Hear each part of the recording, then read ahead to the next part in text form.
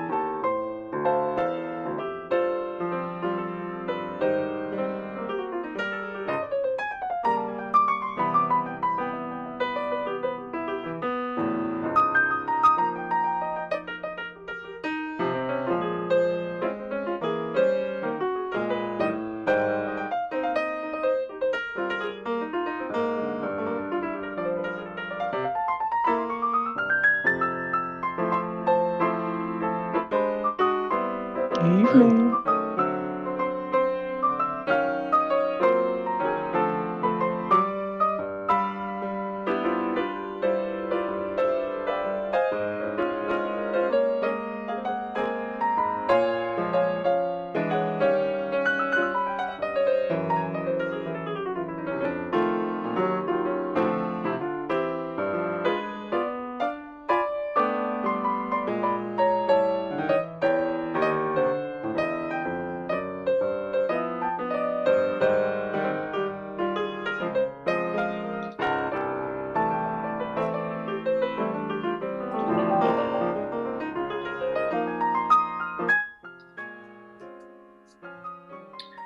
Okay, so I do have 6 o'clock on my end.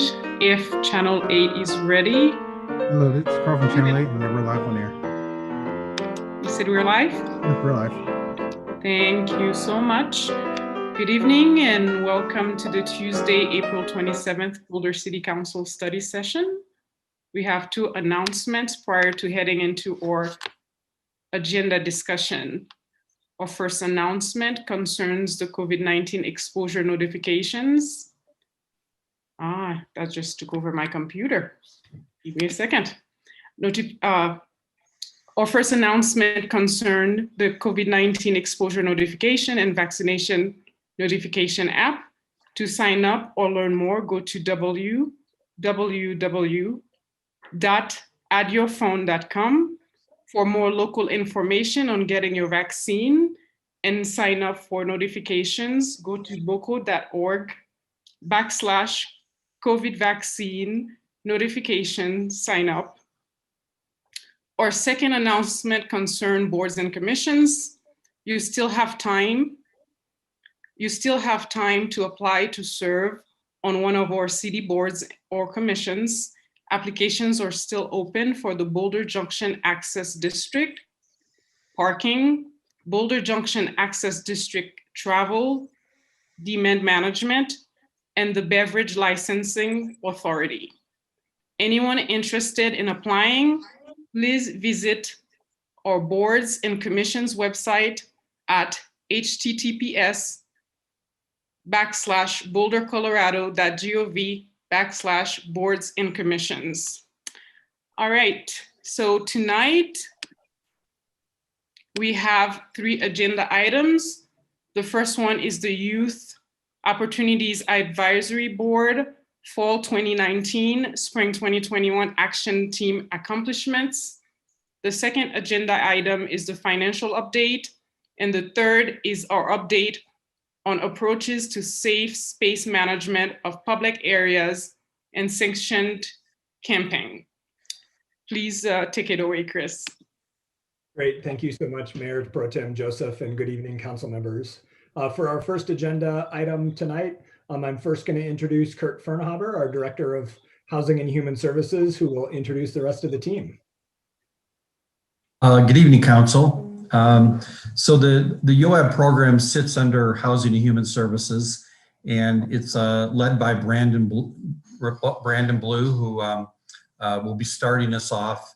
And he's joined by Audrey Bahenchi. She's a senior at Boulder High School, and Diego Smet, who's a senior at Fairview High School. I know from previous presentations in talking to previous council members, this has always been one of their favorite agenda items of the year. I think it will again this year. And annually, YOAB does a dinner with council. And we're hoping next year that it's going to be an awesome dinner because 2 years since doing that. So with that, I will hand that over to Brandon. Thank you. Thank you, Kurt. Appreciate it. And good evening, council. Thank you so much for having us and taking the time to listen to some of the activities we've been working on over the last 1.5 years or so, as well as anti-bullying policy that we're hoping that the city approves. And with that, the stars of the show are Audrey and Diego, and I will turn it over to Diego, who will be sharing the presentation. So thank you.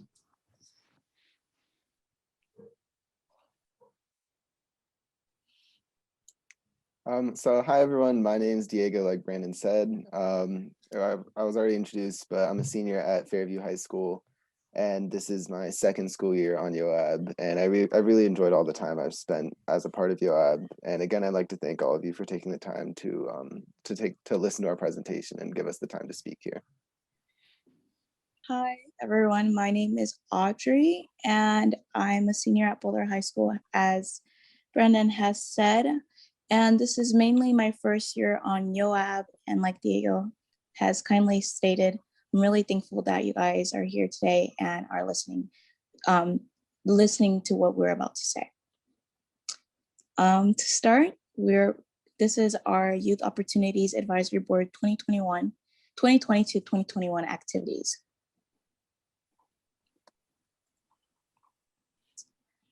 But before we start, we'd like to tell you a little bit more about our organization. So who are we? YOAB is an organization that promotes the youth voice in the community by providing opportunities for city youth and advising the municipal government on youth-related concerns. And I can take this one. Paula unfortunately wasn't able to join us this evening as she went on this trip last year, but 4 years ago, City Council recognized that there was a lot of youth commissions at the National League of Cities Conference every March. And so approved YOAB members to go. And so for the last 3 years, we've had the really cool opportunity to go to this conference each year and meet a lot of our elected officials, meet other youth commissions. There's a bunch from Colorado that actually attend this, which is super cool to see what they're doing and kind of look at best practices for youth commissions, not only in Colorado, but around the country for smaller municipalities. So a total of 12 have now gone, 4 each year for the last 3 years. Unfortunately, I was mentioning to Bob a little bit earlier, we literally flew home when the pandemic went full blown and essentially the country shut down. So we're fortunate to go last year, obviously did not attend this year. It was all virtual, but I really appreciate that opportunity. And I know it's a pretty cool thing to show to students that are interested in YOAB that this opportunity exists. So we're really appreciative of that. Diego, if you want to go to the next slide. So this was 2 years ago, and then last year, and those are our members that were able to attend, which is super cool to. I know after January 6th, it feels a little weird to see these pictures, considering the second photo is from Nancy Pelosi's office.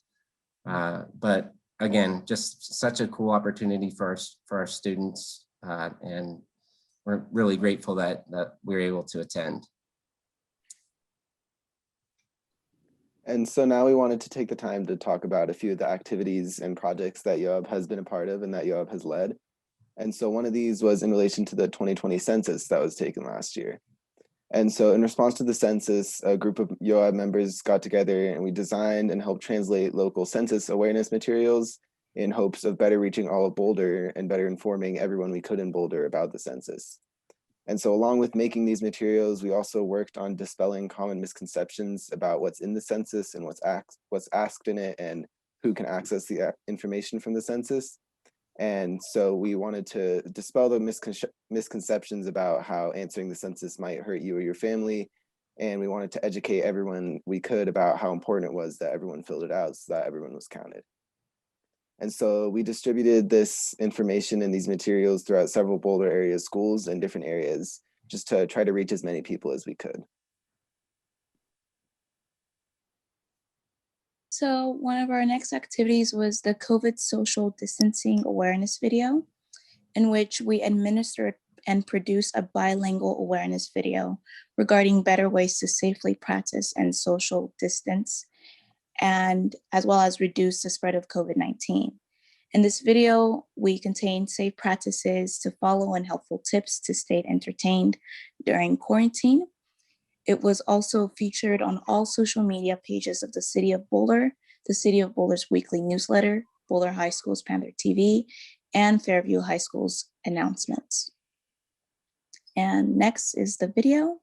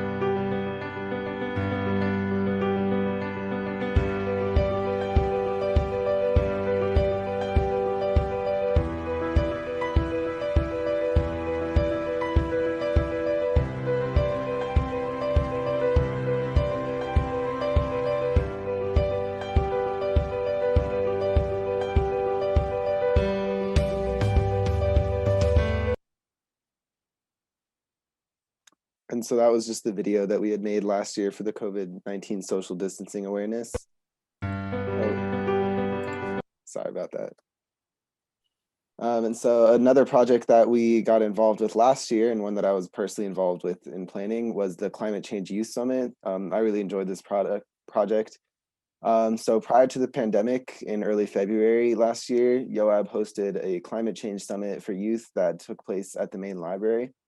And so we started off the summit with actually having Congressman Joe Neguse coming to speak about the importance of climate change and how it's very important that we address the issue and fight back against it as quick as we can, as best as we can.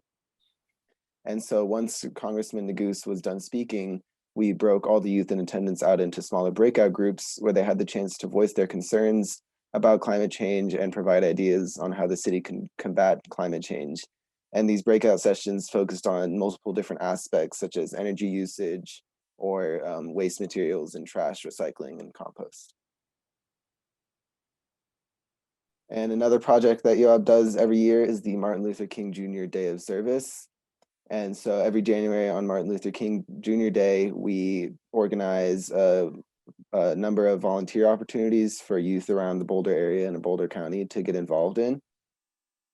And we try to target youth and just give them all opportunities to give back to the community in whatever way we can. Unfortunately, we were not able to do this year in 2021 due to COVID-19, but last year we were able to do it and it was a great time.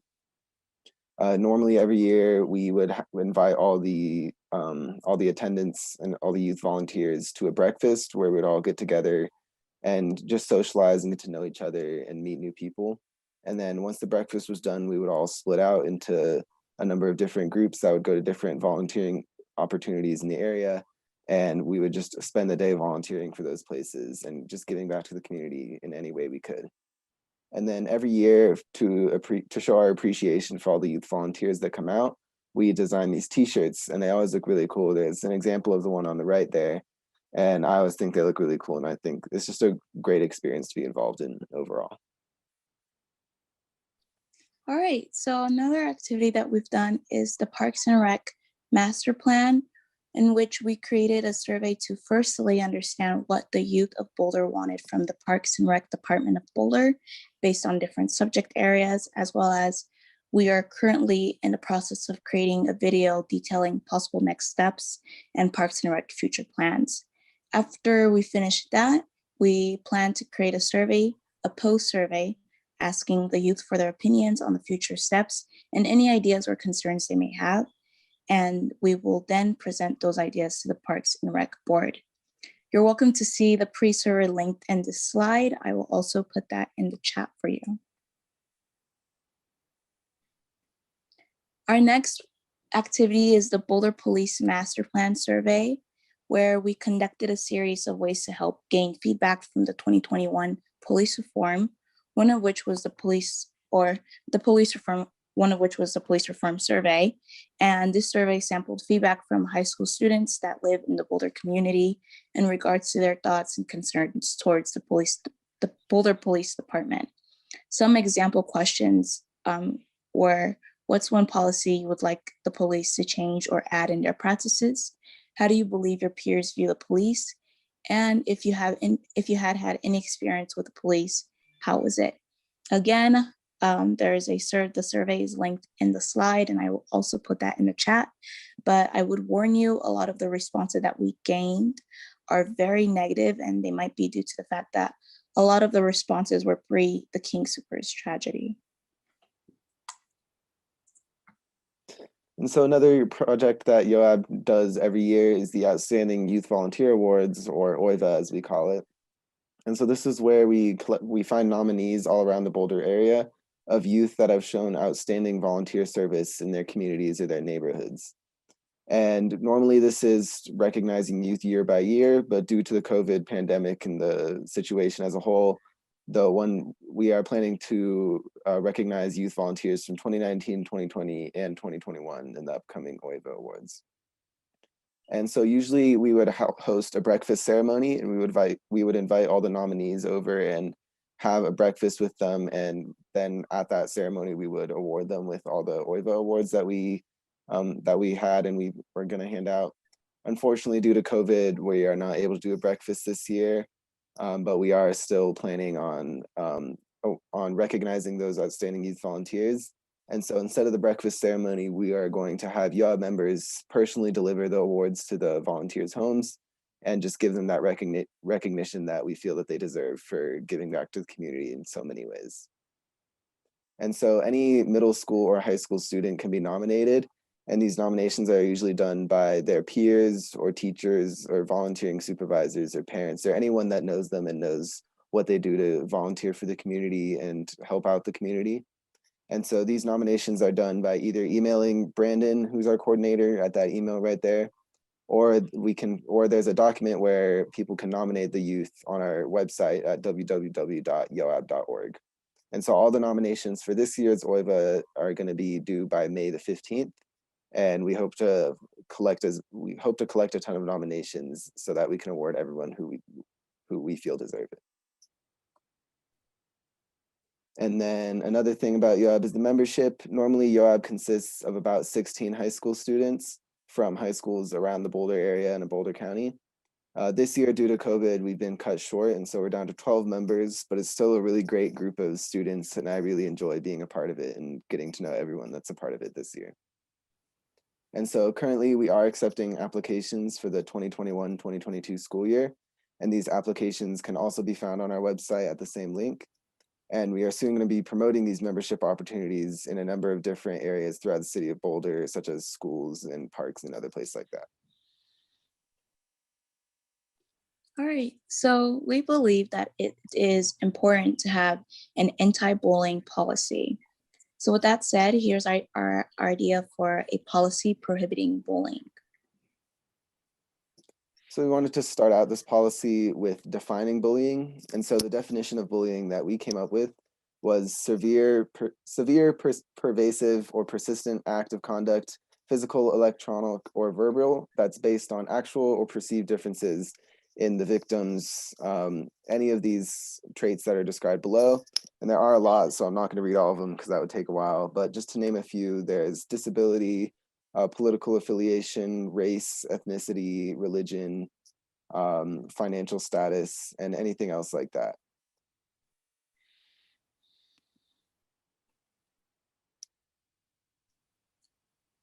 And additionally, the way we define bullying is that it can reasonably be predicted to place the youth in reasonable fear of physical harm to their person or property, cause a substantial detrimental effect on the youth's physical or mental health. It can substantially interfere with the youth's academic performance or attendance, and or substantially interfere with the youth's ability to participate in or benefit from the service, activity, or program that they are taking a part in and being bullied in. So 20% of US students in grades 9 to 12 reported being bullied. And I feel that it's safe to assume that so many others have gone unreported. As of 2020, 4.2% of students have been bullied by teachers occasionally, 5% very frequently, 3.2% of students have been bullied by other students occasionally, 1.9% very frequently, and finally, 49% of children in grades 4 to 12 have been bullied by other students at school at least once. So we see these statistics as frightening and really terrible. And so YOAB as a group wanted to come up with a way to respond to these and hopefully reduce bullying. And so we wanted to create a policy that would prohibit bullying in all of the youth serving city services. Why, you may ask? Well, as an organization that values unity and safety, amongst other things, we want to stop the advancements of bullying as it is a violation of our safety and dignity in shared spaces like schools, colleges, and workplaces. Bullying can happen anywhere, and this is why we want to emphasize a policy that not only prohibits bullying in youth city services, but also prohibits it in activities, programs, and facilities as it pertains to the youth. And so we plan to do this by this. So we hope that this policy would protect the dignity and safety of the youth in all of the youth serving city services, activities, programs, and facilities. And we would do this by prohibiting bullying, harassment, and intimidation of any kind in any of these services. And so we wanted to achieve this by having leading agencies and departments helping to lead agencies and departments in providing services, activities, programs, and facilities to youth. And we would hope that third-party organizations that receive city funding for youth programs would establish a clear policy for reporting, addressing, and preventing bullying. And this would include a requirement for annual training for all staff in the activity on said bullying policy and on the best ways to prevent bullying in any situation. So acts of bullying, including cyberbullying, whether by youth volunteers or staff, are prohibited in all youth servicing city services, activities, programs, and facilities. It is prohibited to retaliate against youth volunteers and staff members who report information about an act of bullying or witness an act of bullying. So we hope that with this policy, we can regulate, addressing, and further implementing, as well as limiting bullying amongst the youth served by the city of Boulder, turning acts of violence, whether it be virtual, emotional, mental, or physical, to acts of compassion, kindness, and assistance. So following this presentation to the City Council and incorporating Council's feedback, YOHAB will take the policy back to the City Manager for approval and implementation. And so for more information about the policy, we would ask that you contact Brandon, our program coordinator. There's his phone number right there that you can text him at, or there's the email right there if you'd like to contact him in that way. And additionally, we'd like to answer any questions that any of you may have right now at this moment, and we will do our best to answer them in whatever way we can. Thank you so much for a wonderful presentation. And yes, our first question will be coming from Council Member Yates. Hey, Audrey. Hi, Diego. That was a great presentation. Thank you so much. I'm so sorry that the seniors didn't get a chance to go to Washington this year for National League of Cities, but I'm confident that we'll be back at it again next March. I did have a question on the anti-bullying resolution or proposal that you made. Do you know if the school district, Boulder Valley School District, has passed anti-bullying resolution similar to this? As far as I'm aware of, just from my perspective as a student at Fairview, I don't believe they have. I believe that there have been some efforts taken by teachers and counselors and possibly the superintendent to promote anti-bullying like materials and just having teachers try to promote anti-bullying in schools. But I don't believe there's been an official policy or ordinance such as the one we're trying to create that has been put into place in the schools. Okay. Yeah. Thanks, Diego. Oh, sorry. Is there? Sorry. I was just going to say I could also attest to what Diego said for Boulder High School. We don't really have a policy for anti-bullying, but we do have like some clubs that are not really highly promoted.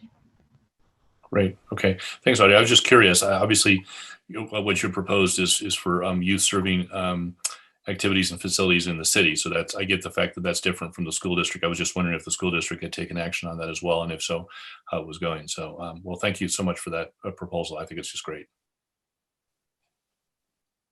Thank you very much. Our next questions coming from Council Member Young. Diego and Audrey, awesome presentation. You guys have been busy all year long. Thank you for all your work and for being here tonight. My first question is that a new logo and did you guys design it? I'm not entirely sure whether it is. Maybe Brandon can answer that question for us. Yeah, I can answer that. So when I started in April of 2018, the students were saying that our old logo was quite outdated. So yes, we designed a new one. We used a graphic designer that I was familiar with to create that. So yeah, that was developed towards the end of 2018. Well, it's pretty awesome. Thank you for doing that. Yeah, thank you. Yeah. And my next question is, in the proposed policy, you have a list of items that constitute bullying. And I'm wondering how closely those align to the human rights ordinance and the ordinances that we have already in place in the city. I would have to read those again, and I can get back to you on that. I would assume it's close, but without having it in front of me, I'm not sure if it aligns perfectly with it, but my hope that would be that it is, but I can get back to you with that. Yeah, thank you. And just one suggestion that I would have is if they don't align, to bring them into alignment, either have us change the human rights ordinance so that we cover everything in the bullying ordinance, or vice versa, whatever is more practical. Thank you. Thank you. That's all I have. Is there any other, thank you, Mary. Is there any other council question? Please go ahead, Mark. No, it's not a question, it's a comment. I just want to congratulate you guys. That the social distancing film was astonishingly good. And frankly, if we could have had that film shown to every family in America, we would have had much better compliance with social distancing practices and mask wearing, et cetera. It was a fabulous, fabulous presentation, and I thank you very much for putting it together. Thanks. Thanks, Mark. Thank you. Is there any other council member questions? No. Well, I do have a comment I'd like, and a question as well. I'm wondering, based on the presentation, and I understand this idea of having for the bullying, the third party data collection, but what I would like to know, how do you know and how to improve the system? What is, I guess, the reporting mechanism coming from the third parties? Because I think you mentioned, city services or organizations that receive funding from the city. So even if they keep those records, how do we keep them in check? Is there a process for that? Yeah, so go ahead, Diego. I was just going to say, right now we don't completely have a process, but that's something that we're hoping to take feedback, or that's just feedback that we're grateful to take from this meeting and this call. And so it's definitely something that we'll work on incorporating into it as we move forward. Yeah. Well, thank you so much for this presentation. I have to say, it's very inspiring. Your definition of bullying, that's something that I guess other cities, as Mark mentioned, around the country can take, can learn from, because again, bullying, it has so many different facets, and the fact that you thought of all of them, or at least a lot of them, it's really inspiring, and it will protect a lot of young people in our community. And thank you for all the work that you've done. Well, thank you all. We really appreciate the time and insight and input into what we've done, and listening to some of the things we've been working on over the last year and a half. We're really grateful for your support. And thank you, Diego and Audrey. As always, great job. And have a great rest of your meeting. Thank you very much. Thank you. Thank you. Have a great rest of Thanks your so much, everyone. Thank you. All righty, thank you. So there's no more questions coming from council. Chris, will you please take us to the next presentation? Sure, thank you. For our next item is every spring we do a financial update. And so I'm happy to first introduce Cheryl Patelli, our CFO. Thanks, Chris. So I think Carl is on the presentation. Thanks, Carl.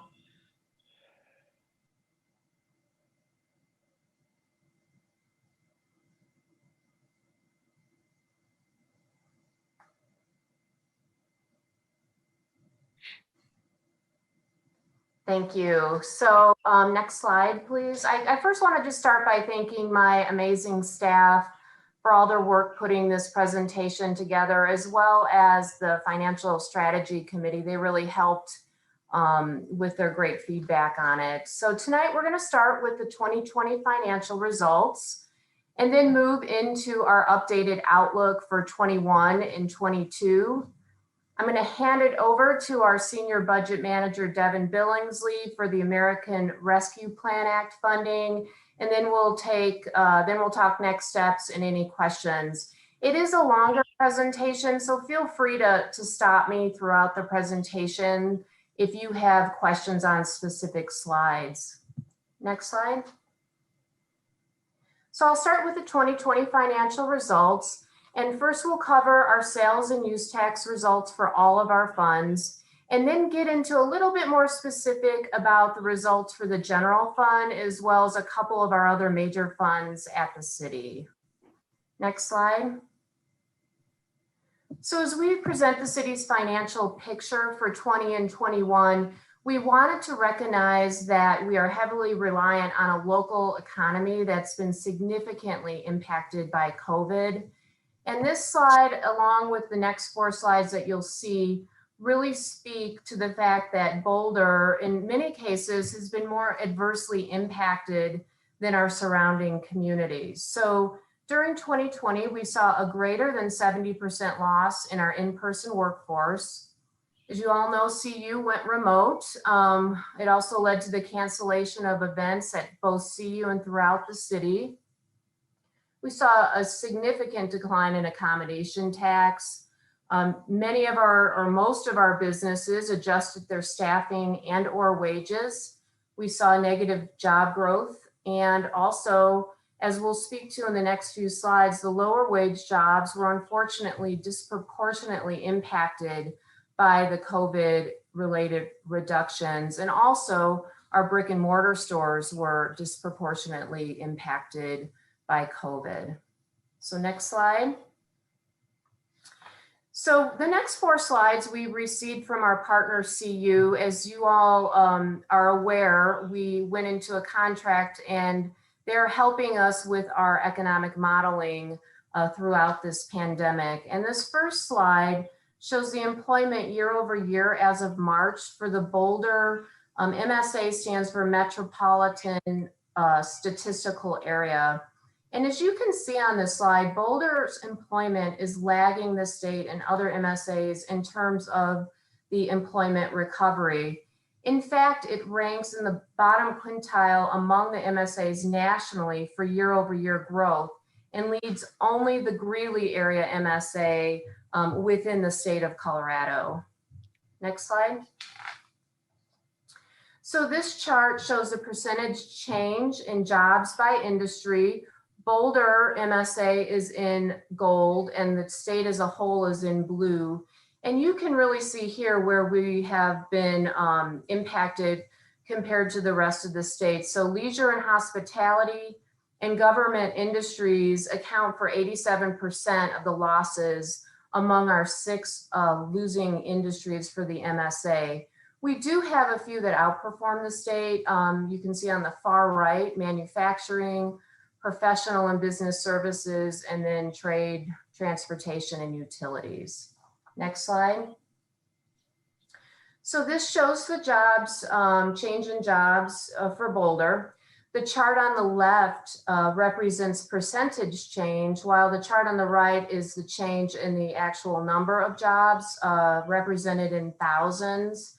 And again, here it shows the leisure, hospitality, state and local government being hit the hardest. Next slide. Unfortunately, we weren't able to get this slide for Boulder itself, but given the previous slide showing leisure and hospitality, we feel it really is a good indication of what the graph might look like for Boulder. This slide demonstrates the disparate impact to our low wage earners during the pandemic.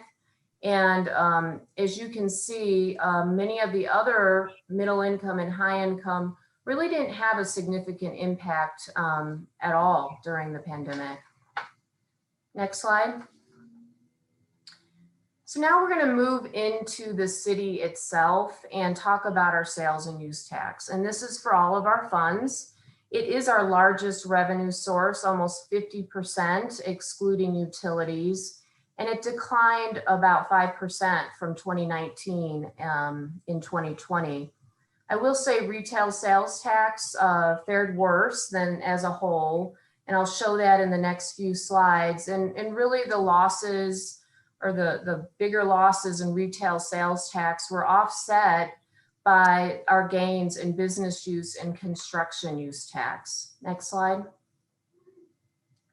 So this shows the same information. This is sales and use tax by fund. The percentage inside the graph is the total amount of sales and use tax of the whole that fund gets. So For example, the general fund gets 47% of all sales and use tax collections, which is about last year's 63 million.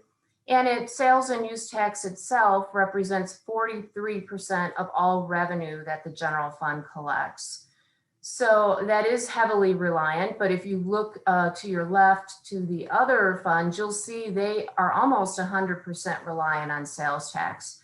So certainly these types of funds are far more volatile than some of our other funds, and we're far more affected by COVID than some of our other funds. Next slide. So you'll see some graphs that look similar to this graph. This is just retail sales tax. It does not include construction use or business use tax. In the blue is what we thought was going to come in at the beginning of the year. So we estimated 113 million. Then after COVID hit and we worked with CU, we reduced our estimate down to 98 million, which was about a $15 million hit to retail sales tax alone. Luckily to say, our year-end numbers came in better than expected. So we came in at about 104 million, still a $10 million hit.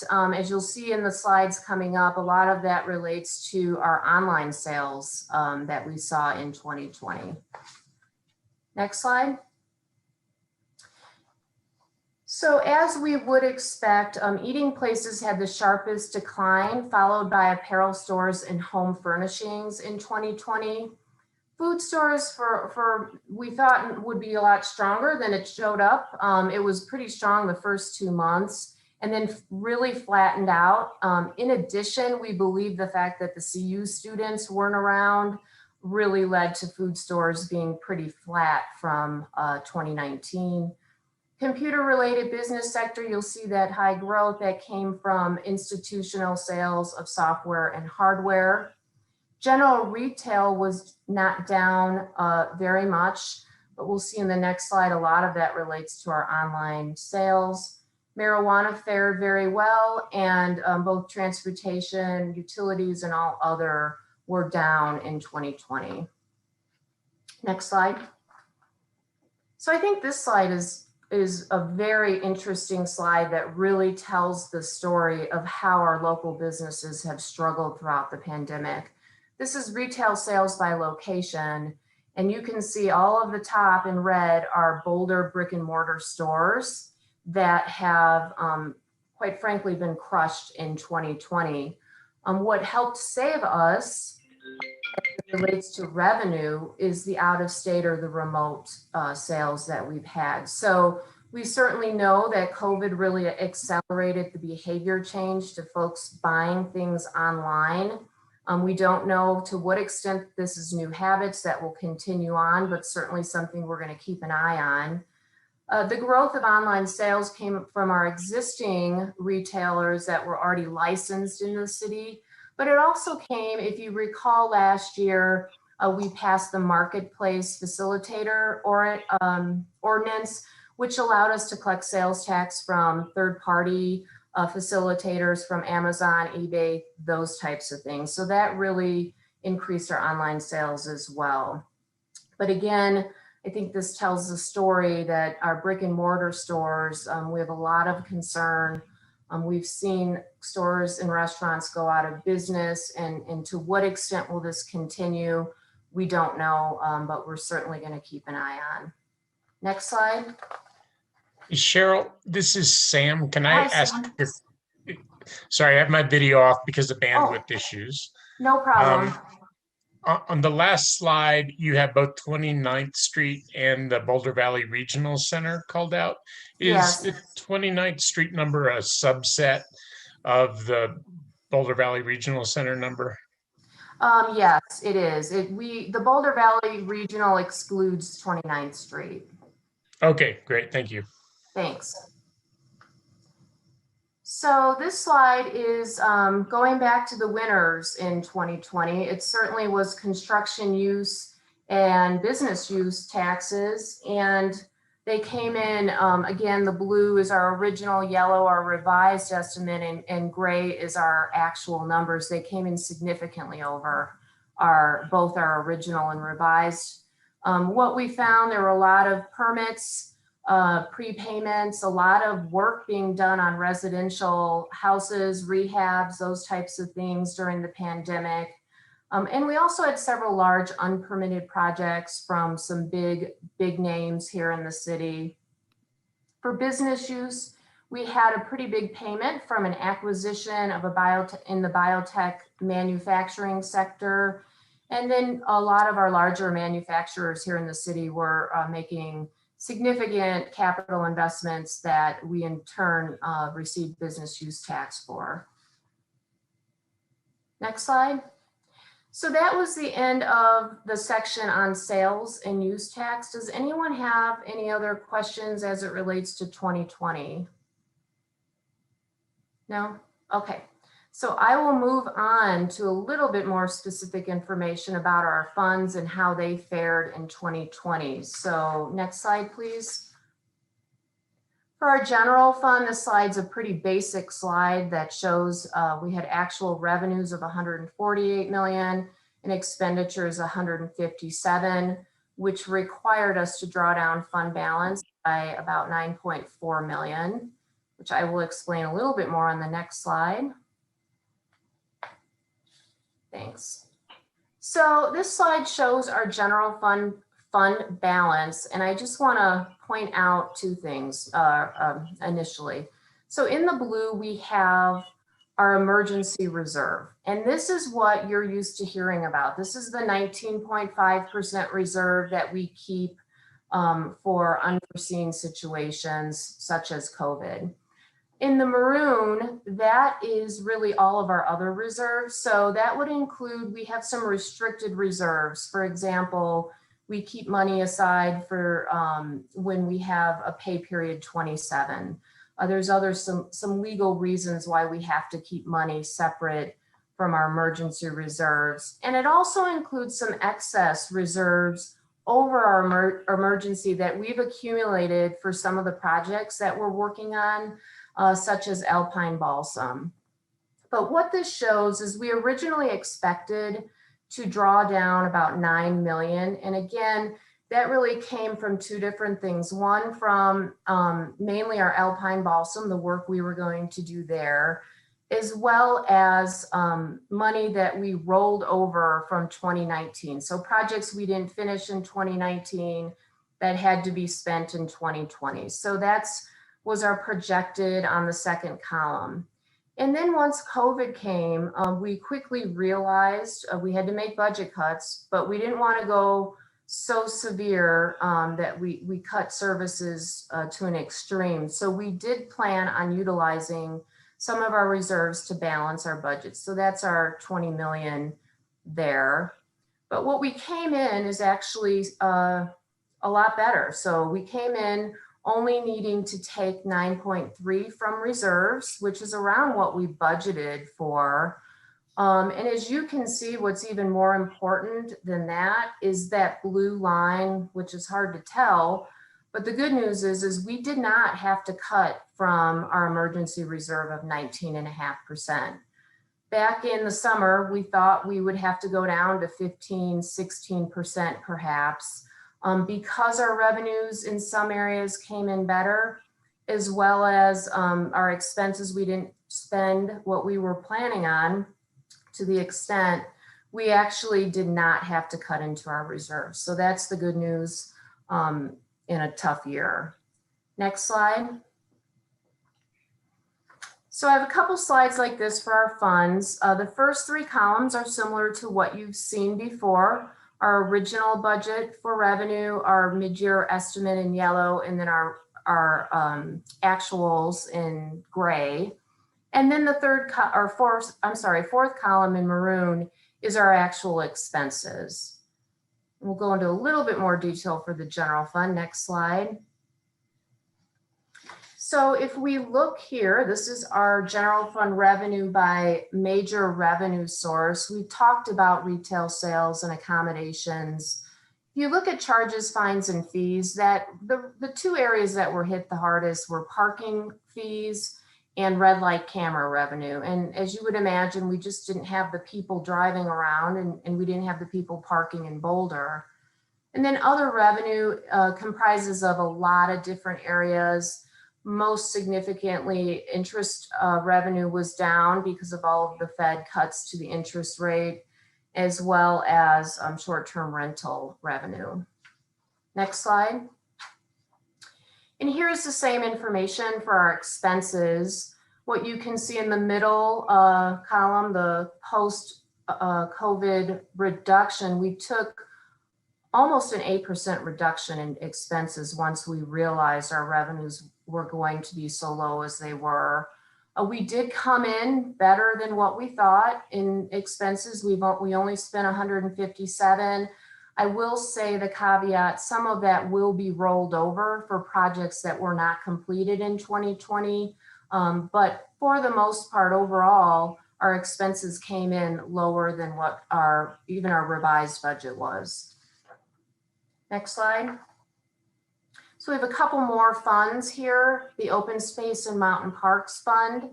Our actual revenues came in better because the sales and use tax came in better at about 30 million, and our actual expenses were 33.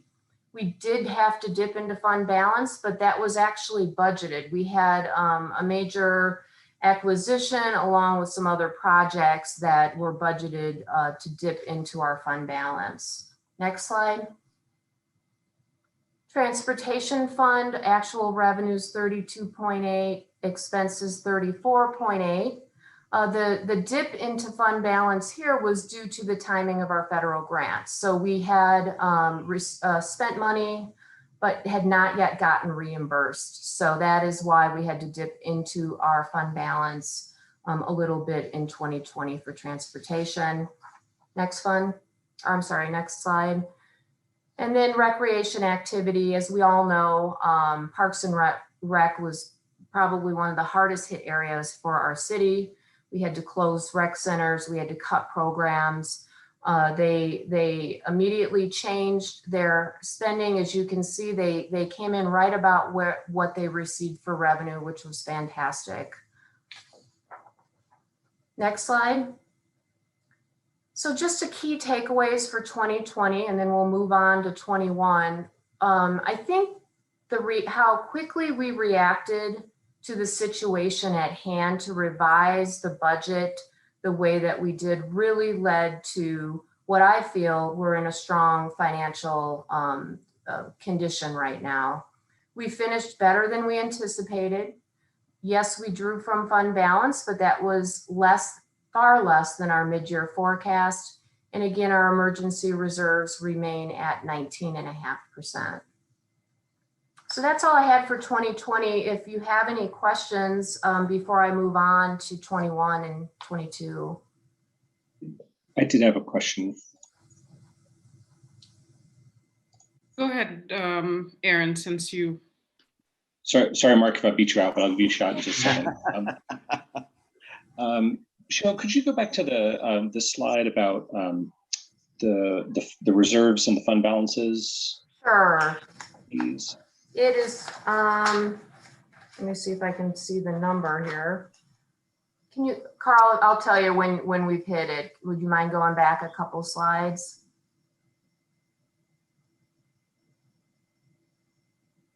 This one. That's the one. Yeah. Yep, that one. Okay, so just looking at the graph, it looked like there was the 2020 beginning fund balance, the reserves were, I don't know, it looks like maybe 27 million. And pre-COVID, it looks like it was expected to go up to maybe that's 29 million. And then it looks like the actual ending fund balance was more or less that 29 million. So did we actually increase our reserves in 2020? We budgeted to increase them because they're based on our operating expenditures. So we initially anticipated that our expenditures would be higher and therefore had to increase the reserves to meet our requirement of 19.5%. Does that make sense? Well, that was what our budget was, right? But of course, a lot of things didn't match what we budgeted. So Yeah. But just the question was, like, did we actually increase our reserves in 2020? So I'm going to ask either Devin or Cara to make sure that what I'm saying is correct. I do not believe we increased over what we had budgeted, but Cara, can you confirm, please? And I'm sorry, my question is not about compared to budget, but in actual numbers. Did we increase our actual reserves over 2020? So now my answer might change. Hi, this is Cara Skinner, Assistant Director. What's reflected in that second column is a budget number. So I just want to make sure that that's sort of clear, that where it looks like it jumped up, that is an expectation of how we would have finished 2020. So that was a budgeted number. But to get to your question of did we actually increase our reserves? The answer is yes. Okay, so no more than budgeted, but we did actually increase our reserves in 2020. Correct. Okay, thanks for the answer.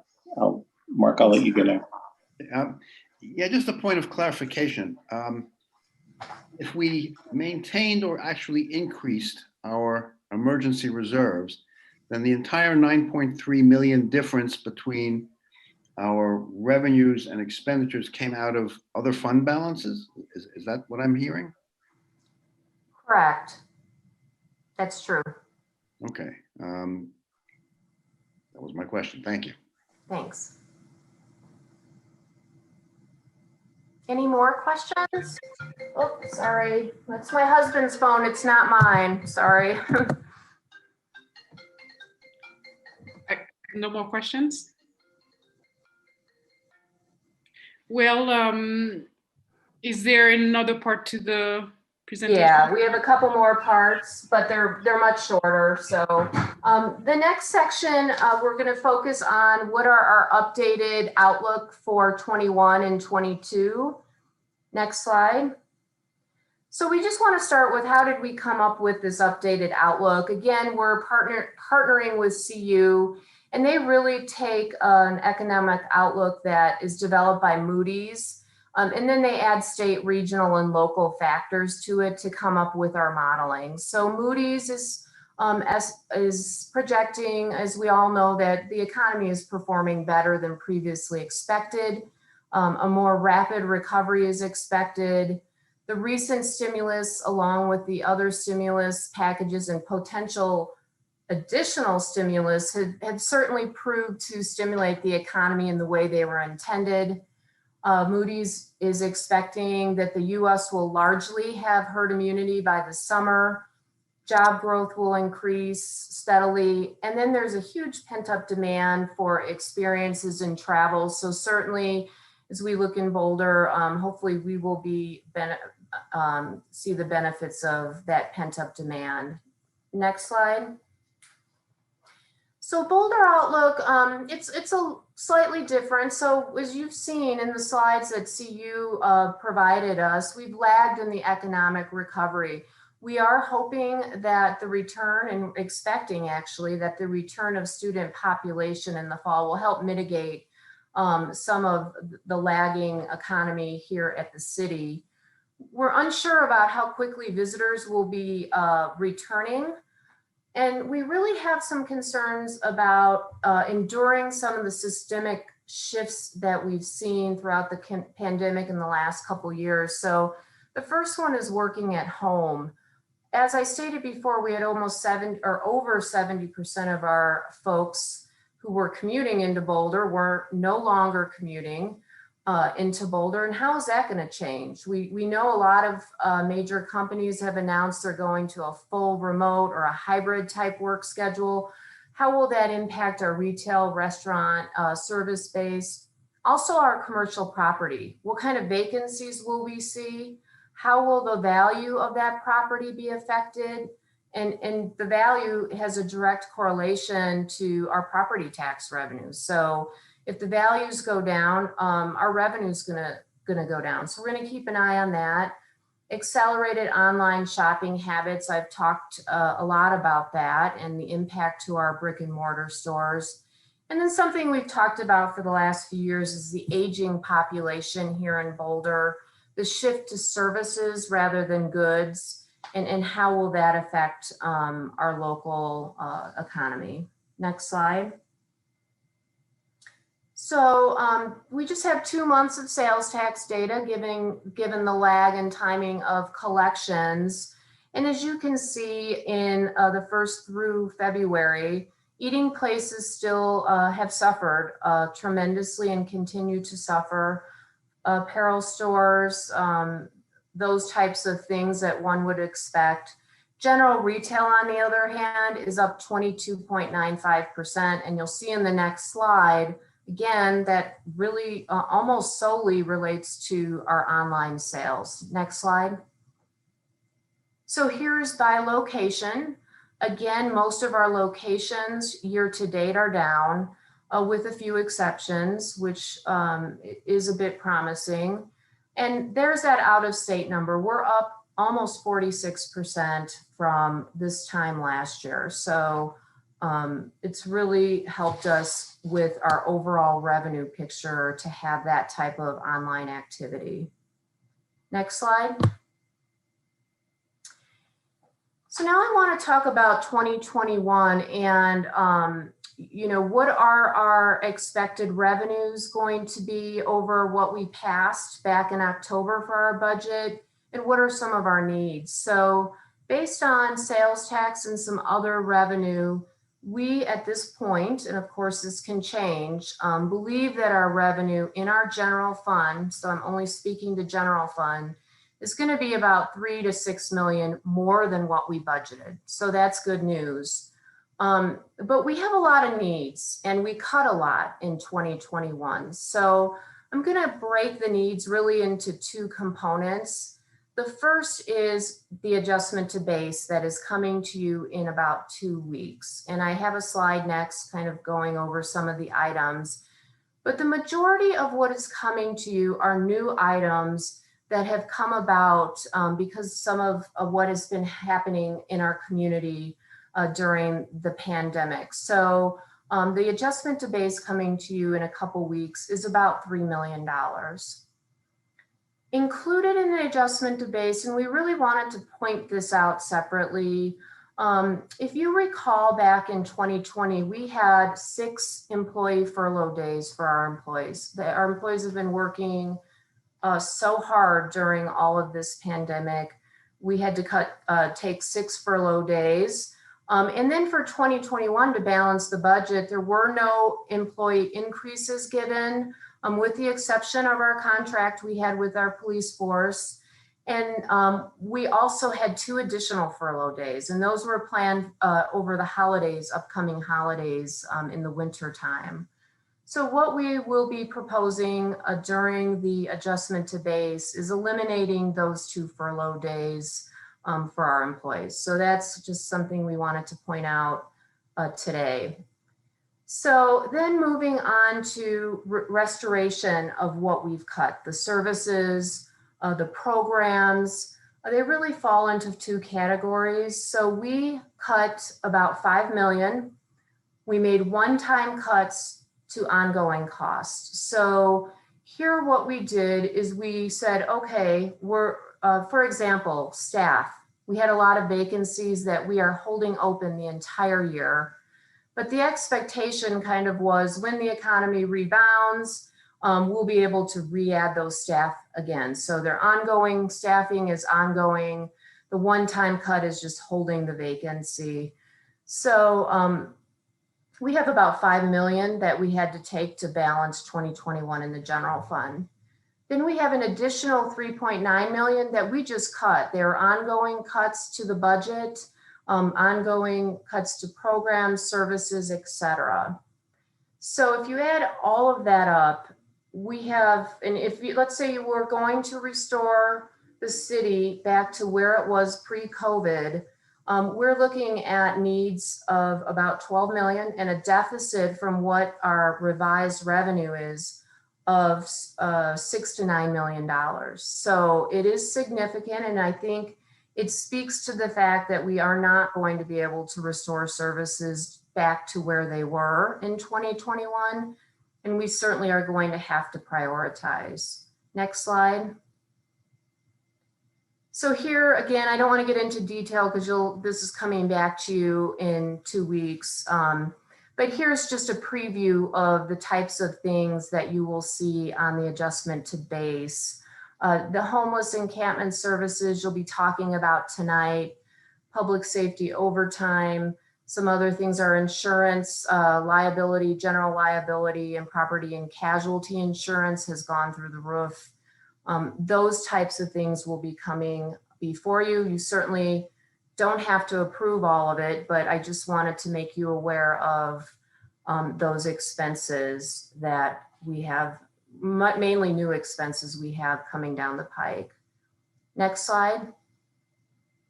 So this slide, it's the same story, but for 2022 general fund, we expect with our sales tax estimates, as well as other taxes. I will say we just received from the county their initial assessment. It's just an estimate, but we are expecting about 2.7 additional in the general fund for property tax. So our total revenue estimate above our 21 budget is $7.5 to $10.5 million. However, our needs, again, assuming we do pass some of these adjustment to base, the amount that's ongoing is 2.1. If we were to restore the cuts to bring us back to pre-COVID, that's another 9.3 million. And then we've just put some personnel estimates in there so you can see a 2% employee salary increase for 22 would cost the general fund around 1.4 million, and a 10% increase in healthcare, which is what our brokers are estimating before we were to make any changes, is 0.6. And then the needs do not include any new funding. So anything else that's out there that council is wanting to fund is not included in this number. So again, even though we see a strong revenue growth, it certainly would still put us in a deficit position if we were to restore back to where we were pre-pandemic. Nick, I think that's the last of my slides before I turn it over to Devin. Bob? Thanks, Cheryl. If you go back to slide number 30, I didn't quite follow that one. So, yeah. Okay, this is similar to the last one. And I apologize, this slide has been a tough one for us to get right and help make it understandable. But what we're saying is we're gonna get about 3 to 6 million additional, mostly sales tax, based on our most current estimate, up and above beyond our 21 original estimate. So our needs, though, fell into the two categories. We are bringing to you an adjustment to base, which would eat into that revenue. And if we were to restore the cuts we made to the general fund in 2021 to bring our services and programs back to pre-pandemic, we're looking at needing over $12 million in additional revenue, which would put us at a potential deficit of 6 to 9 million. Does that make more sense? Yeah, I follow that math. I can take 12.2 and subtract it from it 6, which is the optimistic number, and see over in the right-hand side 6.2 million, and similarly with 3.3. So I followed that part of it. What I wasn't quite following is what the actual ask will be. Are we going to, is adjustment to base going to be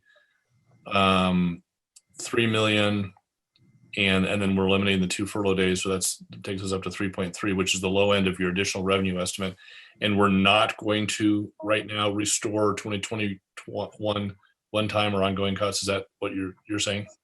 That is what I'm saying. I think throughout the year, some of that may change as more things get online or get opened more. We may come back to you and ask for more things to come. But our initial thought for 2022 is going to be looking at those one-time and ongoing cuts we made and really just prioritizing which ones can come back and which ones can't, because there will be, as you can tell, a lot of things that aren't going to be able to come back. Well, let me be a little bit more specific. Will there be a possible adjustment to base later yet this year that could restore some service cuts yet this year? Is that a possibility, or probably not in the cards? Well, it's a possibility. Right now, how we feel is we only have 2 months worth of sales tax revenue. So we're a little uneasy bringing more at this point in time. But certainly as the year progresses and the picture gets more clear, if we need to do that, we would come back to council. And I know you don't know what it's going to say, but I'm asked, this is more of a when question. When do you think the crystal ball is going to be more clear, such that you might feel comfortable restoring service cuts yet in 2021? Is that kind of a July, August timeframe?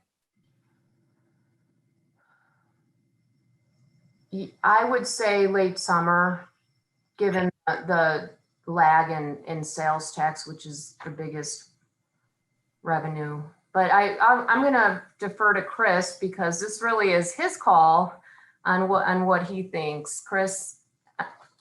Yes, thanks, Cheryl. And I do agree with Cheryl. I think there is the possibility of that. I think that's the real bottom line that you're getting at here, Bob, is the reality that based on our estimated revenue for this year, even revised with the new projections, and looking at what we project as revenues for 2022, we will not be able to restore everything we cut from the pandemic.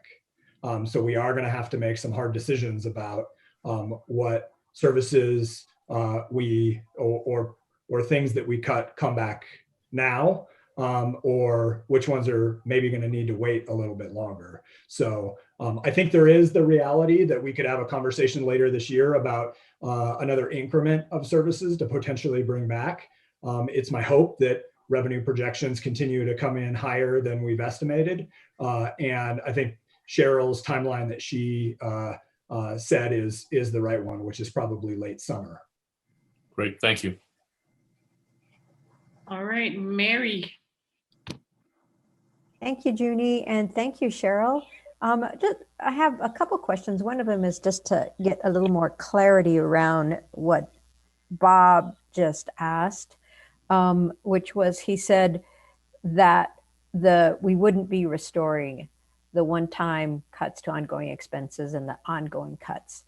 I'm wondering how that came through in this slide. I didn't see it that way.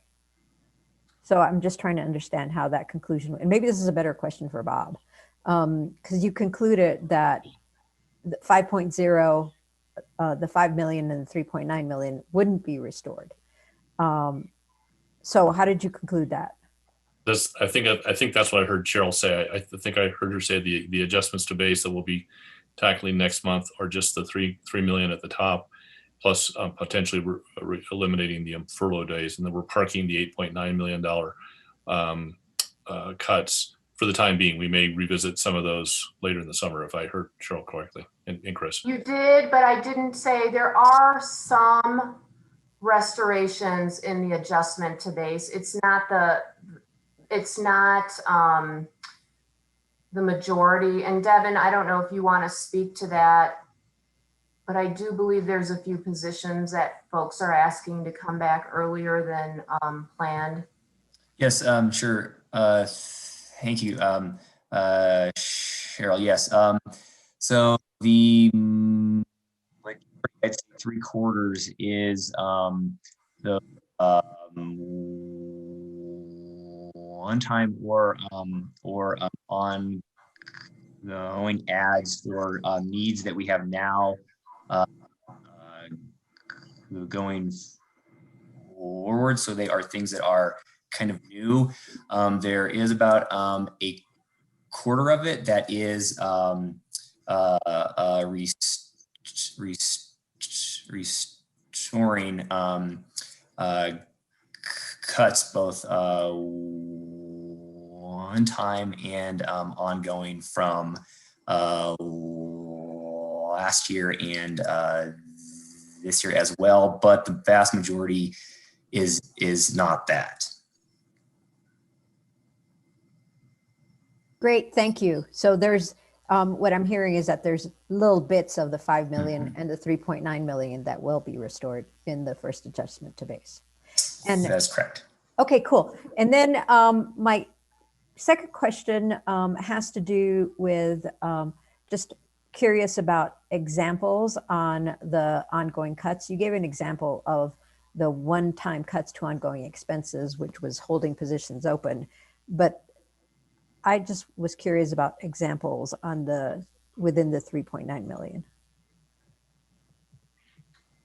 Yes,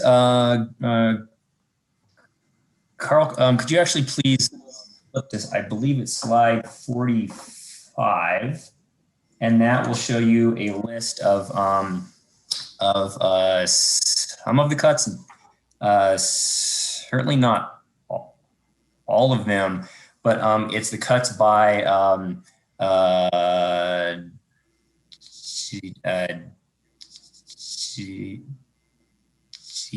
department. And if you want more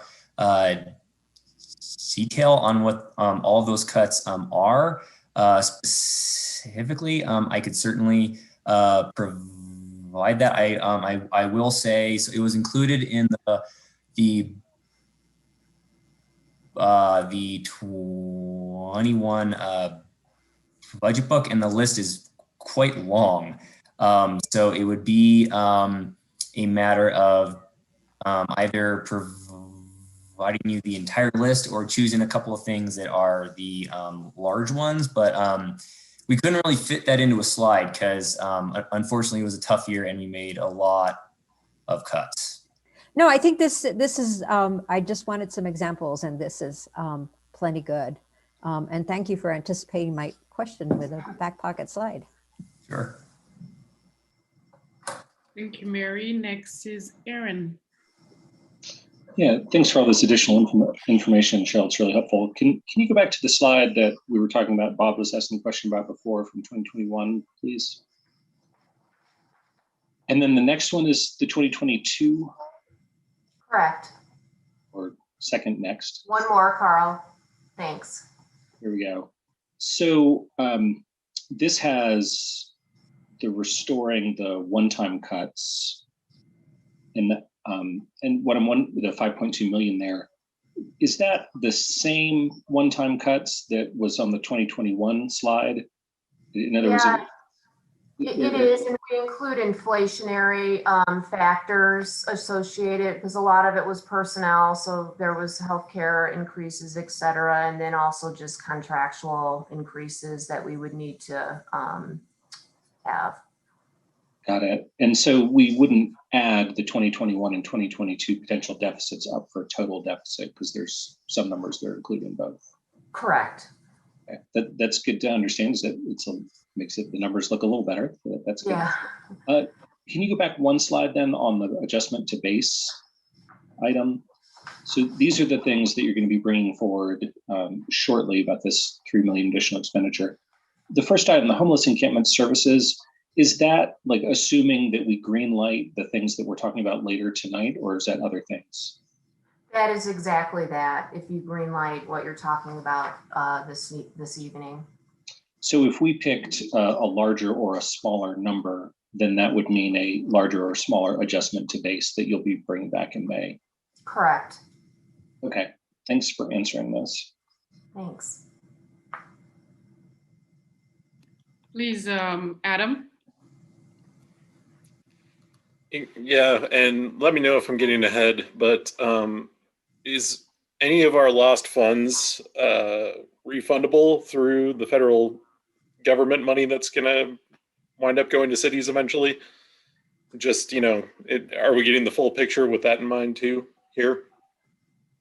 We believe so. So there's still, and Devin's going to be presenting that next. There's still some questions exactly, but they did indicate generally that you could use it for lost funds that the government had for COVID. we're still waiting on specifics. What exactly does that mean? What exact areas can we spend it on? And that's something that the Treasury has promised to give all of the municipalities and entities receiving this money by May 10th. It's one of the 4 areas in the legislation. So we'll have that information for when we make the adjustment to base decisions. Hopefully. Okay. Hopefully, assuming we get it, yeah. Right. Of course. Thank you. Thanks. I don't think there's any more questions, Cheryl, so please. Thank you. Thanks, Junie. And I'm going to turn it over to Devin. We just have a couple slides on the ARPA funding. Thank you for that, Cheryl. Please advance to the next slide. So we do only have a few slides on this because there's a lot about the American Rescue Plan Act funding, or ARPA, as we are calling it. There is a lot that we yet do not know. But so as you know, this act was passed earlier this year. There is 65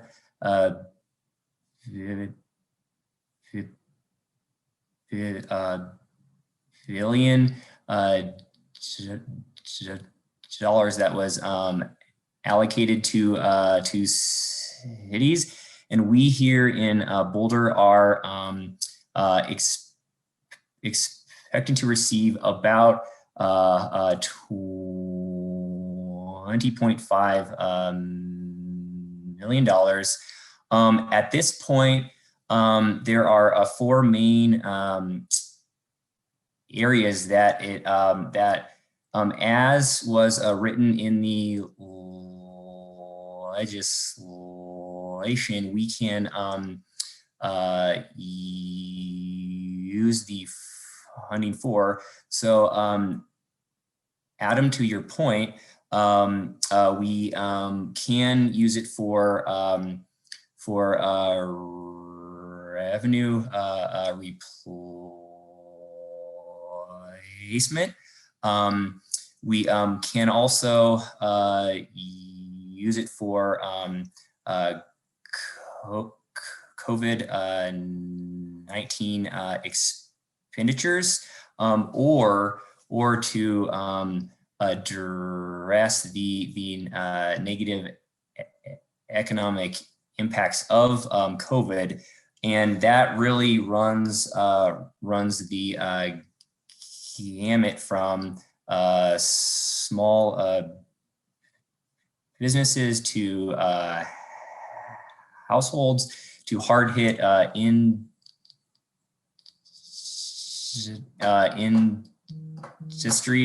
and so forth.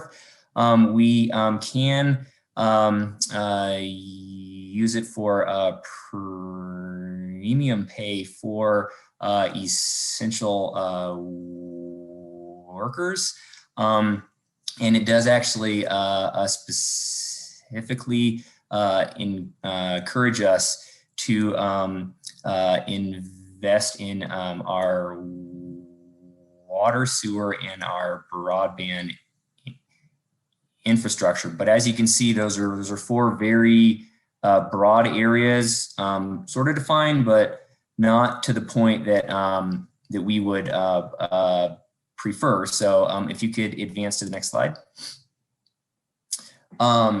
But we are set to receive our funding in 2 installments. The first we should receive this year, actually fairly soon, I believe, in the next couple of months. And the second will come 1 year after that. Really, the one guideline that has been made crystal clear to us is that we need to have it spent by the end of 2024. We don't think that's going to be an issue for us. And as Cheryl had indicated, the U.S.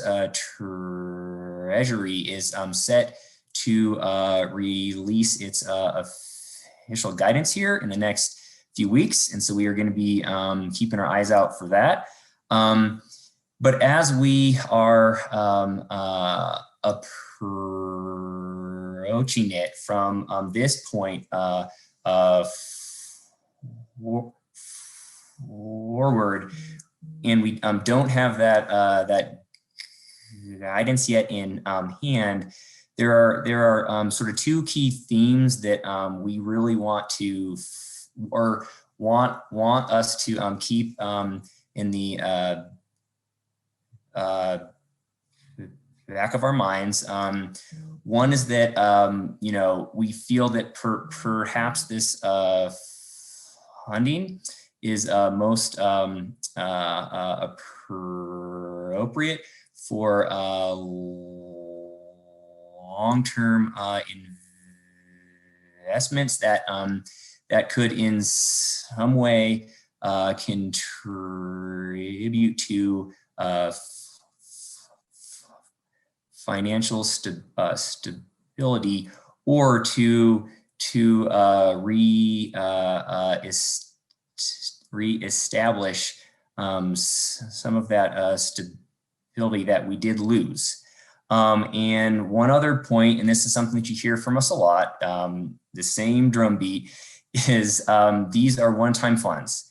And being one-time funds, we really feel that they need to be allocated toward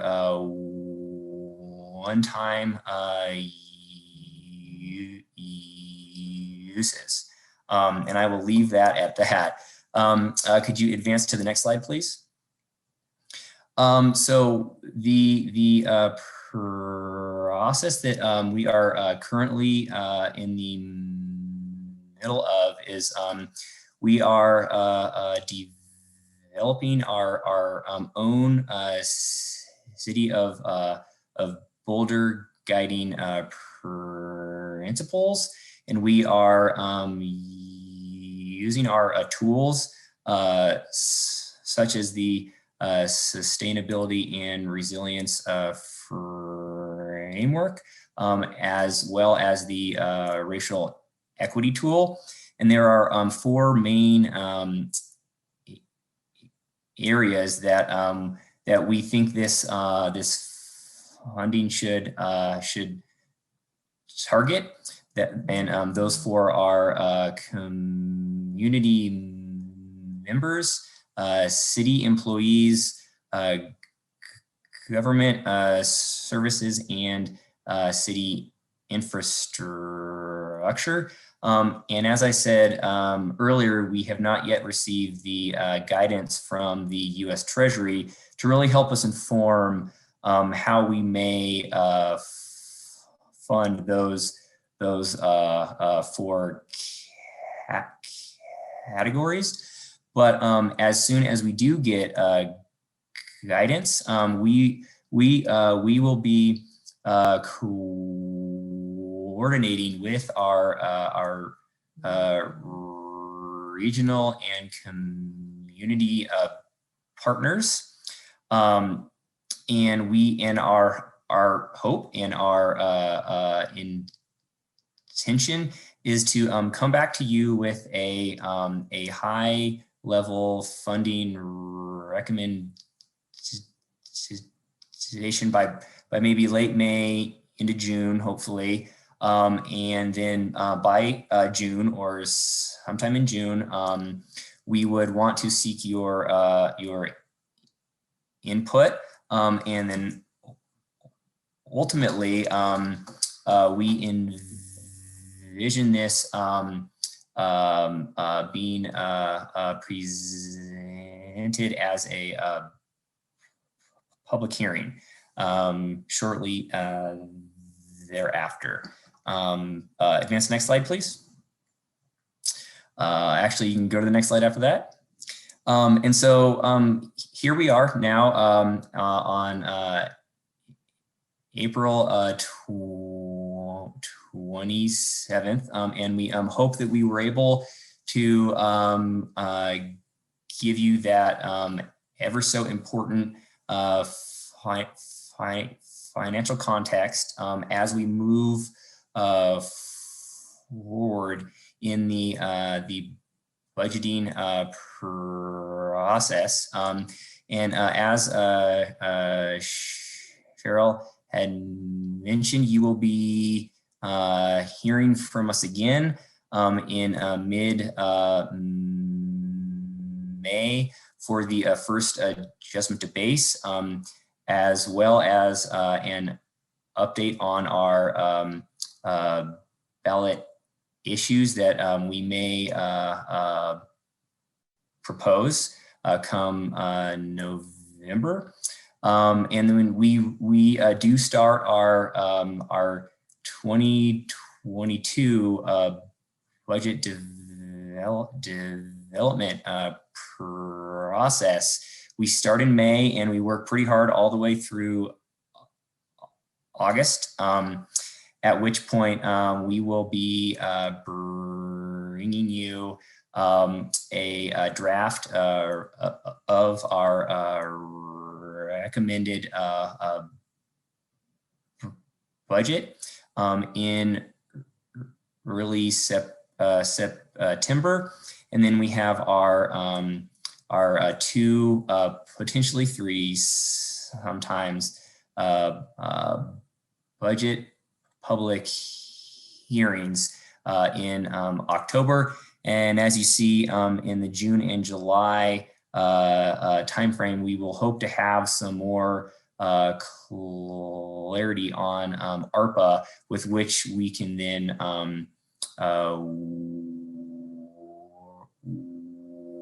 work that into the budget process. Advance next slide, please. And so with that, we are going to, or we would like to leave you with some very broad questions for us. So if there are things that we have not already answered, we are interested to know if you have any questions regarding our 2020 financial results. If you have any questions regarding our outlook for this year and through 2022, and if you have any questions regarding the American Rescue Plan Act, although on the third bullet point, I hope I've made somewhat clear that we have a lot of questions ourselves. So, but perhaps there are questions that you would like us to specifically seek answers to as soon as we get the guidance from the U.S. Treasury that is set to come out in May. And so with that, I will hand it back over to Junie. Thank you for this presentation, Devin. And our first questionnaire will come from Adam. Thanks, Junie. This question is for Chris and or council. It's a timing question. Looking at the slide previous to this one, we have our public hearings for the budget in October. Do we, as this council, vote on our budget before the next council is seated? I just don't remember the timing of that and was wondering what that is. Yeah, that's a great question, Adam. And you will. The budget hearings are typically the two business meetings in October. And so that'll be prior to the November election. Okay, is that normal? It is normal. Actually, in the charter, if I recall right, we have to have the budget adopted by the end of October, but I'll look to Tom to correct me. That's correct. The charter says it must be adopted by November. So before November. All right. Sorry, I didn't remember that, but that is just such an interesting thing to approve a budget for a different council. But that's how it is. Thank you, Adam. Our next question will come from Aaron.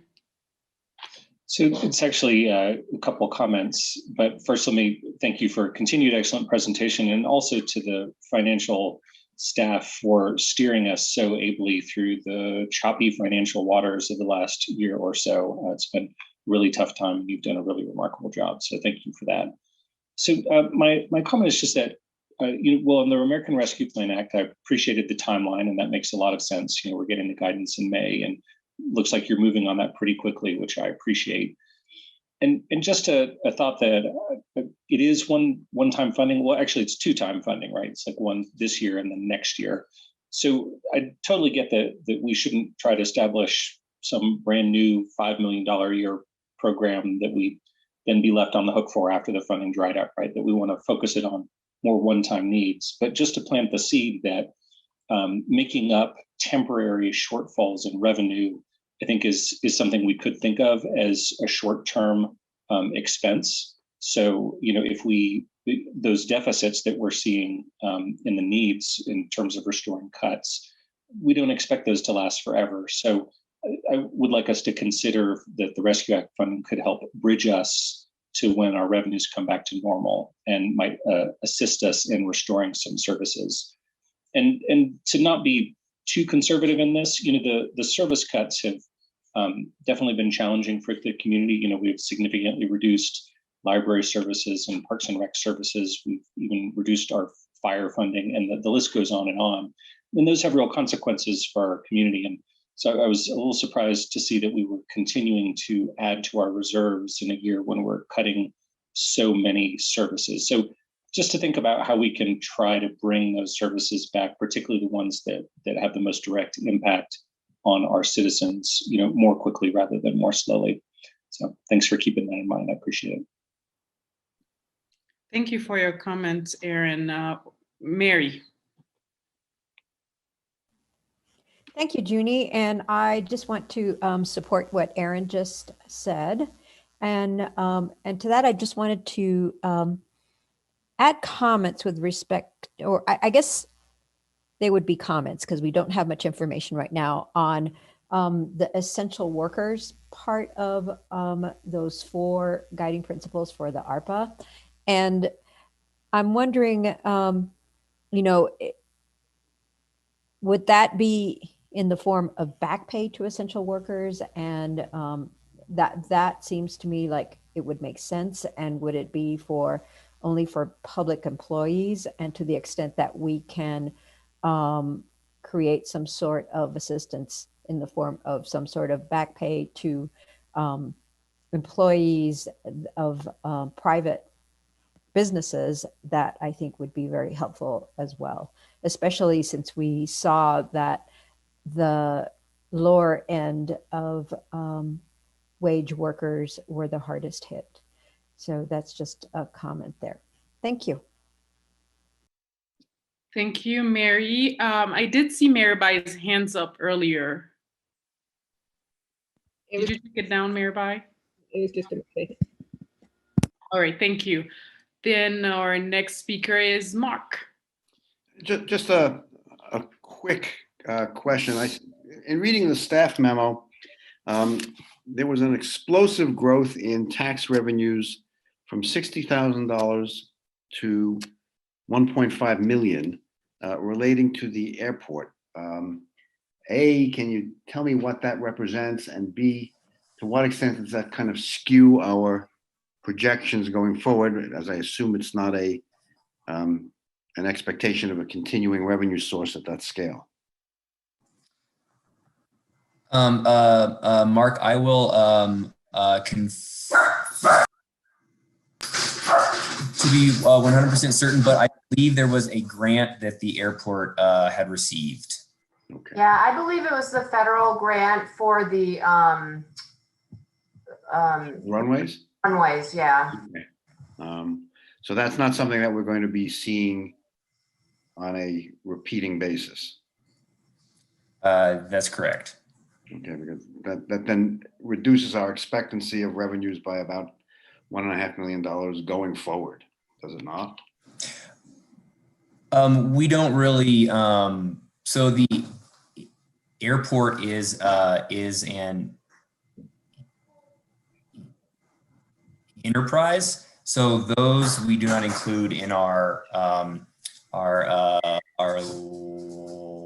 larger projections. So we don't necessarily count on those. Okay. All right, And thank I you. will say the numbers we presented for increased revenues all were ongoing revenues. We did not include any one-time revenues in our projections there. And I guess my other question was, I thought I saw that you're projecting an increase in accommodation taxes for 2021 at about 5% over 2020. I guess that's a pretty low bar to start with, but are we seeing evidence that in fact there is some resurgence of accommodation taxes? So I think Cara might be able to help with this one. I know we are in direct contact with the CVB to get these estimates, and we're relying on what they're providing us. Cara, can you answer that? Hi, yes. And I hope that the memo reflected this. And I think the 5% is that the CVB's current revenue projection for 2021 is 5% over what we budgeted for 2021. And what we did budget for 2021 was significantly more than 2020 adjusted budget. So we did anticipate when we built the 2021 budget that accommodations tax would bounce back during 2021 somewhat. So we did count on that, and the Convention and Visitors Bureau did help us with that 2021 estimate as well. Are we expecting that to happen during the summer months? Or I guess it's hard to read the tea leaves after only a couple of months, but are the tea leaves telling us that we're along that path for? So I think that in discussions with the CVB, their current forecast is less based upon, say, the first 2 months of experience this year and more based upon conversations they've had with the industry and some industry organizations that forecast occupancy and daily rates based upon what they hear from their members in terms of pre-bookings and such. So I think it's a combination of just forecasting growth, but also I think there is some basis in there in terms of there are conversations with the industry and there are pre-bookings that they can rely upon. If I can jump in, I'm the council's liaison to the Convention and Visitors Bureau, so I attend the monthly board meetings and have been privy to some of those forecasts that Cara referenced. Somebody mentioned the word bounce back. I think the better word would be crawl back.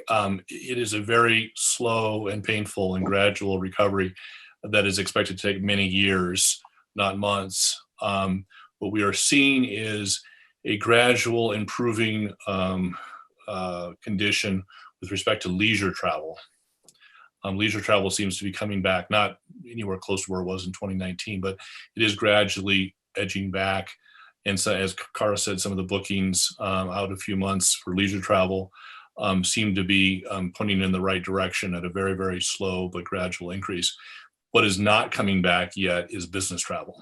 We've seen very, very little growth in business travel. We've seen very little interest in booking conventions where scores or even hundreds of people come into town for a big convention. We're just not seeing that recovery yet, hardly at all. And so I think the forecast is 21 will be better than 20, but it'll take us well into the decade to get back to where we were in 2019. Thanks, Bob. Thank you, Mark. Our next question from Rachel, or comment. I just wanted to thank Cheryl and Cara and Devin and the team. It has been an incredibly stressful job you've had over the last year.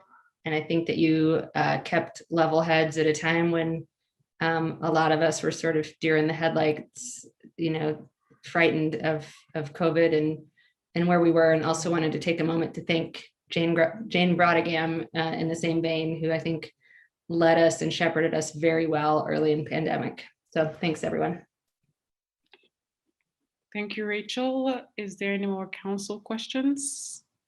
No, seeing none. I just wanted to add, I fully support Aaron's comment earlier about adding to our reserves while cutting services. And again, as a council where we believe in racial equity and all different type of equities, I think it's very important that we keep that in mind. And I appreciate Mary's comments about essential workers. We definitely have to take care of our people. Also, as someone who's participated in the National League of Cities, and I've been doing my due diligence, and I've spoken with council members from other communities, and they're doing a lot of work as well to protect their communities. I've heard of, for instance, paying utilities for community members. So I don't know, again, as you mentioned earlier, what we can spend the money on, but I hope it is really to protect the community and also ensure the equity that we talk about so often on council. And again, as someone who's been a member of the Financial Strategy Committee with Mary and Mark Wallach, I have to say this team here at the city is amazing. Cheryl, you've done a lot of work. We had a 6-hour meeting last week as preparation. So thank you for everything that you've done. I have learned so much from you and so much from your team. So thank you so much. Well, if there is no more, but did you get everything that you need from council, Cheryl? We did, thanks, and thanks for all the support. Okay, perfect. Well, thank you again, and we will pass it up to Chris for the next presentation. Thank you. Great, thank you. And thank you for that discussion. So our third agenda item for tonight, I will turn over first to Kurt Fernhaber, who will kick off the presentation and then hand it off to the rest of our team members. Good evening again, Council. If I could ask for the presentation to be brought up.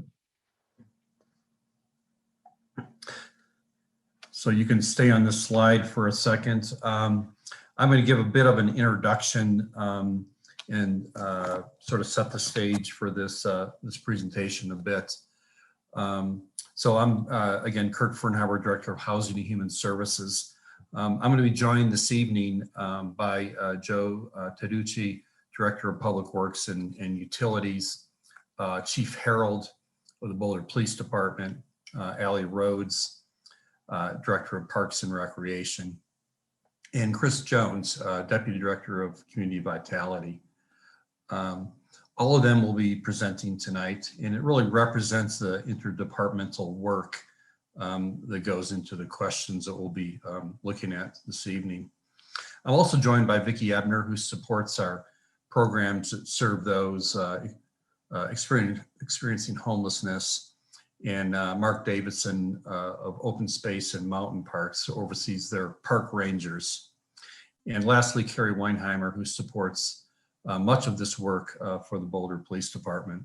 All of these individuals will be able to answer questions this evening that may arise.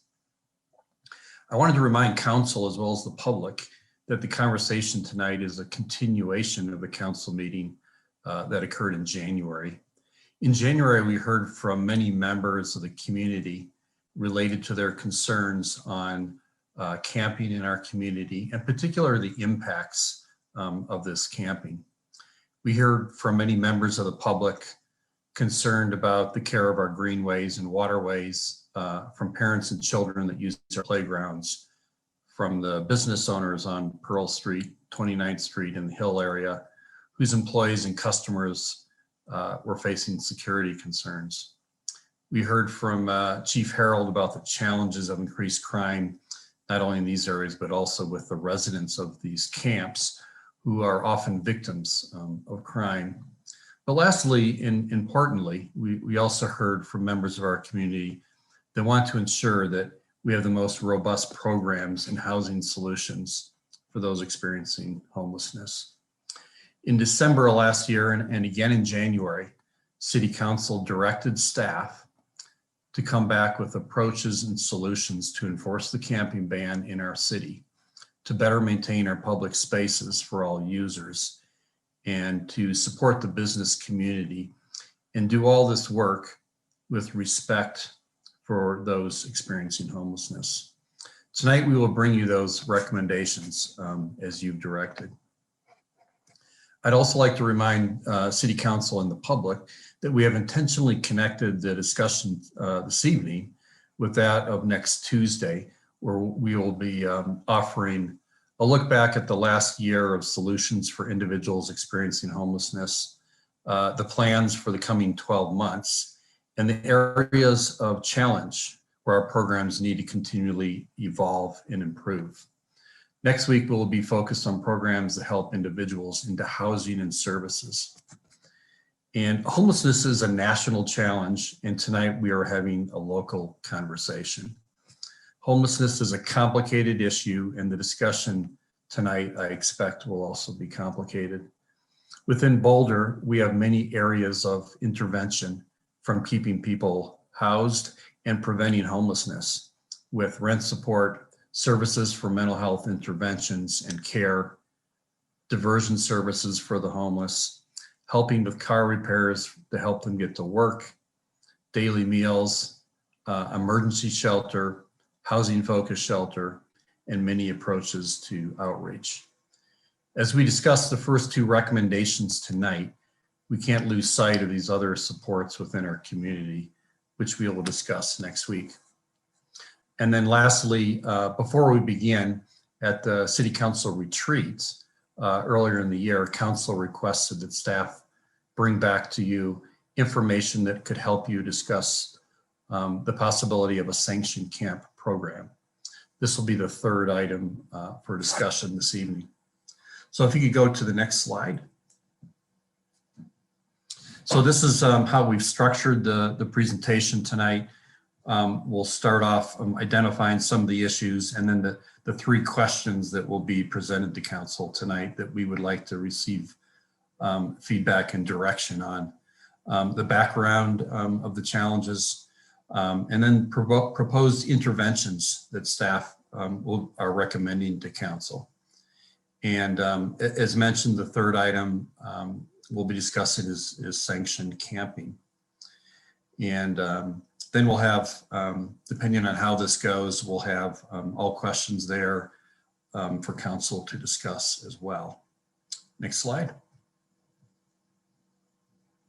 So some of the key issues, the encampments in public spaces, as you heard in January, are unsafe and they're illegal within the city of Boulder as they are with other similar communities. The current resources that we have in our various departments really can't keep up or address the public spaces as welcoming and safe. And the current staff are really impacted by this work, partly because there's not enough resource to do it all. It is difficult work for the staff that address not just homeless encampments, but everything around it. And so we'll be touching on those things this evening as well. Next slide. So I'm just going to read these out. These are the three questions that we'll be putting forward in front of you this evening. So the first one, for enhanced effectiveness in ensuring Boulder's public spaces are clean and safe, does council support an internal encampment cleanup team, including police support? And that will be the first part of our presentation. Then we'll go into for enhanced effectiveness of safe place management in Boulder's public spaces and commercial districts.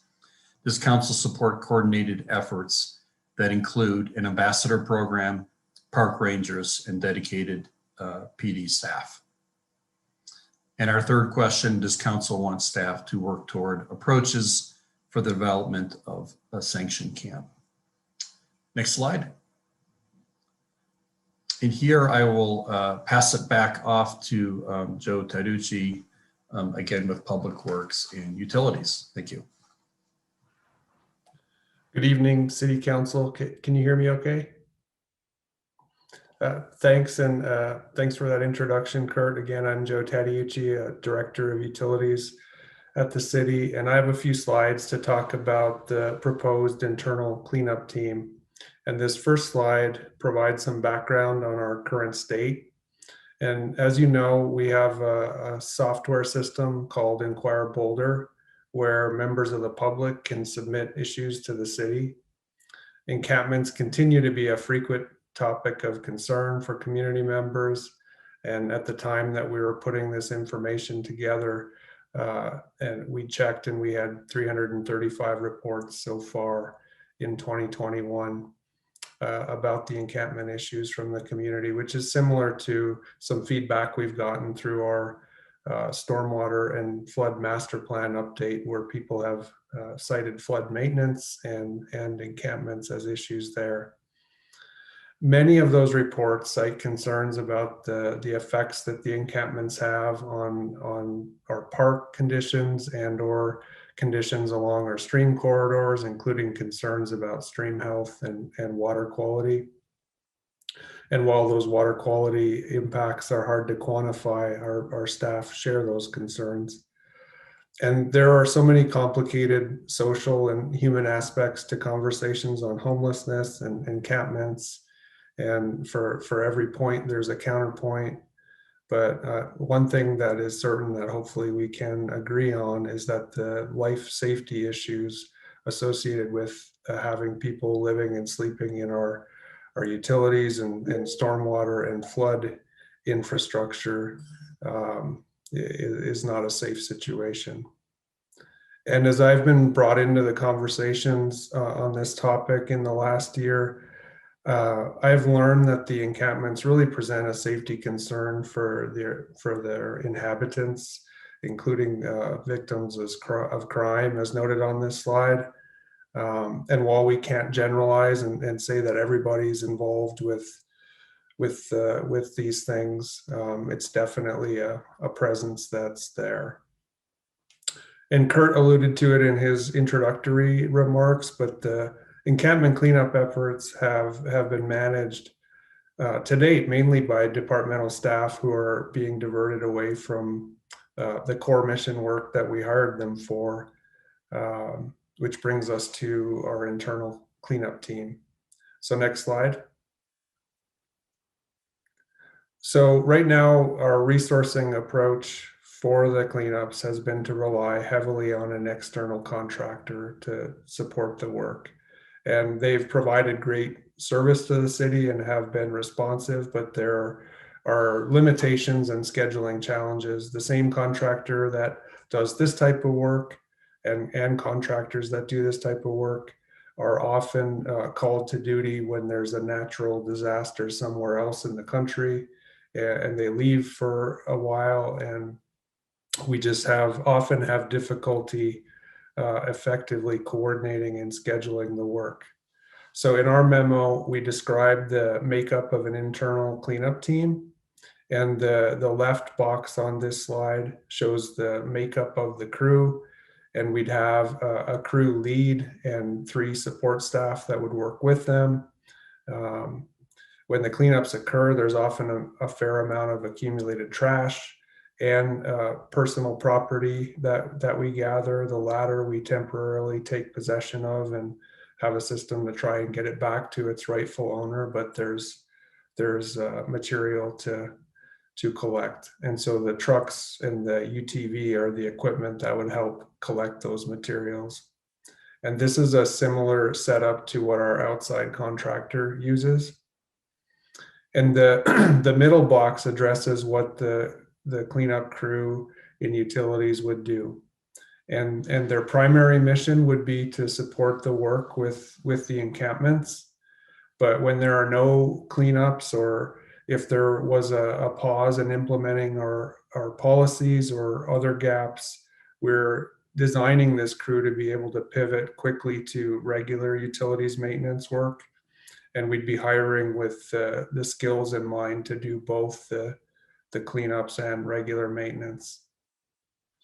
On the latter part, I've been working on an assessment with our utilities maintenance manager for the past year to assess the resources we have for our flood and stormwater maintenance work. And we have some significant staffing gaps and needs to be able to proactively cycle through the maintenance of our flood and stormwater systems. So in that sense, the crew is kind of a no regrets action. We'll have work for them to do, whether it is associated with the cleanups or regular maintenance. And then the last box on the right addresses the supporting resources. And the key point here is that the police resources are essential for our utilities or parks or other departmental staff to be able to perform the work safely. There really isn't an option to make the internal crew a workable solution without the police support that we'll also be discussing this evening. And with that last point in mind, I also want to acknowledge that there is definitely a human component to all of this work. And one thing I have observed in all of our staff across the departments who regularly are involved with the encampments is that they do establish a respectful and supportive relationship with the people in the encampments. There can be issues at times, but by having some of these in-house resources, I think there's an opportunity to enhance that. Next slide. So this slide shows a breakdown of the budget, and the memo went through kind of the details of how we got there. But the bottom line is, after we pay the one-time expenses for the equipment that I talked about a minute or two ago, our net ongoing additional expenditures would be about $130,000 per year. So I believe that is the end of my part of it, and I think Chris Jones may be up next. I am. Thank you, Joe. If you could go to the next slide, please. So I'm Chris Jones, the Deputy Director of Community Vitality, and I'm going to provide a brief overview of another intervention that we've been developing and we're proposing this evening, focused on integrated presence. So I'm going to share some information about a proposed ambassador pilot program. Ali Rhodes is here to talk about an urban park rangers program. And we acknowledge that any additional eyes on the street that we're proposing through this work will require additional presence from the Boulder Police Department, as we are focusing on our ambassador program, folks that will be contracted to provide services that we've seen successful in other communities, focused on downtown and the University Hill area, to provide outreach and education. These folks could help with basic maintenance and graffiti removal, but they would not be providing any enforcement services. The presentation that Ali will focus on will talk about some of the services that park rangers can provide that would be focused on minor violations in parks areas, but again, not fully commissioned officers that could address some of the bigger challenges that we know inevitably we will see sometimes in our public spaces. Next slide, please. So it's important to point out that when we're talking about a pilot program in the city of Boulder, we do a lot of pilot programs, but we want to be really clear that with this particular program, we are starting out with a clear scope and identifying key milestones and desired outcomes through this 18-month pilot. We're going to be collecting data throughout the process so that we can report back about 6 months into the pilot to check and make sure that we're accomplishing what we wanted as we consider what to do beyond the 18 months. Next slide, please. So for the Downtown and University Hill Ambassador Pilot Program, we have identified the problem about what's changed in the downtown. And we know that because of COVID-19, there's been decreased space activation due to less events, less shoppers, less visitors coming in from out of town. And then of course, as Kurt mentioned, an increase in population of people experiencing homelessness, combined with less capacity with the Boulder Police Department to be dispatched to some lower priority offenses that we regularly see in the downtown, from bikes on sidewalks to pets on the mall and things that we get complaints about, but we're not necessarily having the capacity to address. And so we want to acknowledge that we have increased concerns and complaints from community members, including downtown business owners. So our proposed response for downtown and University Hill is an 18-month ambassador pilot program. This is modeled after similar programs throughout North America. We would work with the Business Improvement District. They would actually contract for these services to provide improved hospitality and safety. So this is more eyes on the street, given the lower amount of activity that we've been seeing. And these folks could actually also help with periodic bathroom monitoring downtown and in the civic area. They could also provide cleaning and maintenance. So they'd be on hand to help quickly remove graffiti and trash, because we know that as we're able to quickly remove graffiti and trash, it's less likely to be replaced with more graffiti and trash. They also can provide outreach and education. So this could be in addition to the outreach that we see for people experiencing homelessness through the citywide Be There program. This team could work very closely with that resource with folks that we see in our special places downtown, University Hill, and civic area. Beyond that, they can also be the eyes and ears on the street. So the team leader of the ambassador team will have direct contact with the Boulder Police Department, and they can be readily available to be the eyes and ears on the street when things do escalate. In the event that they do escalate, they can be available to work with the Boulder Police Department to be a partner immediately whenever anything comes up and we need to dispatch for that. Again, with the budget, we're focused on downtown and University Hill, but this is an incremental approach. If we want to go to the next slide, I'll describe what that looks like. So we are proposing for the downtown a $670,000 pilot program. That will hire a team leader, an operations manager, and its number of ambassadors that can be dispatched incrementally to other parts of the city. So the bulk of the program is proposed downtown. If there is resources available, we can expand that to the civic area in University Hill. So the total program ask is $568,000 from the general fund, but the downtown bid is proposing a $300 contribution for the total cost. So the total program cost is $868,000, but the ask of the city is $568,000. That is the ambassador program. I will hand it over to Allie for the urban park rangers. Thank you, Chris. So I'm Allie Rhodes, Director of Parks and Recreation. Good evening. So if you move to the next slide, I'll give an overview of the urban park ranger. If you go back to or just picture that slide from the beginning of this integrated presence strategy, this would be that middle tier where there is some limited enforcement capacity. So growing visitation across our public lands, as you're all well aware, is a thing. And we love that more people are visiting our public spaces. But we are, however, also dealing with increases to many issues in addition to encampments, which we discussed thoroughly in January. We are managing significant increases to vandalism, to graffiti, damage to ecological areas, and code violations for issues such as open containers. And so the proposed mitigation is a pair of urban park rangers for this 18-month pilot. Urban park rangers exist in many communities like Boulder. Half of our peer agencies have some classification of park rangers, and at least 4 have limited commission officers who write administrative tickets, including our neighbors in Golden and Fort Collins. Several who do not have a program are like us in that they were eliminated during the recession and they're working to restore that service. There's an overview of the key areas of impact on your slide and certainly in the memo. And I want to highlight that simply uniformed presence can promote more positive behavior and address issues. We have tried this with just uniformed security for example, at Eben G. Fine over the past several summers. And it's not been effective due to the lack of any enforcement capacity. And so we've relied on PD. As we mentioned, we've partnered with the police department to staff overtime officers on weekends for the past 2 summers. And that's had some effectiveness when we're able to fill it. However, again, it's dependent upon overtime officers, which is challenging.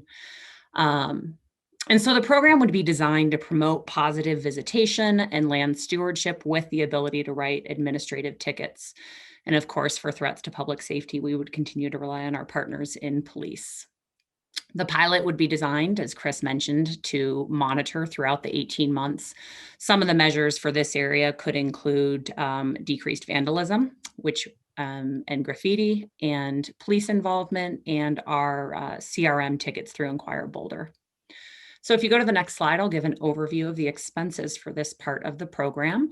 Over 18 months, it is $186,000. And that again is for a pair of rangers who would be focused in the Boulder Creek corridor. However, they would be ability to address issues that might arise across the system. The one-time expenses are pretty streamlined because again, this is a pilot. And so we would rely on some of our existing resources to figure out a vehicle, but it would include uniforms and training. I want to note, we've said that we've reflected a $10,000 savings from the overtime officers that we funded the last 2 summers, but we are spending a rapidly growing amount of resources, both staff time and money, to address vandalism and graffiti. We've spent $15,000 so far this year, which is a significant increase to address graffiti. We're having to use a contractor because we do not have the resources to address it in-house and within the time required. So we think that there will be more direct and indirect savings, but it's hard to measure that now. That would be one of the things that we would monitor through the pilot. And so I think that's all I have to say about the park ranger budget, and I'm going to toss it to the Chief of Police, Maris Harold. Thanks, Allie. Good evening, council members. If you could go to the next slide, please. I just want to start out my portion of the presentation by saying that Boulder Police Department staffing levels are significantly down this year. And so our problem identification is really clear to me. To do the encampment cleanups, support the efforts of other city departments, and to enforce the encampment ban, we are really taking officers from already depleted units, which includes my San Juan team, my University Hill Impact team, my mall team, and a lot of times we have to take the entire traffic unit out of operation and have them assist other city departments to do these cleanup enforcement to make sure that they are done safely. This causes a lack of specialized training and skills to do work productively with encampment community members. And current staffing levels will not permit additional cleanup efforts or enforcement efforts. So our response is pretty clear cut. We need at least a dedicated unit of 6 officers to do a few things. These officers would most certainly be involved in a lot of other activities for the police department, but they would support the safety and success of the internal cleanup crew. They would provide safety and rapid response to the ambassadors and park rangers. They would also provide high visibility patrol for the University Hill area, downtown business corridor, and the downtown corridor.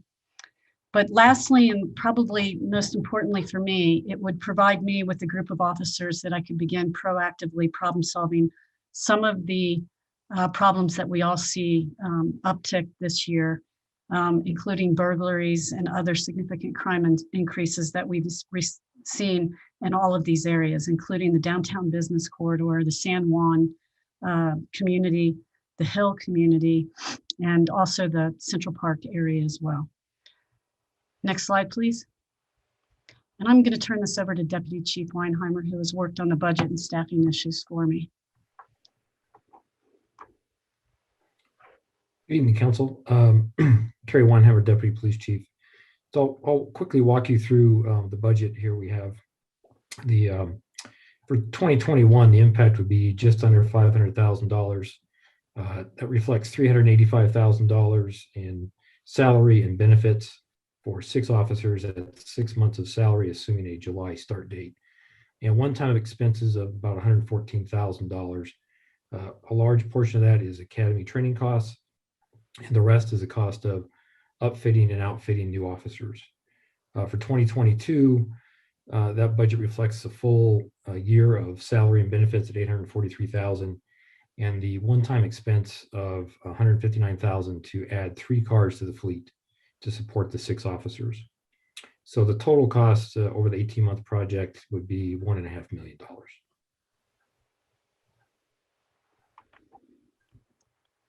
Thanks, Carrie. And I do believe I turn it back over to, is it Chris or Kurt? I'll take it, Chief Harold. Thank you, sir. If you could go to the next slide. So here we have all of these components listed together.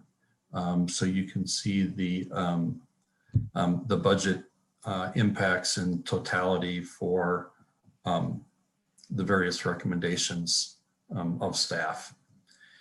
And I think next we're going to, unless there's any questions on this slide, we can move on to the questions for number 1 and 2, which is the next slide. And then I'll pass it over to you, Councilmember Joseph. Can you go to slide 17, please? There we go. So these are the 2 questions that we would have for these recommendations. And I would welcome any clarifications or additional information that council may desire. Thank you, Kurt. Is there any questions at this moment? First, we do have Mark, but before we go to you, Mark, I wanted to ask Bob, because I wonder, is there any clarification when it comes to the order of the items that you'd like to bring forward? Oh, I think we probably just, it sounds like there's 4 proposals. We can probably tackle them in the order they were just presented. I did have a question, but if Mark was ahead of me in queue for a question, he can certainly go first. All right, thank you. All right, go ahead and Mark. I just thought it was a clarification coming from Bob. Go ahead, Mark. I have a few questions that I'd like to understand the proposals a little better. How are the ambassadors, the first one is, how are the ambassadors going to interact with members of the homeless community? Is that simply an informational process, or is this project mostly geared towards tourists and people seeking information? Thank you for the question, council member. And it is both. We actually also have Chip from the Downtown Boulder Partnership on the call. And he is actually very familiar with these types of programs, as they are quite common with business improvement districts. And if you don't mind, I would love to hear from him on his experience with that approach. That would be terrific.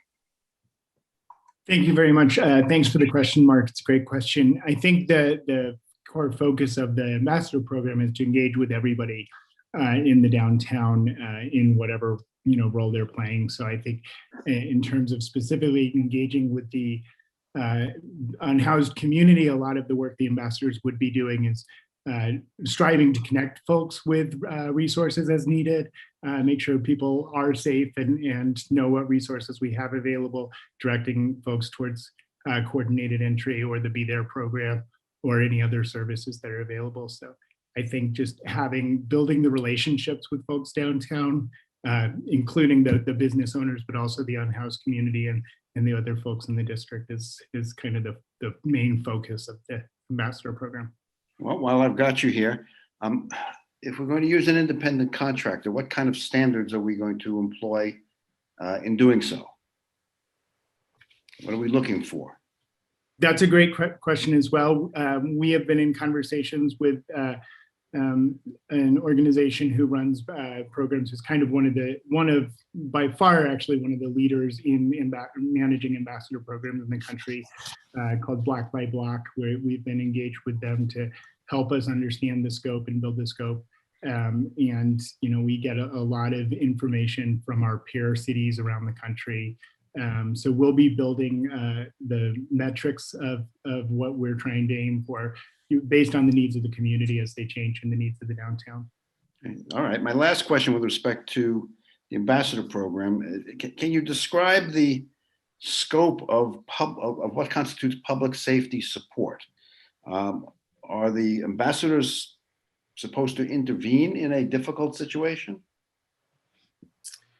Though the ambassadors will have extensive training in de-escalation training and other ways of engaging in the moment when needed, we will really be relying on the police department when appropriate, or whatever other agencies in the city, whether it is, as I mentioned, outreach. But in terms of public safety, we would rely heavily on the police department for that. I think the ambassador's role is having a presence and knowing when to call the police and when there are other resources as well. So I think, but certainly there would be extensive training, but we'd absolutely rely on police department for when it's appropriate. All right, and before I yield the floor, I have a couple of questions for Chief Harold. The first is, how does this request for additional officers coordinate with larger efforts to restaff the department after the many resignations and departures and the impact of COVID on the budget? Thank you for the question.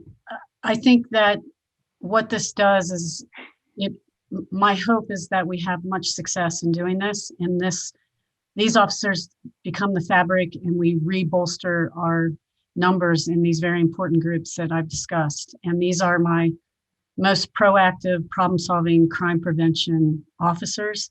So it's my hope that we can kind of tackle two issues here with these officers. So both helping with the internal cleanup and the park rangers and the ambassador program, but also bolster my number in these very specialized units. Okay, and will they be receiving a different kind of training than our officers are normally receiving prior to their going on the job? Yes, this is probably the riskiest type of work that Boulder Police engage in, because the level of offense that we're asking the officers to do is a very minor offense with the camping ticket. But if the officers would have to engage in any type of force, the courts would frown upon that. And that's my biggest concern. So these officers, they really need to be trained in legal standards for this. They have to be trained in crisis intervention and de-escalation, and they really should be the elite officers that don't allow for use of force situations, and really provide a presence and strong visibility while we're doing these encampment cleanups, because it's constantly on my mind, the risk involved in enforcing the encampment ban. And lastly, how difficult do you anticipate it will be to recruit officers for what is really a narrower scope of service than the general police officer? Thank you very much, Mark, for that question, because it's going to be challenging to recruit officers, I think, on a lot of fronts. And this one will be as well. I am hoping, though, that the enhanced training program, the certifications in crisis intervention training, and we get service-oriented officers that really want to impact this problem proactively and compassionately. I see it as, one of the reform mechanisms that we change the dialogue in policing and make this much more about service-driven and ambassador policing than we have in the past. So I am hoping to remarket this, and that we have success recruiting officers that have much more of a service-minded aptitude. Okay, thank you, Chief. And I've taken up enough time. I yield the floor. Thank you, Mark. Just a point of clarification for the rest of us. We're asking questions at first, and then we can come back and give directions because it's so important. And I appreciate all the questions that Mark asked, but I just wanted to make sure that we eventually get back around and answer these questions and give staff directions. So ask away all the questions and then we'll come back around and answer each question and give the right direction. So thank you. Go ahead, Bob. Thanks, Judy, and I will have some opinions to offer in a bit, but I'll reserve to questions right now. My questions are along the lines of what Mark was asking, Chief, if I can build on those. So currently, we budgeted a certain number of sworn officers. I can't remember the number. It was like 180, 190 or something like that. And you're down 27 from that budget. Is that correct? Let me ask Deputy Chief Wine. He just did a complete staffing level. Carrie? Yes, Bob, if I can sort of walk you through the numbers. We are currently authorized 184 officers. Of that 184, as of today, we have 145 who are what I would call fully operational. In other words, they're full officers, fully trained, solo qualified, can be out there on their own. So that gap between 145 and 184 is made up of 14 actual vacancies where we don't have officers in any positions, 10 that are in field training, who should become fully operational in mid to late June. We have 6 in a post academy, so they won't be operational until late November once they complete the academy in field training. And then on top of that, we have 9 that are out on either extended family leave or injury leave. So that leads us to an effective number of 145. Thanks, Gary. That was real helpful. And so if we were to approve 6 additional officers per the staff recommendation tonight, would that increase so if our budgeted FTE is 184, would that effectively increase our budgeted FTE for sworn officers from 184 to 190? Is that kind of what we would do? Yes. Okay. And then Chief, then I guess the question really then is around where are these folks going to come from? In other words, we're going to go from 27 or 29 vacancies or of various types to 6 more than that. And are you envisioning that these 6 highly trained and specialized officers would come from, you have the right disposition that you'd bring over and then you'd backfill for them? Is that kind of what you're thinking? Yes, sir. That's what I'm thinking. Great. And then we already have a 2-officer homeless outreach team. How would these 6 new officers that you bring in under this program interface with homeless outreach team? Would we effectively have an 8-member homeless outreach team, or would their remit be a broader or different than the outreach team? They would be a much broader, the HOT team does remarkable work and that work is completely separate from this group and for good reason. This group would be highly specialized in other issues affecting the city as well, not just the encampment cleanups, but other things that we're starting to see cracks in because we were so down in these specialized areas. So this group of officers that I think that they will receive a lot of training from the HOT team on services and, how to interact and who are your, who are the people that, have drug addiction problems, who are the people that will be accepting of housing, where are the services. So they'll receive a lot of training from the HOT team, but I think the work will be completely separate and it'll be much more robust as crime prevention and problem solving officers. Thanks, Chief. And final question. I think I read that these 6 officers would be dedicated not only to downtown, but also to University Hill as well. Is that correct? That is correct. We're just so down in all of those specialized units that do such good work, but we're really significantly down in all of those units. So it sounds like that we had given a nod of 5, I think, a few weeks ago after the riot up on the Hill to do some enhanced work on the Hill. This would be a step in that direction. Is that correct? Yes, sir. Great. Thank you, Chief. That's all I have. Thank you, Bob. Our next speaker is Mary. Thank you, Junie. I'm not sure who this question will be directed at. And probably it falls in everybody's camp. So I'm trying to envision how current interventions, encounters, approaches occur right now versus how they would occur with all of these, the ambassadors and the rangers and the new police officers in place. So I'm wondering if someone could describe to me how, what does it look like right now? And what would it look like with all of these interventions in place? And what kind of a funnel, if you will, would exist in terms of who does what when? There seems to be a lot of, not a lot, but some overlap among the rangers, the ambassadors, and the police officers. And then the mention was made of limited commissions and how does that work into all of this. Another thing that was mentioned that I was very intrigued by was Chief Harold's mention of how these officers would be trained very differently. And it sounds to me like they would be trained in a kind of a more of a reformed approach than current policing. So I'm not sure if I'm articulating my question correctly, but basically, I guess in a nutshell, is what does it look like right now? What would it look like with these interventions in place for a given scenario?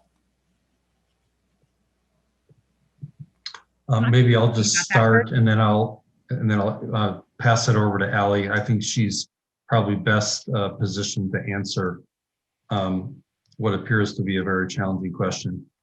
But one of the things I'll mention right now, so the as far as addressing what's currently there, so the hot team, as Chief Harold has mentioned, I'll just add on to that, and they work with specific individuals, and they work with those individuals sometimes over many, many months to get them towards services and housing. It looks like, sometimes it looks like, driving them to Louisville to help them get their Social Security card. It's getting them connected in services. It's driving them to a lease signing. But all of those things take weeks and months to accomplish. And they have several different individuals that they're working with. There's also the court navigators who work somewhat in collaboration, but those who have a high frequency with the court system.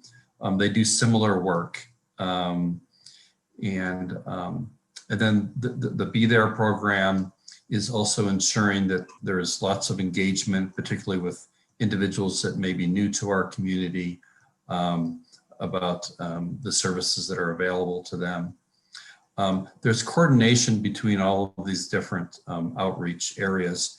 But I would also agree that more coordination is necessary. Next week, you'll hear a bit about sort of our high utilizer list. Those are individuals that are most challenging for us to get into housing and services, and taking a very coordinated efforts on those with the different approaches. It's also worth mentioning that mental health partners visits encampments and works with particular individuals that need that support. That's been more challenging under COVID, but that's a regular outreach that they have, as well as a physician who also visits encampments from one of our local clinics. But we also, the last thing I'll say is the outreach is intentionally separate from encampment cleanups.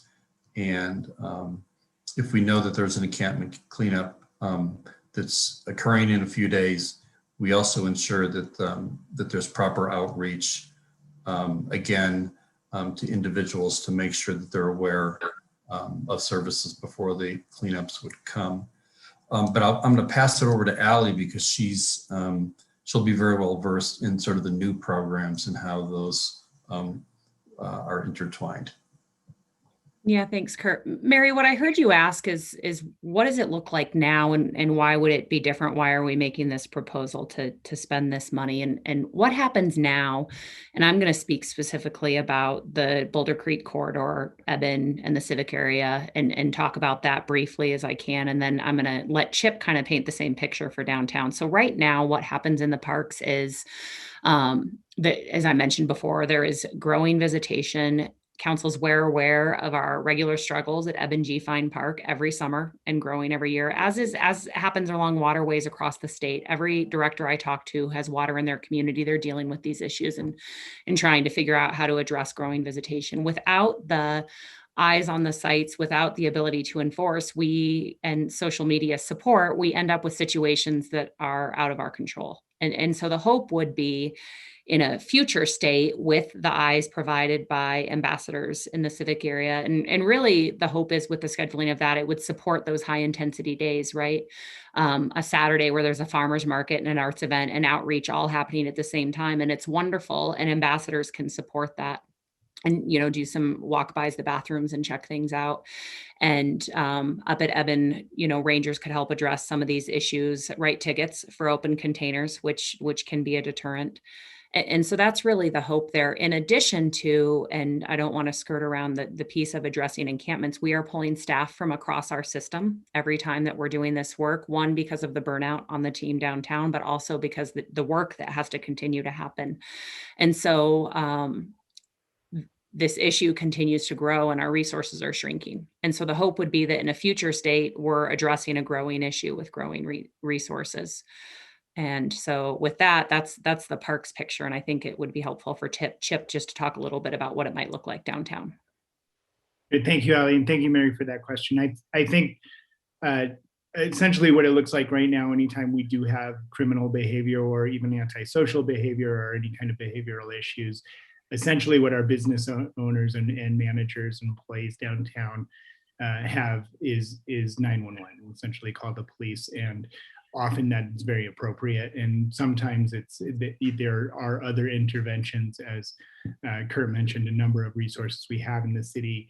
The ambassador program downtown would really be that funnel that you ask about and be able to help people understand when it is a 911 call or a non-emergency call or other issues. So I think having a presence and being able to help coordinate all those services that the city does have for the appropriate response, I think is a big part of the role of the ambassadors. So hopefully that answered your question. Yeah, that's helpful. And I guess I'm wondering, where would the new police officers enter into this scheme? Yeah, so Mary, in the city of Cincinnati, we had ambassadors both in the downtown corridor, the over the Rhine corridor, which was north of the downtown, and we also, when I transitioned to the University of Cincinnati, we had them for the University of Cincinnati as well. They're multifaceted. It's a multifaceted program, and basically they just become more eyes and ears for the police department. We trained the ambassadors in Cincinnati, and like Chip or Kurt indicated, that they have constant communication with our radio systems. And so not only do they provide eyes and ears, but they can tell us when something worse is happening that we can rapidly deploy to those areas and help. And I think, looking back to my time in Cincinnati, without the support of the police and the ambassador program in the beginning, when everybody's trying to learn new roles, it would have been, a hard program to continue just because of the complexities of the issues in an urban core. And so we had a lot of success in Cincinnati with the ambassador programs, working closely with the police. And some of the other things that they do is they go into businesses that are having disorderly patrons, or they really just become an extension, eyes and ears for just higher visibility for the business community. And so I had a lot of success doing that. Great, thank you. And just kind of another follow-up question, the limited commission, what would both the ambassadors and the park rangers have limited commission, and what would their commission capability consist of? Yeah, thanks for that question, Mary. The ambassadors would not have the limited commission. That would be for the park rangers. It would be similar. Folks may not be aware that some of our employees up at the watershed, the city's water resource, and then also at the Boulder Reservoir have the ability to write administrative tickets. The chief of police can commission employees to write those administrative tickets. And so it depends. We've reviewed Fort Collins materials pretty closely, but I would suspect that the most frequent tickets would be for things such as open containers or violations perhaps related to wildlife or ecological areas or pets sometimes. So those types of things, nothing related to, and I'm guessing the chief can chime in with more of the law enforcement language here related to the more serious offenses. Yeah, Allie, they would just mostly focus on quality of life citations that negatively impact the community. And so it's sounding to me like the new police officers would be really spread out throughout the city, and that they would be reinforced somewhat and relieved somewhat by the park rangers and the ambassadors, so that the primary interventionists, so to speak, are not the police officers. The primary intervention is a lighter touch, so to speak. Is that a fair description? That's exactly it, Mary. And adding that the intent would be to, Chip mentioned the word de-escalation earlier, right? To an extent that they can, however, acknowledging that what Maris has described around the highly trained unit, you're not going to have in a park ranger or an ambassador. And so there would always be that backstop. And so I guess this is a question for Maris. These new police officers would be trained in that model that you presented to us way back earlier in the year, or maybe last year, where it was, instead of the pyramid, it was more of a circle. Yes, these officers already trained in the ICAP model, that critical decision-making model, the sanctity of human life. But they would become even more specialized in legal training around, people experiencing homelessness. They would become, our elite officers with de-escalation. They would be tactically elite. This group will have it. My hope as we move forward and we continue with our reform efforts is that we are capable of doing this type of training with all of our officers. But this would be a priority for me because, again, the work is very risky, and I'm a risk mitigator. So I would put this at the top to get done so we can do this work compassionately and ethically, and that all people remain safe. Great. Thank you all for answering my complicated question. And I apologize for its complicatedness. Thank you, Mary. Our next speaker is Adam.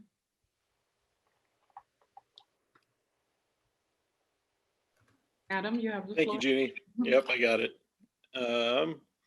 So I have a few questions, and these are pretty much blanket questions since this is being offered sort of as a blanket approach.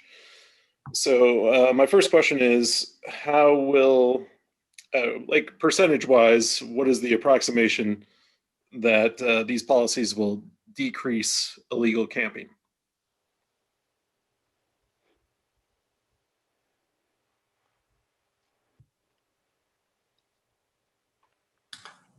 I'm not sure who to direct that to. I know that Chip had met with the block to block program. I don't know if he received some feedback. I know that Allie has talked to other cities with park rangers. I think it would be unfair for us to put out a percentage, but I'll see if they have any kind of feedback.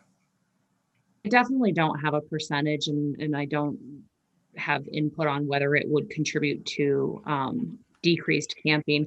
What I have heard from significant research and talking to other agencies and the Gell Institute, who has done some research with the Knight Foundation, is that this layered approach does impact people's perceptions of and comfort in public spaces, including the unhoused. And Adam, if you don't mind, I'd add that it's a great question. I think a very fair question. And I think the answer is we need to evaluate the work. We need to see if it's making a positive impact, and we need to set goals around that. And we need to be data driven around this, because I think what you're asking is very fair. And I think that's why we're looking at this as a pilot program that needs to be evaluated. And we should be very outcome measured on this with very specific goals in mind. Thank you all for that.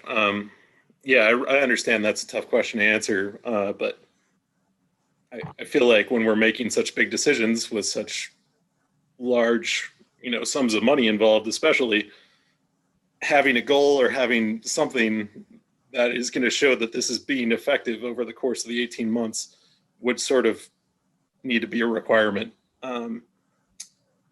Along these same lines, how much, do we anticipate this policy is going to decrease our overall crime rate?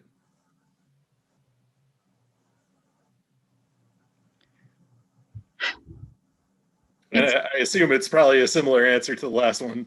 Well, there's so many things going on right now, and we've talked about a lot of them. And I think that I just have to go with current research, and current research, which suggests the more eyes and ears, and we've talked about this a lot, Adam, more eyes and ears always, reduce crime and disorder issues. To the level, I don't know. We're facing, other issues in the criminal justice system that we've never faced before. And the pandemic has been very hard to measure. But all I can tell you right now is crime is not going in the right direction. And that, there's a lot of things moving against us right now. But I just have to go back to basic research on policing, and the more eyes and ears in the community, and the more high visibility police officers are, and that are engaged in legitimate practices, crime rates go down. And so I just have to go with the research that's available to me now. I wish I could give you a percentage, but I'm very hopeful that we'll have a positive impact on crime and disorder, especially if other things, as we move forward out of the pandemic, more people are out. We get some utilization of our jail system again. We get staffed to normal levels, then I do think this will be positive. Thank you, Chief. And my last question, if these policies are enacted and camping continues, do you anticipate we're going to come back, have this conversation again, and that more enforcement is going to be the suggestion?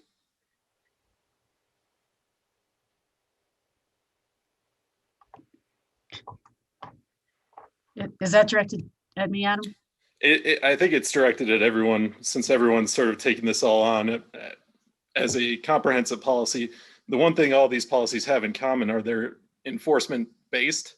So I'm just asking broadly, if these policies don't seem to improve things, are we going to be going down the enforcement road again in the future? I'll offer my response and just say that that's the intent of the 18-month pilot, to see what works in Boulder, what is helpful.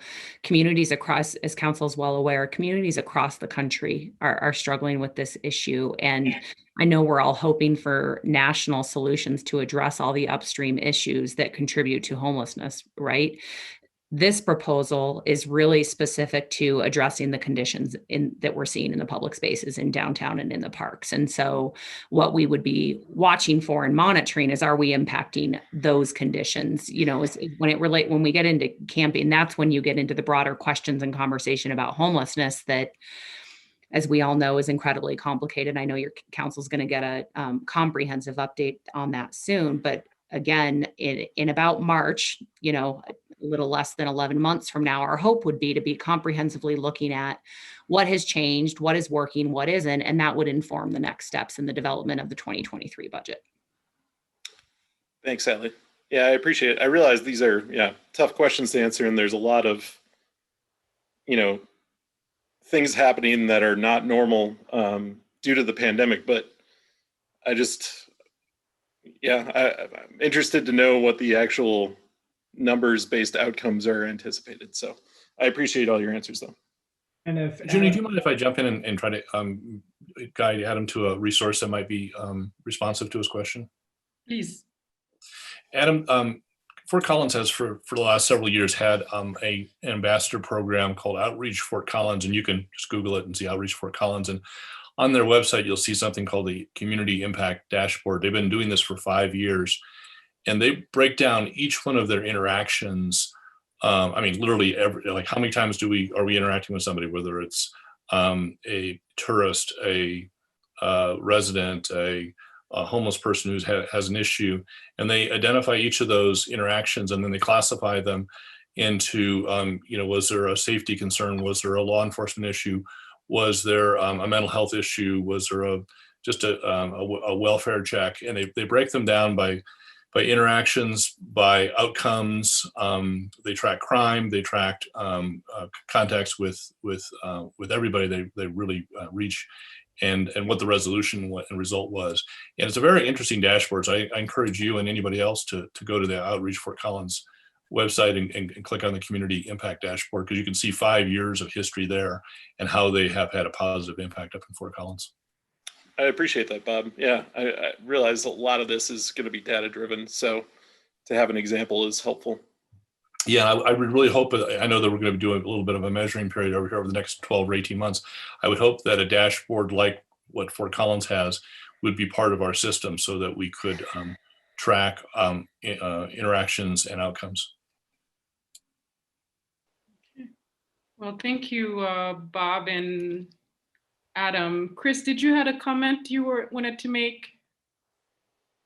I saw you came up. I did, but I think Bob covered in much more great detail. So I'll leave it there. Okay, great. Thank you. Rachel, you have the floor. Thanks. And following up on Adam and Bob is a good spot for me, because my first questions are around data and measurable outcomes. So one data question I have is I've read that it is pretty important that communities basically know every single individual unhoused community member within the community. But I think we do not get good information or data on people who are outside of coordinated entry. So I guess first to Kurt, is that accurate that other than coordinated entry, like people who are living in encampments, we don't have like individual data on, information on? Thank you for that, Councilmember Friend. As you've pointed out, our main data system is actually a county system, so it collects data from individuals, not just in the city of Boulder, but throughout the county, and any programs that have intervention with individuals. However, we don't have information on people that don't interact with our services or systems. One of the things we're looking at with the Be There program, that program is really working with individuals to try to get them to coordinated entry and services. So we're looking at ways of collecting information to answer some of the questions you're looking at. However, I'd also mention that the Be There program, as well as the HOT team and court navigators, their primary goal actually isn't to collect data, it's to build relationships. And so they have to be careful in the way in which they collect data along the process of building relationships. They don't show up with clipboards to work with individuals. However, that is something that we're working on. Our high utilizer team, which is under Housing Homeless Solutions for Boulder County, is actually working on ways to address individuals who are not engaging in the system, who we're aware of. I think if you were to take a walk with the HOT team, which I think you did at one point, they know the names of lots of individuals, many of them who are not, who have not engaged in services. That same type of information will be available with Be There, and it would be our hope that we could start to use that type of information while not in a database. It could start informing how we're working with individuals and the success we're either having or not having. So I think we are working in that direction. Thank you. Okay, thanks for that. But at this point, we don't yet know, like, if the 150 people say who are going to be camping tonight are the same individuals who were here last week or last year, or maybe, cyclically coming back seasonally or something like that. Is that outside of anecdotal information? We don't have that data. That would be correct. Okay. So I think it will be important for us, no matter what direction we move in, to figure out if we are kind of moving the same people around town when we clear encampments. Like, is there complete turnover and all new people every few months? So I guess maybe the big question I have on data is, without that sort of really concrete drilled down data, how do we know, in terms of people who are not in coordinated entry, if whatever steps we're taking, we decide to take, are working? Like, how could we, if we don't start getting the really specific information and data, if that's not part of this, how could we have any measurable outcomes? It looks like Maris, maybe you want, feel free, anybody, like, go to anybody. Yeah, Rachel, that's such a great question, and I couldn't agree more. And we're actually looking, Joe's new project manager, Emma, we're actually, the analyst I'm contracting with is actually seeing the suitability of an app that would start collecting. It's used in San Diego, but it gets to the heart of your issue. And it starts collecting and focusing our attention on the exact issues that you're talking about. I think it'll be an easy lift for us to do this. And it'll be part of this strategy. But you're absolutely right. We need a lot more data. We need a lot more research. And so I've looked at this app that San Diego police are currently using. Well, it's not their police, but their comprehensive team as well.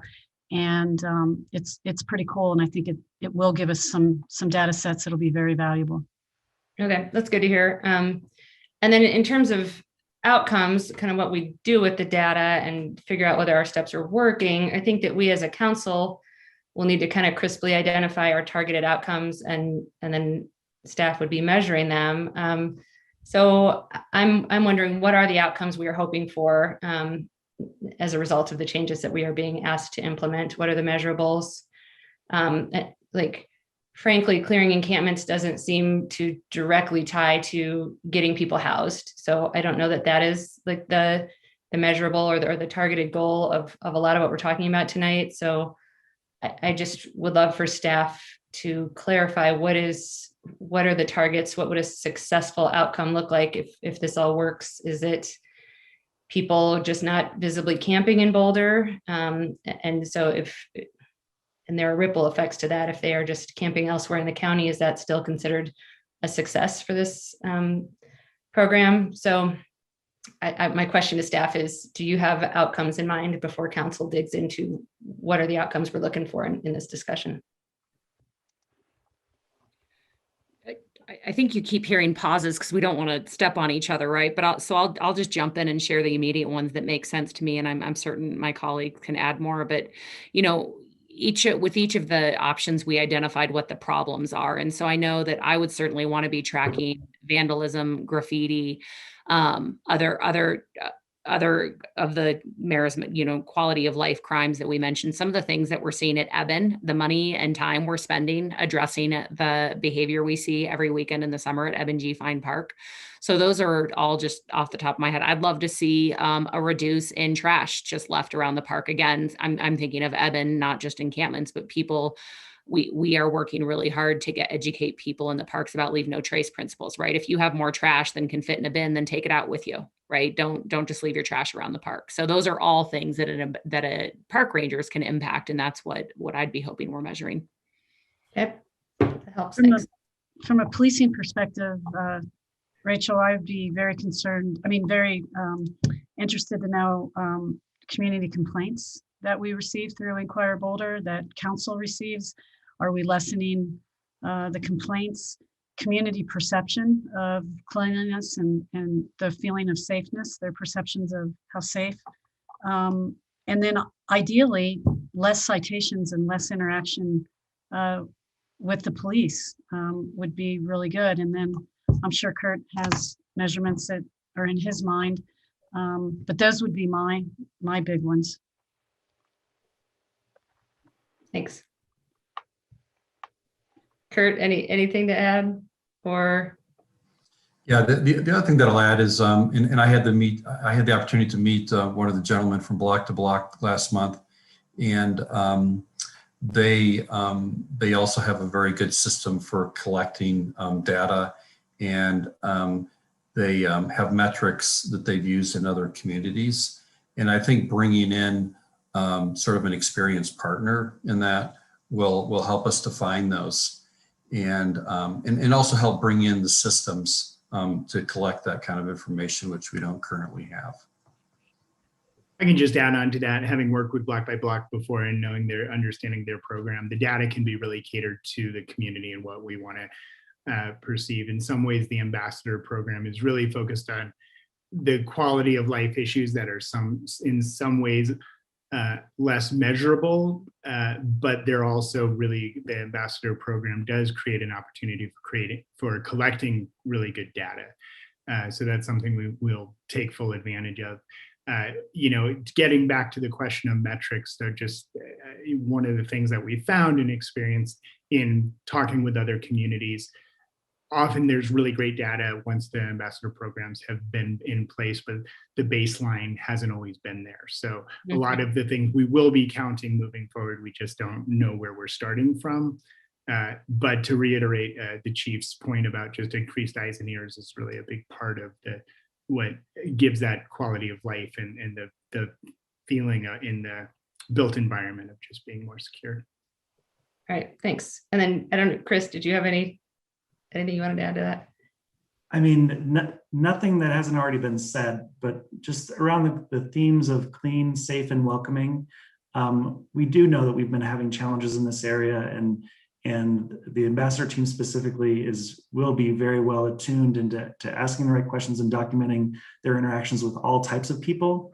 And so we will look forward to learning from their experiences and counting the number of stickers removed and graffiti removed and pounds of trash that's picked up, just as a measure of the benefit that this has provided, as an example. But I anticipate that we're going to have a lot more to report back on once we've gotten this underway. Okay, thanks for that. Okay, so I think that's all my questions on kind of the data and outcomes. So then it seems like a lot of the financial asks are targeted at sort of getting, obviously clearing encampments, getting people to not be in public spaces living. So a broad question is, do we expect, and Adam asked this a little bit differently, do we expect that the number of public encampments will decrease through all these efforts, or are we assuming it's just going to continue to increase? Like, are we doing this with the hope that a year from now we have fewer people camping in public spaces, or do we think this is going to be a Sisyphean task? I'll take a stab at that. I think the answer is yes. Which way? Yes. our expectations is that there would be a decrease in camping in our public spaces. But as far as measurements as well, we will certainly be looking at ways to measure the number of individuals that are able to engage in services and coordinated entry, but also understand better the reasons why individuals would not be engaging in those services. There's an expectation in the community around a decrease in the illegal camping in the city. And what you have just heard are being able to measure what the impacts of that would be. Okay, thanks for that, Kurt. Then I have a couple policing questions. I think I read in the memo and have observed in real life that police currently attend encampment cleanups. I wanted to verify, I think I read that we have something like between 3 or 4 to 12 officers at cleanups. Did I read that correctly? Yes, you did. Okay. I hope you didn't just call me ma'am. It feels great. If I did, it's just because of my Midwestern upbringing. Okay. Thanks for that. So I guess why do you feel that we need 3 to 12 police officers at encampment cleanups? And we are already doing that. So a separate question I'll have is like why that's not already built into officers that we have doing this. But if I visualize a lot of going through the world, I don't have any police officers nearby. Like, we've gotten requests for having police officers at the grocery stores, every store now. And just, I'm probably not particularly inclined to like a militaristic world or city. So I just want to understand why when faced with a tent, we need a more than even one, without something, developing or some, I don't know, somebody showing violent tendencies. Why do we need any? And then why is it 3 to 12? Yeah, I can answer that. And then I'd love for my colleagues to kind of tell you what they see when they're there as well. But depending on the size of the encampment is really how we staff the encampment cleanup. So the larger the cleanup, the more officers. When we have intelligence that say that there are people from other areas that have weapons or have a propensity for violence, we have more officers there. And so, when you have the large encampments and you have a lot of intelligence or the actual encampment members saying they will not leave, you'll have to use force against these community members to make them leave. And we get that constantly with the encampments. And in fact, when we're not present, people just tell the staff that they're not leaving. And so that leaves them in a precarious situation. And so obviously those factors play into how many officers are going to the encampment cleanups. And a lot of that is driven by intelligence that we work on before, because there is no doubt that because of the drug addiction problem and the mental illness that is going unaddressed in the encampments, that the behavior at times is very unpredictable. Staff members have been assaulted. The behavior toward the officers is even assaultive in nature. And research would demonstrate that the more visibility by police officers, the less likely that force will have to be used. And so I will always side on the safety of not only the staff members, the community members, but the people in the encampments themselves. Because if I have enough officers there to deter that behavior, I'm going to do that every time. And that's just the ethical thing to do, in my opinion. I'm going to certainly open it up to people that have been on scene and have seen their staff members be assaulted. In fact, we just had a person with very assaultive behavior, and this is not an uncommon occurrence. the meth addiction in Boulder is real, and the behavior when you're coming down off meth, people are very agitated, and I just don't want to see anybody get hurt, including the people that are in the encampments themselves. Sure. I appreciate that, and I look forward to hearing some more perspectives. I guess I still don't understand why, again, like a lot of arenas, just of going through life, you call the police when a situation escalates, and you step back until they get there. So it's hard for me to understand if you've got like a single tent and the person doesn't decline to leave, why there have to be 3 officers there automatically. That just seems like a lot. It's Rachel, it's really not. In fact, I think the presence deters us using force. If Joe's still on, they just had a situation where somebody came out of the tent and with some type of metal pole and started going after the staff members, and they had to leave the area. So this happens frequently, and I just have always, my training will just tell you that to have an ample supply of officers there usually deters this type of behavior and makes it safe for everybody. And I do understand what you're saying, but that's just based on research and my training.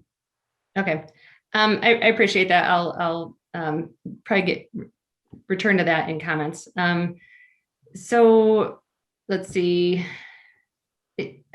I guess the other piece I'm struggling with around the policing request is it seems like a lot of what we're trying to do is sort of relieve the pressure from police officers who are currently responding. And so there would, I would expect that there would be less involvement and less time from the police department in responding to some of the run-of-the-mill things on Pearl Street or at encampments. I think we're also looking at a 911, emergency mental health response. And I understand we're down 30 officers. So it seems like if we got up to full force and some other things, and I think we eliminated a couple of SROs, farming out. And so I would think that those officers are also back in there. Like if we expect that the workload will be lightened on a couple of fronts, why is it necessary to add officers in your view?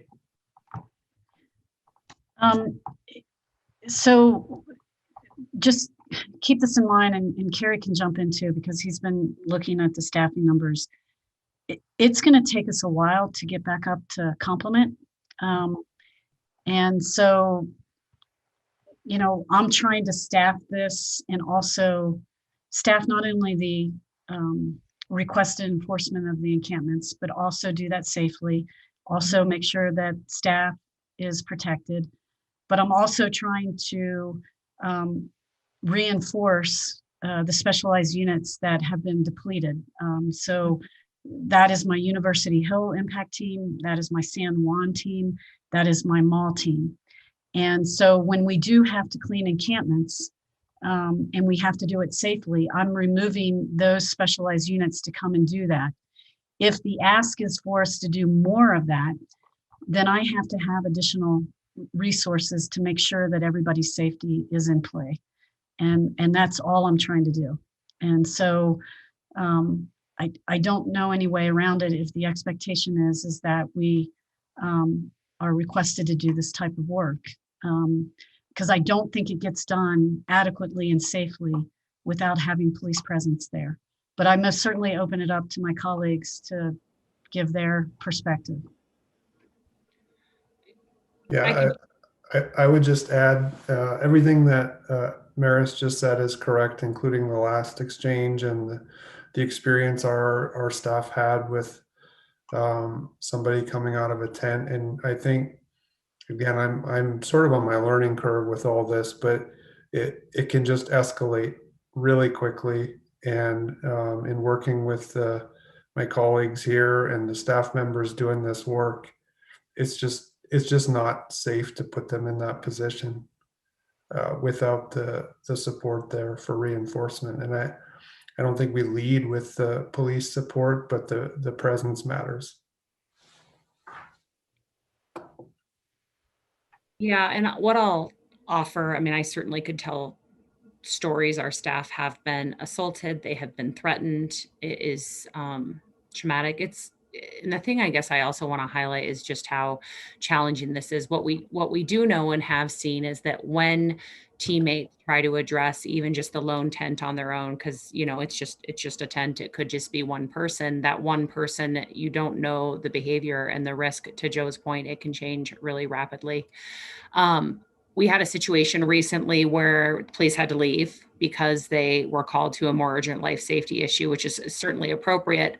And our team described that within 10, 15 minutes, the tone completely changed. And the folks that they were working with became very combative, and they abandoned, and they all know, like, your safety is never put your safety at risk to accomplish this work. It is the work we have to do if the city is enforcing the camping ban and we want to keep our public spaces safe, and your safety has to come first. And so they stopped that day, right? So I would just add that. All right, thanks. I will move on to my next question. I only have a couple more, I think. Are rangers, are we expecting that they would be armed? They would not. Okay, thanks. Okay, I think that's all of my questions. Thank you. Thank you, Rachel. Are there any more questions from council? No. I do have a question, but I wanted to make a comment based on everything that Rachel said.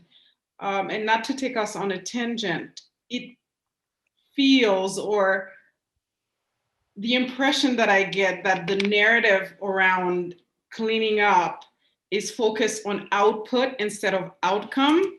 And it's so important that for us to engage that outcome piece. Because as I was listening to Rachel asking the questions, I think some of the answers, I guess staff were able to respond to them, but I thought to me, wow, when I think of cleaning up, I thought part of it as well is promoting healthy living and encouraging outdoor activities, and also mitigating conflict, because part of it is that you have community members, regardless of whether they showed up here in Boulder for one day or just they've been in Boulder for a week, they're camping in a park where we don't know whether it's going to be permanent. And then we also have community members who wants to use the park.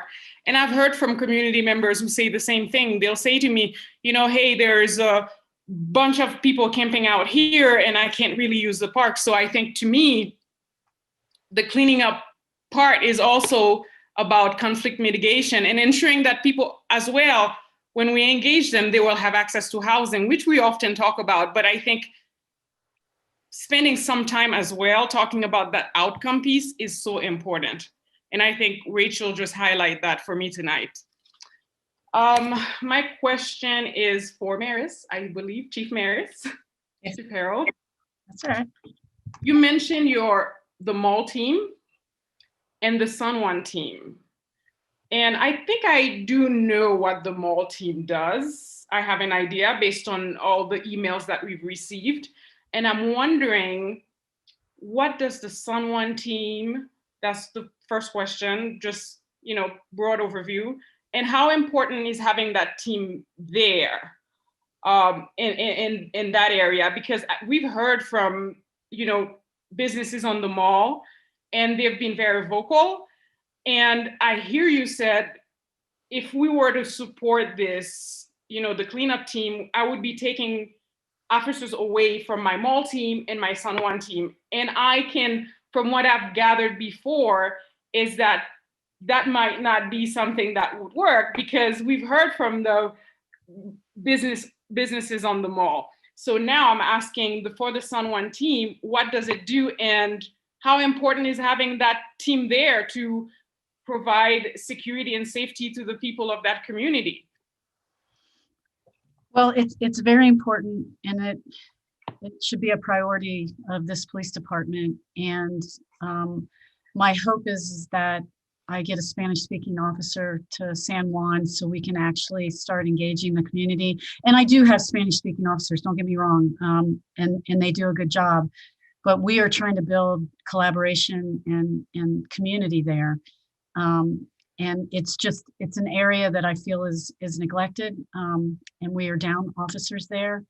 And it's an area that there was a lot of buildup to get really strong community collaboration, and it's it's stalled out because we don't have the resources there.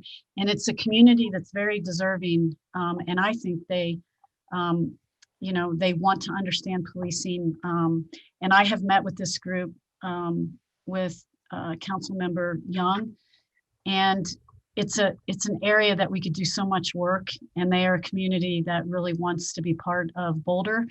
And I just see it as a big gap, and it breaks my heart because I think that we owe it to this community to collaborate with them on not just policing, but city services and in general. So, yeah.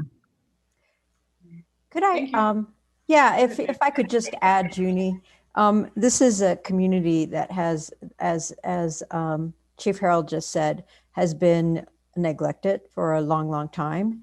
And it's something that a group of us has been working on for a long, long time as well. And definitely the police presence is part of the solution. And the reason I'm interested in it is because it's a police presence that would be building community and helping community members, as Chief Harold said, access services. And there's a lot of, I guess, institutional neglect, and this community has often been forgotten. So it is something that needs attention. And I think that the community building that can be provided by officers that are trained in a specific way would be essential to getting things on a better track. Yeah. Thank you so much, Mary, for this comment.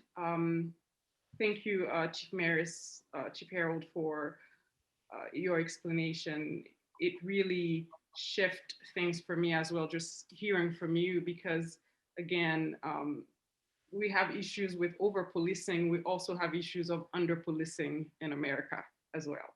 And I think, just this discussion bring that up. But we're moving on to talk right now. We've asked all the questions, and I think right now it's time to move on to comments.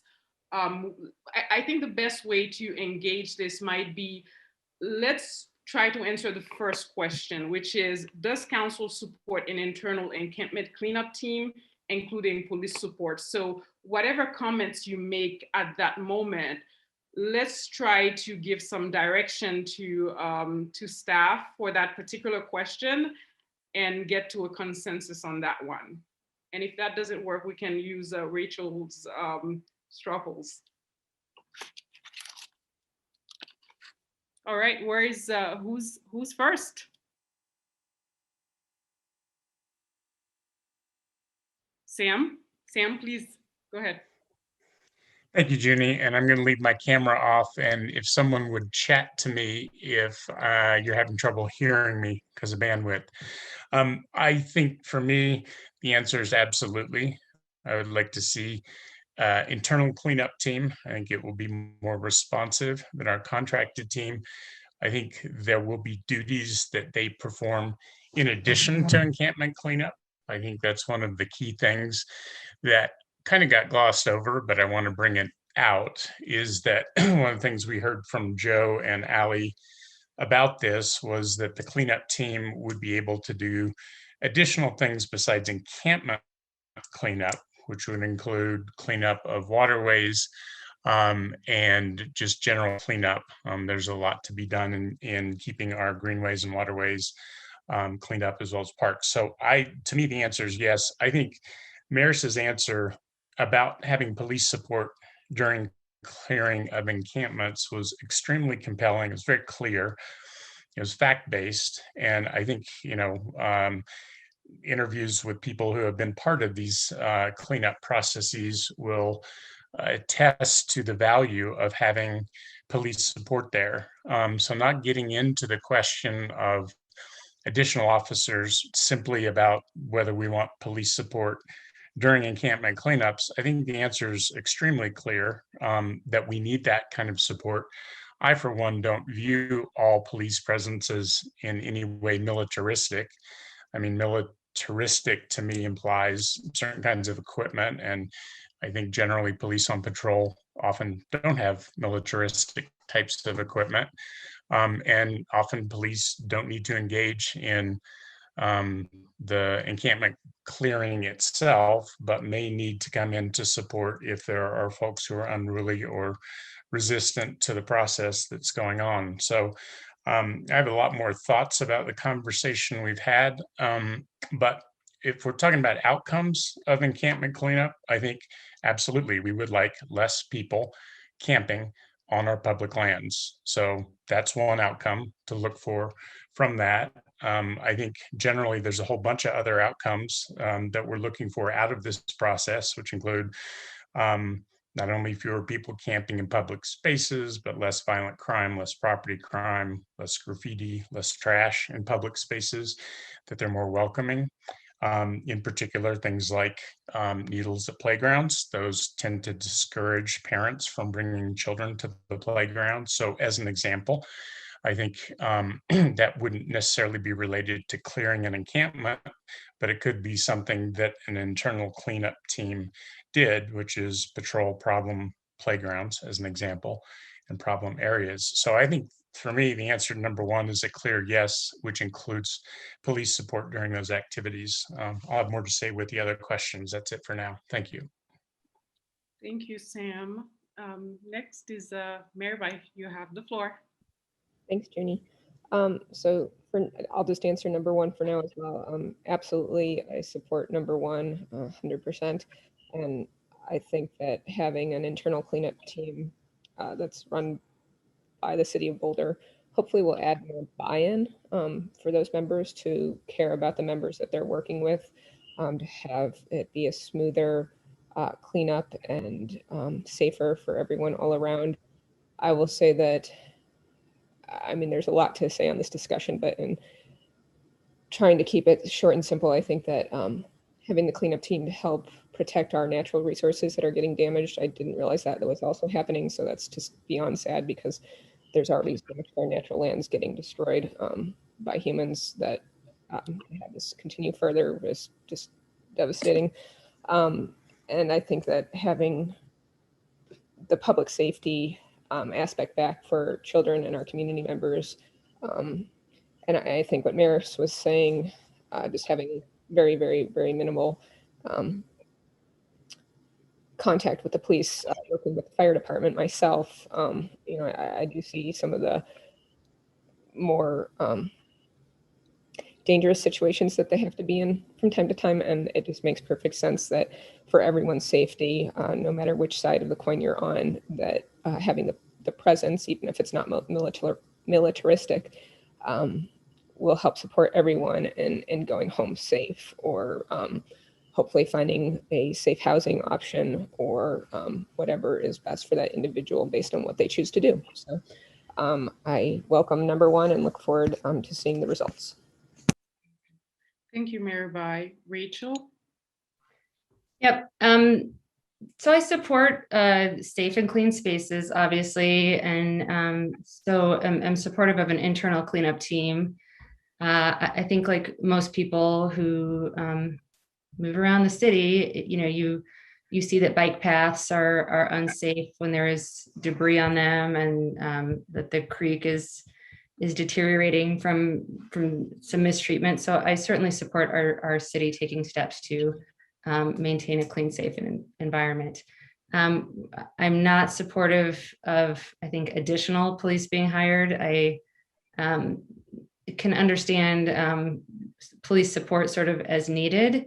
And I'm sort of jumping ahead a little bit to question 2 here, but like the ambassador and park rangers programs were sort of pitched to me by several people as an alternative to policing. So we will do these things, and that will be in lieu of policing. So I'm disappointed that this request came with a request for more officers in addition to what I was told would be in lieu of heightened policing. And just for like context or perspective, and again, you know what I'm saying, like we often move through the world without police. My daughter and husband both work in an emergency room, and they frequently go into rooms where there are people who are violent or refuse to leave. They get spit on and peed on. They do not go into those rooms with 3 police officers, even though that's a common outcome. So they do have, you know, police officers, you know, nearby that they could call if they needed it, if somebody exhibits that violent behavior or refuses to leave when they're discharged. So I'm not sold on just because something has happened a number of times, you need to then bring in guns when you are dealing with a situation that requires compassion and meeting people who are having a really hard time, much like people go to the emergency room. Like these people are going to be having a bad day. So I just don't understand why we need armed people there without something having escalated. And I'm not insensitive to, we don't want to put staff in danger. We don't want other people to be in danger. I'm not saying we should have no police ever at encampment clearings. I just don't understand why we would automatically default to, if we're dealing with basically somebody who's unhoused, we need police presence. And that is, it just feels sort of inherently targeting a population, and I'm not very comfortable with that. So supportive of the clean spaces, not supportive of additional police officers being hired. I would hope that as we hire these new 30 people, we can find resources as needed to have people there when we need them. Thanks. Thank you very much, Rachel. Mark, you have the floor. Thank you. You know, in a better world, I would prefer that we not add additional police, but I'm not sure that that's the state in which we find ourselves. I do agree that we cannot send staff into these situations without adequate support. It's simply not safe, and I really don't want to go there. I do understand and support the value of the cleanup team. And with respect to the officers, I am impressed by Chief Harold's explanation as to why they are necessary. And I take some comfort in the fact that their training will be different and specialized for the purpose to which they're being employed. And I think that's very important. To some of Rachel's earlier comments, I happen to agree that it's critical to collect real data and both to track outcomes and determine the efficacy of this program. It's not a cheap program. And if we're going to spend this money and go down this road, we do need to know that it's impactful at the end of the day, so that we can make a determination as to whether or not it's renewed after 18 months or we take a different path. So I think that aspect of it, in terms of understanding what we're doing, what our outcomes are, defining what we consider to be good outcomes, are all critical components of doing this. Having said that, though, I fully support the cleanup team, and I reluctantly acknowledge that a police presence is required, or police support is required for them to carry out their jobs. And so I would support that as well. Thank you, Mark. Mary, you have the floor. Thank you, Junie. And I, first of all, I want to say that I appreciate Rachel's request for good metrics and measuring outcomes. And as I sit here, I did go over to the Outreach Fort Collins dashboard, and there is a relationship or between, seems to be, as client contacts go up, disruptive behavior goes down. and that as time goes on, they have seen just the number of service calls go down. So I think those are important metrics, and the metrics will be very important to be determined by staff. I don't know that council determines what those metrics should be. I think we should state our concerns, and then staff can come up with the appropriate metrics. But I think that those metrics will be very, very, very important, as not just locally too, and to Rachel's point of how do we know that the decrease in camping here isn't causing an increase in camping elsewhere. And that's where a regional collaboration and effort is critically important. So that's just to start there and just say that I support Rachel's comments with respect to keeping good metrics. I support the cleanup team, as well as the police officers to provide the support. And the reason I believe those police officers would be essential is because, as Chief Harold stated in my questions, they will be trained differently. And they will be trained in a manner that I think we should be moving in this country. They will be trained in a model that is new. And furthermore, they will be going out into different communities using that different approach. So it's not only a pilot project for the cleanup team, it is a pilot project for a reformed approach to policing. So, so I support it for that reason. I think the other thing is that when you are, one of the things that we do know about a lot of the folks that are in these encampments is that they have meth addictions. And oftentimes it's combined with mental illness. And when you bring those two together, there's higher possibilities that there could be some behavior that could escalate and that could be harmful to the people that aren't equipped to deal with it. So, so I think that police officers with a new approach to policing that could more compassionately handle folks that have the meth addictions combined with the mental illness are essential. So for those reasons, I support number one. Thank you. That's all I have. Thank you, Mary. Bob, you have the floor. Thank you. Well, first of all, I think the decision to bring the cleanup crew in-house is a no-brainer. It'll undoubtedly save us money, and more importantly, to give us greater flexibility. Joe, I don't know who you annoyed to get stuck with this, but congratulations. It's now your baby.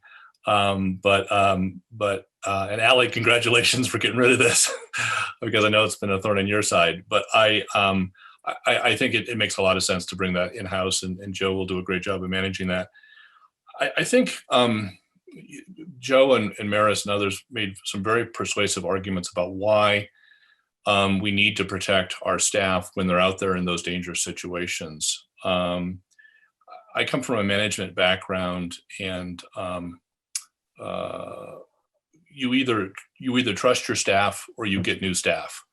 And I trust this staff. It's our job as watchdogs and as representatives of the community to ask hard questions, to make sure that our staff recommendations are sound and are well thought out.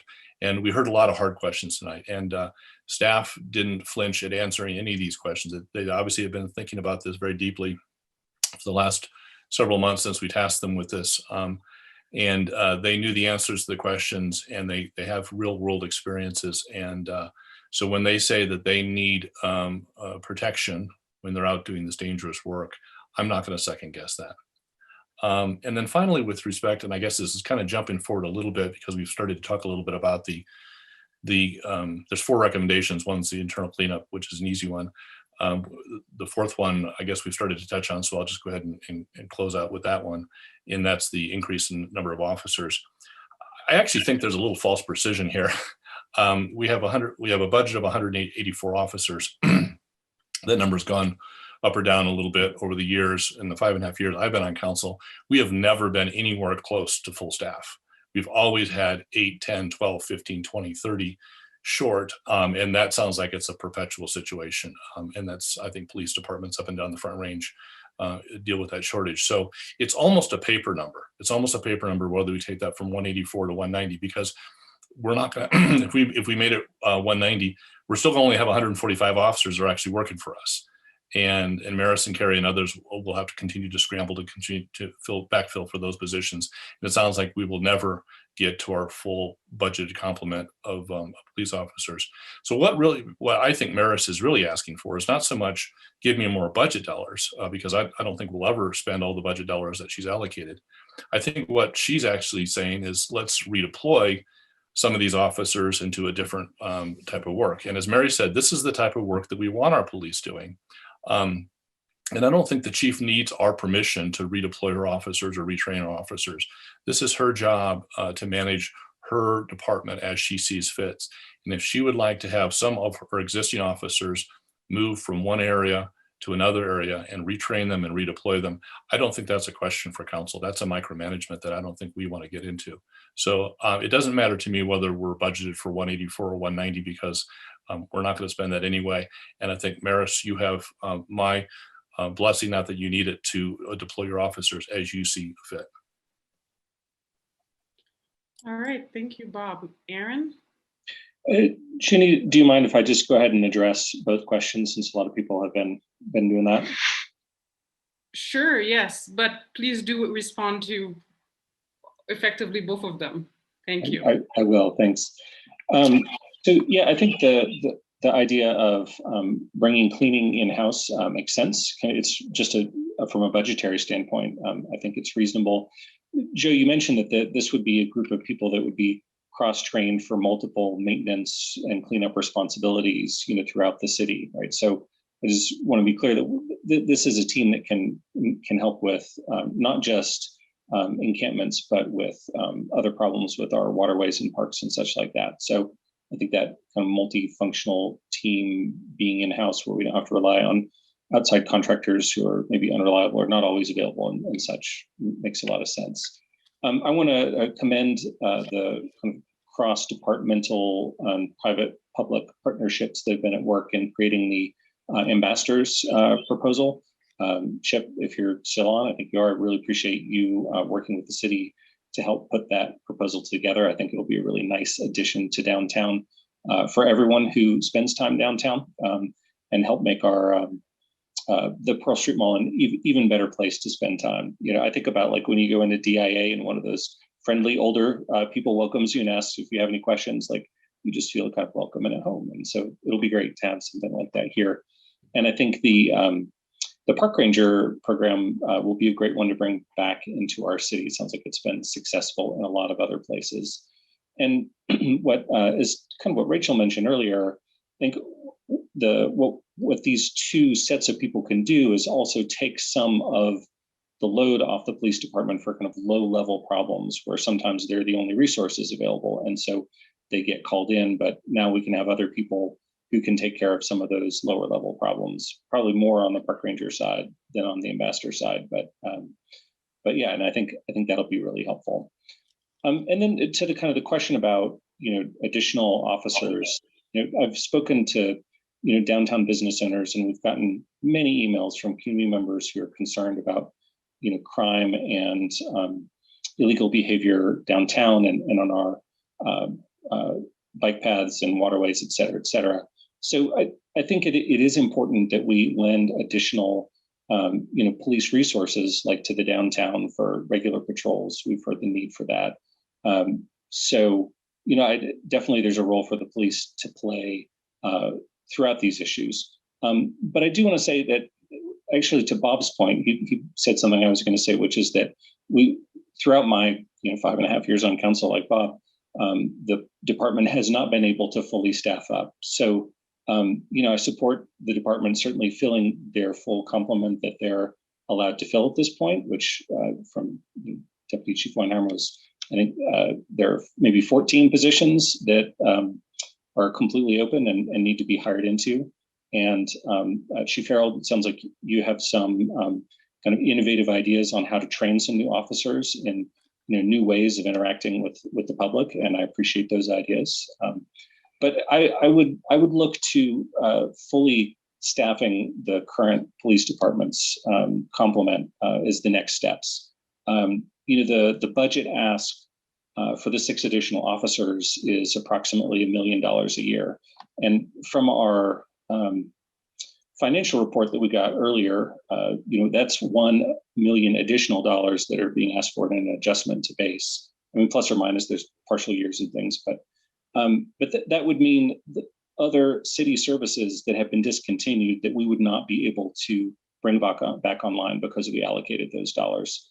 Things like reopening the libraries or adding additional Parks and Rec services and other services that the community has been missing. So I would not look to add additional police funding. I'll also note that we've got the police master plan underway, which can look at kind of the best size of the force for our city's needs out into the future. So my request would be to go full speed ahead on the ambassador and the park ranger programs, and we support our police in their new approaches, but not add additional funding to that budget line item at this time. Thank you.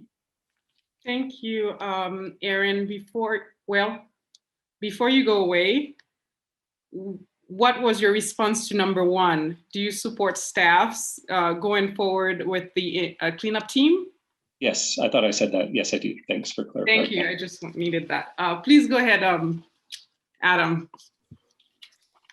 Thanks, Junie. I'm going to do the same as Aaron did here, and for most of the same reasons. I'm taking the same approach as him.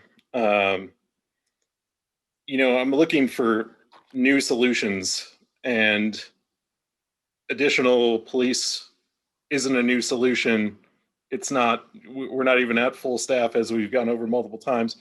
And if we were going to spend 1.5 million on it, I would much rather take that money and try to balance the equation between enforcement and additional services. So to me, if that 1.5 million is still on the table, I would love to put that towards transitional housing, or, start eliminating the reasons why people can't go to shelter or won't go to shelter. There's still holes in our sheltering system. There's still holes in our transitional housing system. There's still holes in our system for healthcare, especially around substance abuse and mental health issues.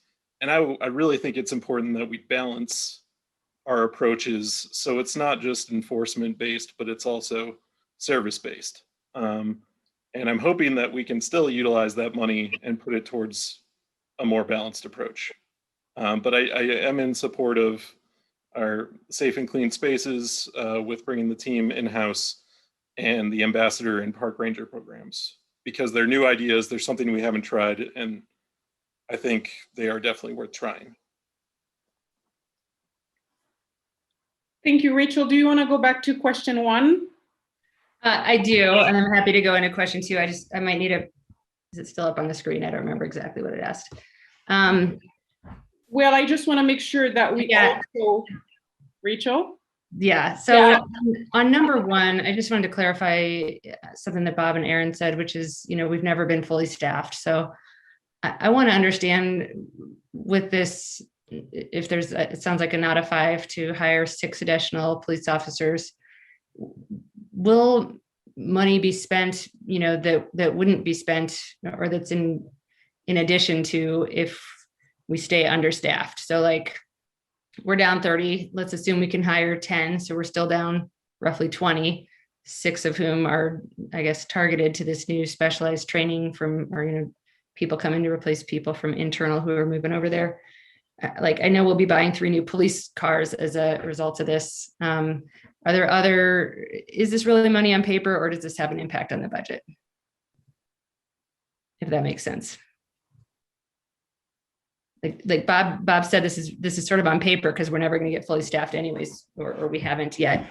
So I just want to understand, like, is this 1.5 million really not going to impact the budget, or can it be moved around? Is it just targeted at these 6 officers? And if we only hire 20, then it really doesn't matter and it's just on paper, or are there ways that it is off paper? Rachel, I was wondering if we could answer that question on number 2 and respond to number 1 first and then move forward, because I feel like that question is responding to number 2.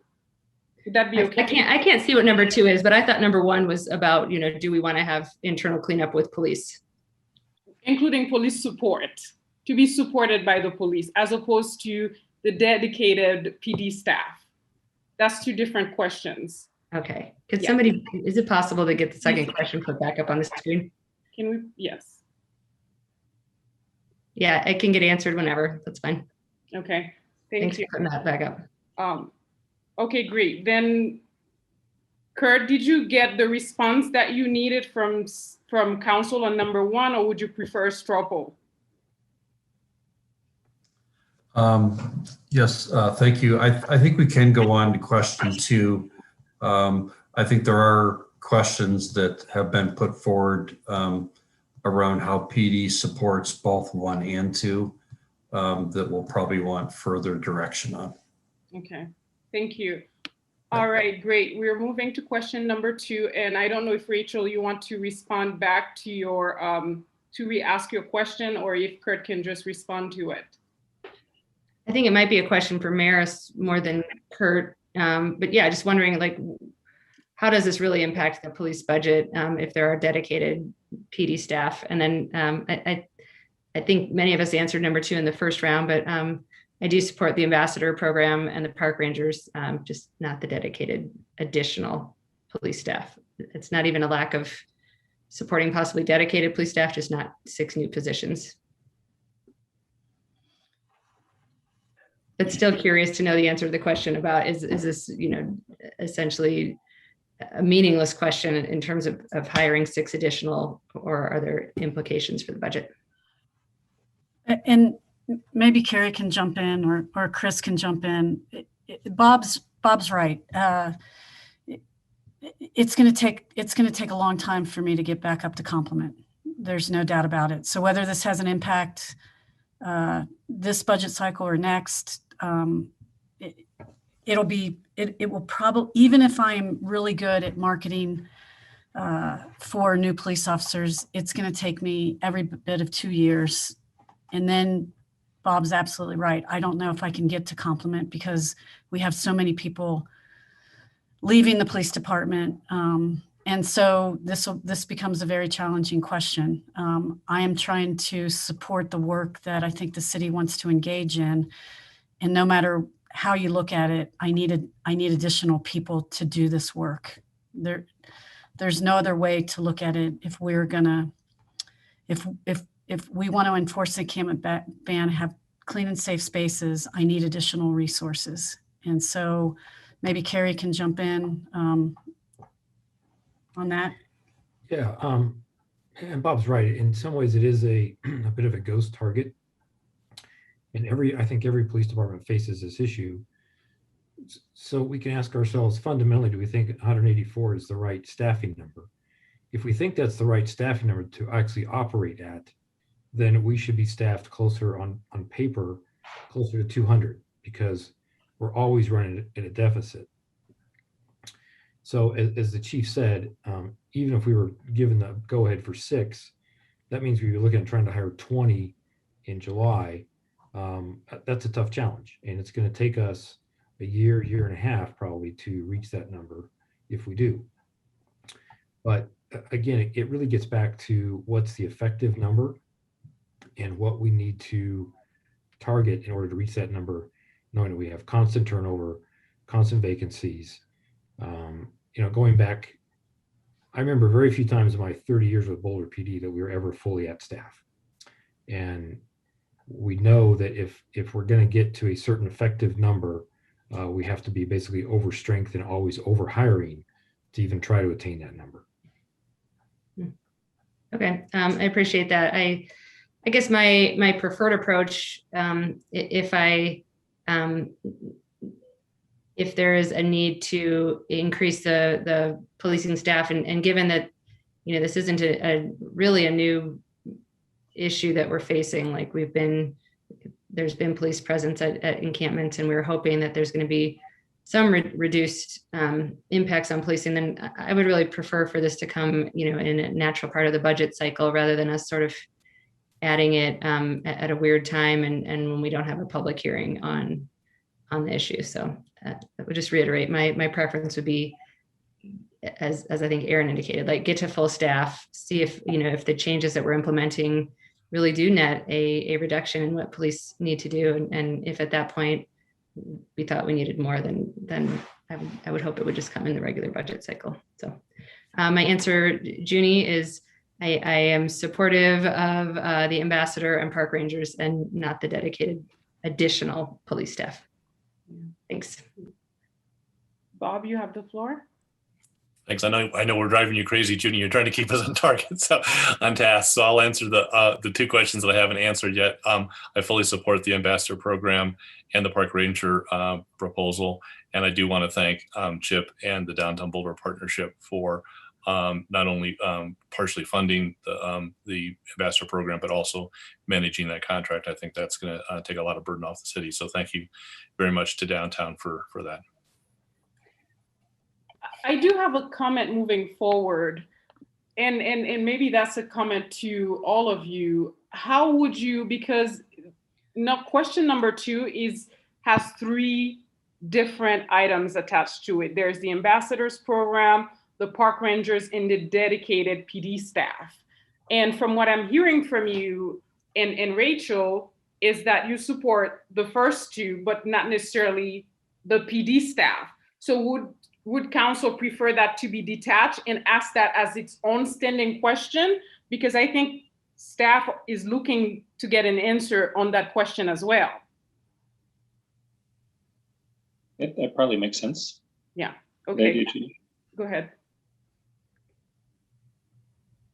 Aaron? Well, I already answered the question. I just supported your idea of splitting it off. I think many of us have already addressed it separately, but I think if you track like who's supporting it or not, I think we do want to. It's worth everybody registering their opinion on that third piece.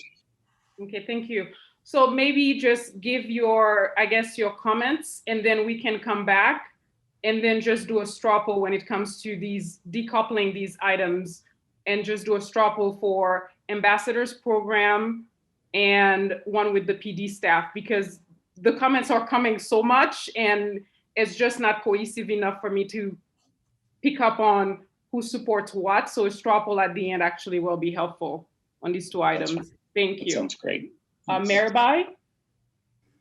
That's all I was going to give. I support everything under 1 and under 2. So just to make it easy. Thank you. Mark? Yes, just to be entirely clear, I support both the programs on the number 1 and number 2. And I'd be very concerned actually at setting up any of these programs in the absence of having appropriate police support for them. I would be very reluctant to send our staff into action as a cleanup team without those resources available. Thank you, Mark. Sam? Thank you, Junie. So I'll make a couple comments here real quick. I do think we need a straw poll on the police department staffing question, so I agree with that. To be clear, I've answered 1 on number 2. I also support the ambassador program. Thanks to Downtown for their help with that and for wrestling up some grant money for it, along with our staff. Park rangers support that as well.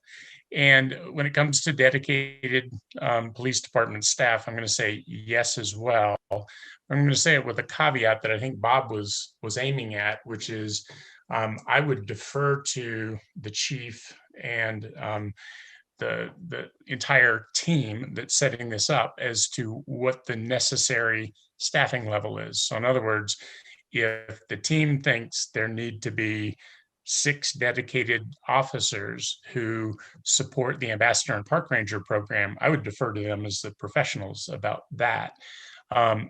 What that means as far as overall staffing and cost, I don't know that we have enough information to understand that. We've been given a number and we've been given a few police cars and 6 staff. But I think the point Bob's raising, and we've talked around, is that we're never full staffing. If we raise the total from 184 to 190, we're still going to be struggling around 20 or 30 officers underneath that. So when I say yes to all of these, it means that I want the chief to tell us how many police officers are needed to effectively support the ambassador program and the park ranger program. And I support that judgment. And so if it's 2 or 4 or 6, and how that interfaces with the overall budget, I agree with Rachel in the following sense, that we will see that when it comes to the budget requests for 2022. And then we can talk about that again there. But for the purposes of planning, I'm going to say I want the chief to have the latitude up to the 6 officers to support this program in the way the team dictates. And if it starts at 2 and goes to 4 and then to 6, I'm going to trust her professional judgment on that call. So the answer is yes, I support 1 and 2. And when we come to the straw poll, I want my vote to be understood as giving the chief and the city manager the latitude to staff up to the point where it effectively supports that. And when we talk about the next subject, I will have more comments to make about services versus enforcement. But I will say for 1 and 2, if you're going to have a law, you have to enforce it. If you don't enforce it, you should take the law off the books. And so we do need a balance of enforcement and services. But I think what we're hearing from staff is, hey, if you want us to enforce the law to the level that you're asking for and the community is asking for, these are what we need. And so in the spirit of that, I'm saying yes to 1 and yes to 2, and we can have the straw poll and the encampments question shortly. Thank you. Thank you, Sam. Mary? Thanks, Junie. And yeah, I think that Bob raised a good point, as well as Sam in the caveat on number 2. So let me just start by saying that I support 1 and 2 in all its components. And I think what Sam said makes a whole lot of sense to me, given that this is a pilot project, a pilot that begins now and goes for 18 months. And so we couldn't wait until the next budget cycle to do that. We'd have to wait to begin the pilot program until then. And given that these particular officers will be trained differently, I think the approach that is being taken is appropriate. I also think that providing staff with the latitude to determine what the correct level of staffing should be, that's another piece that is informed by the pilot. So I think we need to keep in mind that that's what we're doing, is we're testing this. We're going to learn a lot from it. And I hope that that it does improve the situation. So yeah, we can do a straw poll if you'd like, but I do support both of them fully. Yeah. Thank you, Mary. Just I wanted to make a comment as well, because I didn't earlier. When it comes to 1 and 2, I will support both of them, which means that we do get the 5 that is needed, but we'll still do the straw poll. And I want to explain why I support both of them. I support number 1 because of everything we've discussed earlier, keeping places clean and the outcomes that we've mentioned earlier. But the reason why I end up supporting number 2 is because of what I've heard from Chief Harold. We understand, she mentioned that officers will be taken away from the mall team and the San Juan team. And we know just a week or a couple of weeks ago, we had the downtown area requesting support and help. And I just think these will be in conflict, and especially thinking about San Juan. And Mary just mentioned how important it is to have police support over there. And I understand some of the challenges for some community members when they talk about safety and security. But again, it goes back to, for me, it goes back to the under-policing of, as well, of certain areas. Safety and security means providing safety and security for all community members, not just some community members in some areas.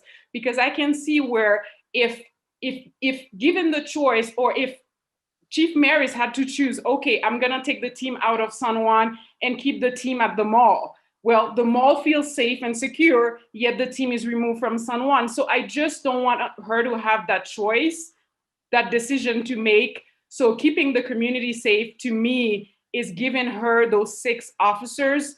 If that's what it takes, I will support it. And again, I think, well, Chief Maris has a very tall order, which is the police reform that she's implementing here in Boulder. I think this is an opportunity for her to show us that reform, to show us how it works. And I fully support it because of that. So yeah, those are my comments on that issue. So we are heading now to the straw poll if we don't have any more comments coming from council members. So just to be clear, let's do the first straw poll will be, does council support coordinated efforts that include ambassadors program and park rangers? Can I suggest that we take the presentation down so we can see each other a little better?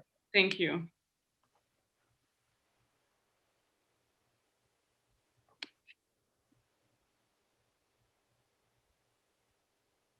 All right, we've already responded to question 1, so we're only responding to question 2. Can you please raise your hands and let us know if you support the coordinated efforts that include ambassadors program and park rangers?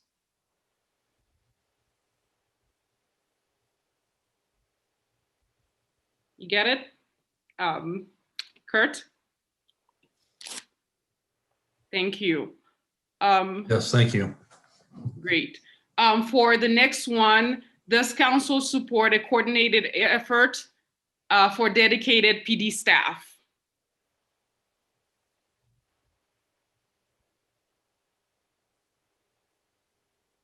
So Junie, would you like everyone to raise their hand physically? I'm not sure if. Yes, that's, well, since we've done that, I can see how many people. It's 6 of us. The only people who did not responded yes is Aaron, Adam, and Rachel. So it's 6-3 to move forward with that. Do you have a comment, Aaron?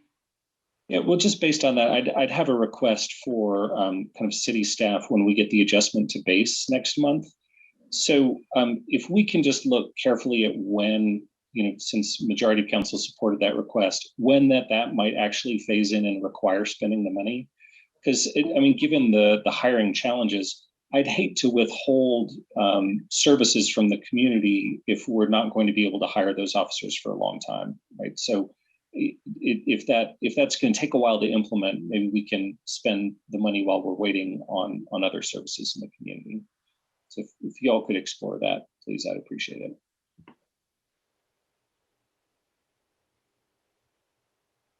All right. And I didn't hear any words, but I think I saw a couple nods.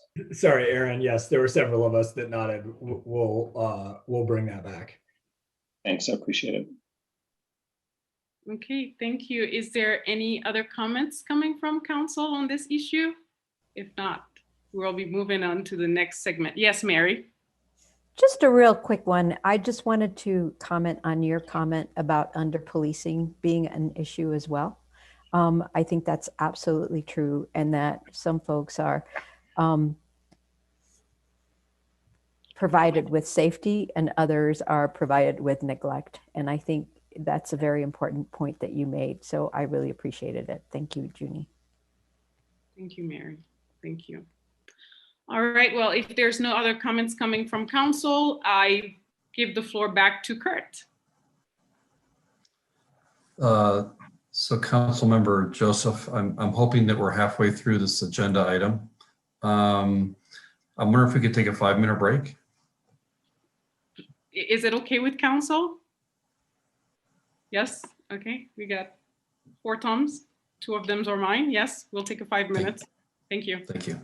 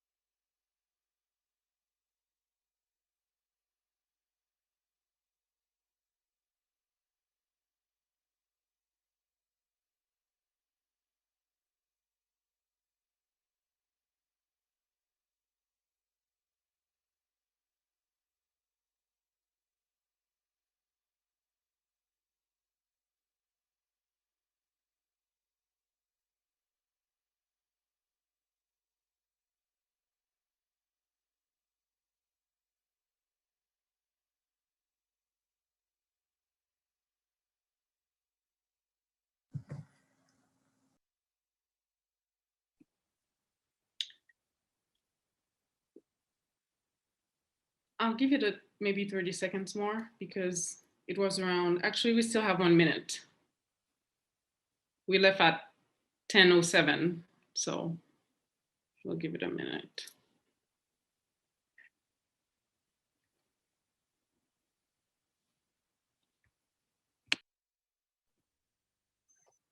Junie, this is Sam. I'm here. Welcome back, Sam. We're waiting on Aaron and Mary and Mark. Perfect, they're back. Oh, great. I think we can get back to business. Thank you. If I could ask that the presentation be brought back up.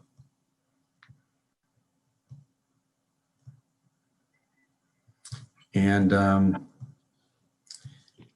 if you can go to full screen, that would be great.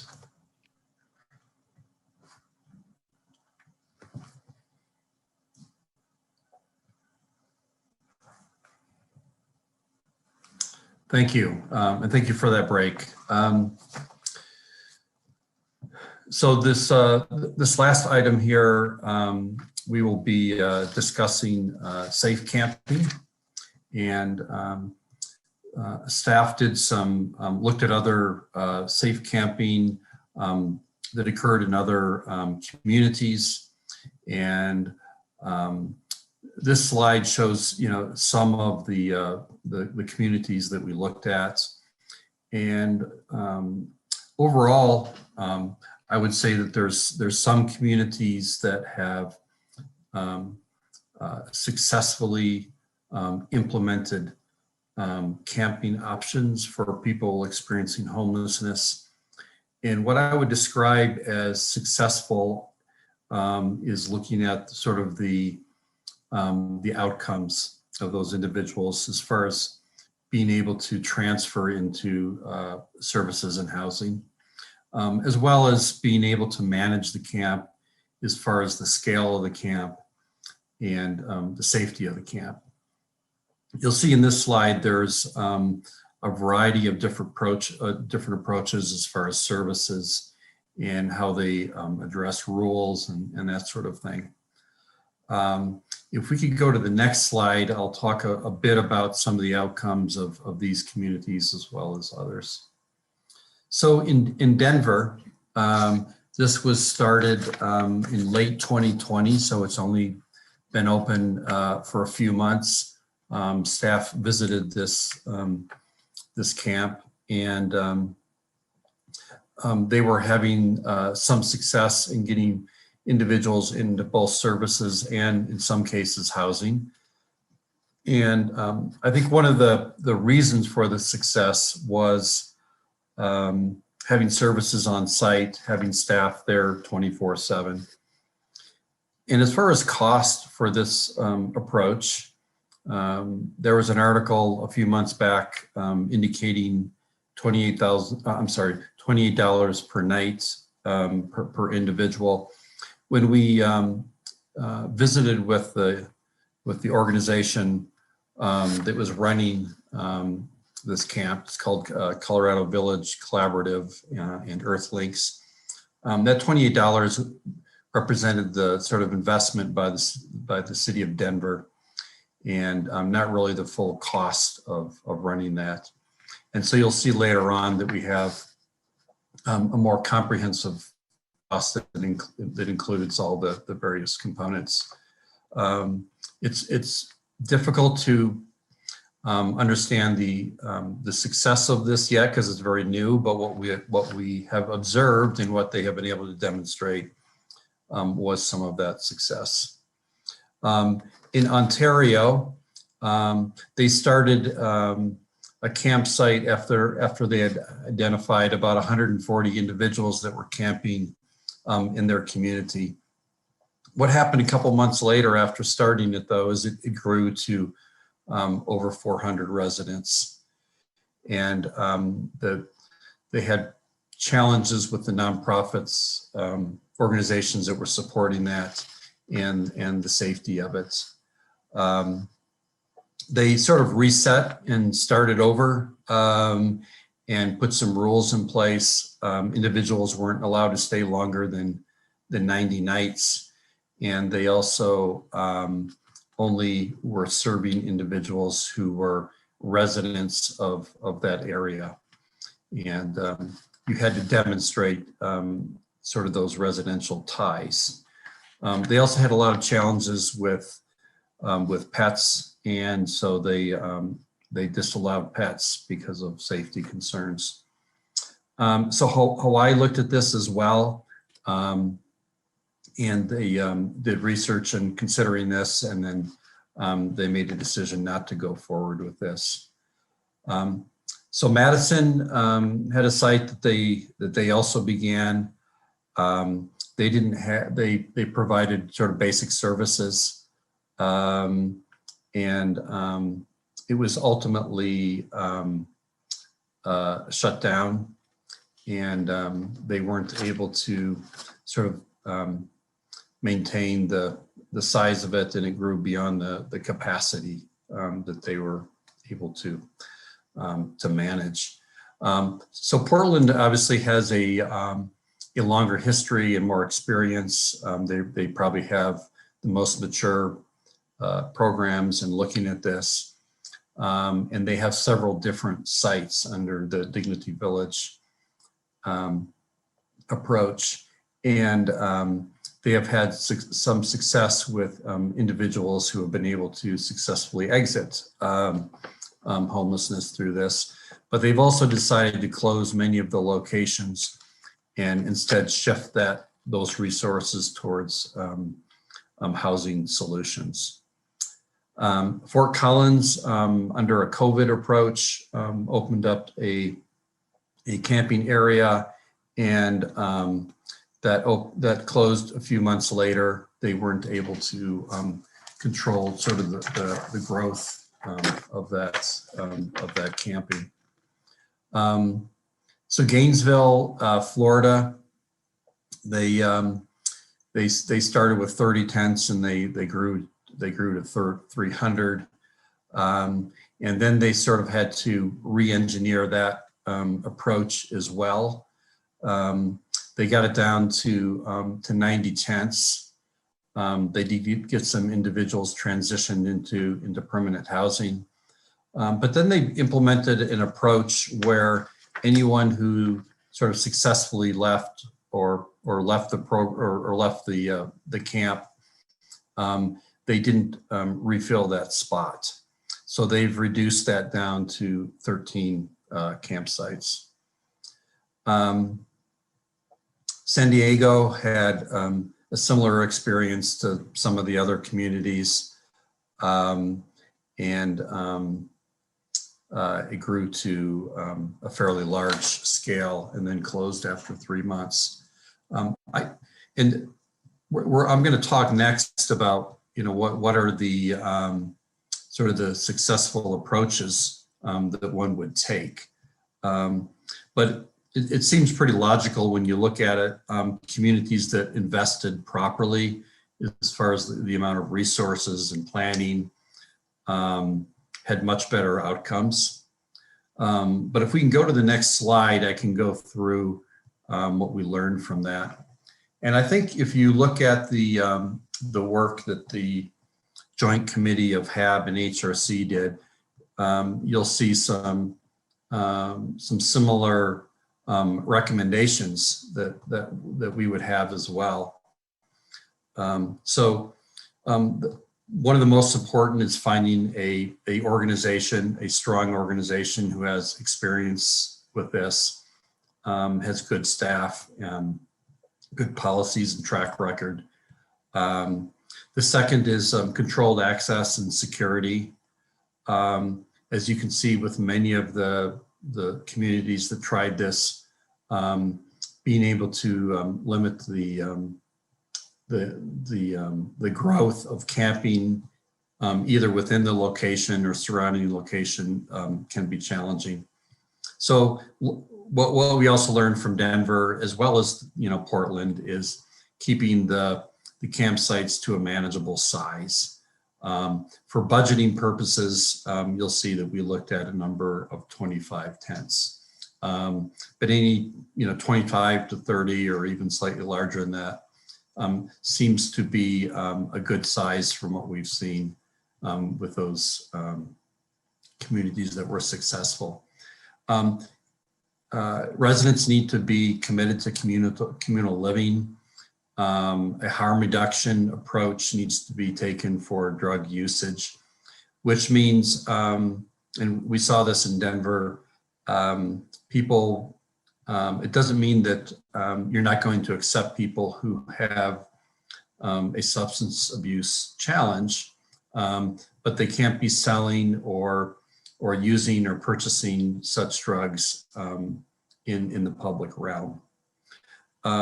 Prohibition on propane heating Some of them will have one outlet in each one of the tents. And then also connecting them to services. So CV screening would be important.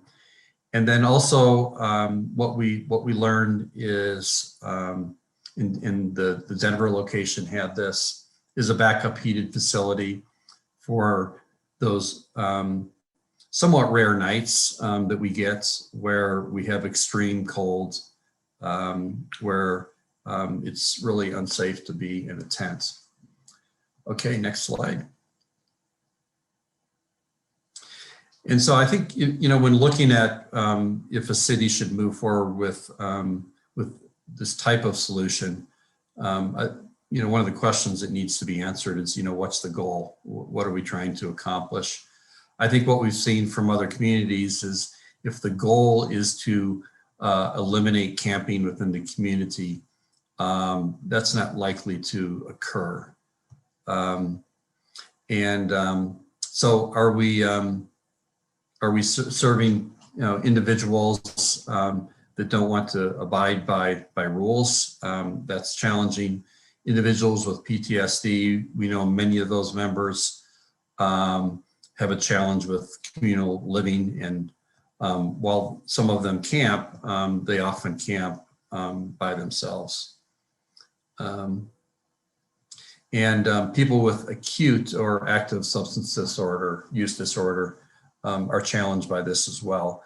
What we've heard in part from the community and feedback that we've received, as well as that from HRC and HAB discussions, are community members that can't access the shelter because of pets or couples that don't want to be separated in the sleeping environments, or cannot obtain permanent housing. And for many of those are individuals with criminal records, many of them with as sex offenders. And what we've noticed is in successful camps, their rules are often very similar to those of a shelter. And one thing we'll talk about next week at our council meeting is the focus that we're really working on this year for individuals who do have criminal records, getting housing for them, and starting off some residential meth treatments as well, which will start to sort of scratch the surface of addressing those challenges for some individuals in our community. Next slide. So considerations on the left side, considerations would be, you know, prioritization of staff resources. And I think what you'll see next week as well, there's a number of different initiatives we're working on. So it's either a trade-off of doing this activity versus others, or it's additional staff that would be required for that. Offsetting the resources, these are expensive programs if you want to do them correctly. Finding a good nonprofit that can do this work, and then scoping a location. Where's a good location in our city where it would be acceptable to run this type of facility. So the proposed sanctioned camp, we looking at including all of the costs for the camping approach in Denver, as well as looking at costing from Portland. We came up with a cost of $59 per individual tent per night. This number could go down if you had a nonprofit that also put resources into it, or if you had a larger facility that had more tents, this cost per tent would go down, but your total cost may go up. Permanent supportive housing, so that's our current program for individuals who are in sort of a housing first approach. many individuals in chronic homelessness who go into a housing solution in Boulder will have services that go along with that housing. That's approximately $18,000 or $19,000 per year, or about $52 per night. Our city's support to the shelter in North Boulder is about $12 or $13 per night per individual. And hotels, you're aware that we have been using hotels this year for certain individuals and to increase our capacity. That's about $60 per night.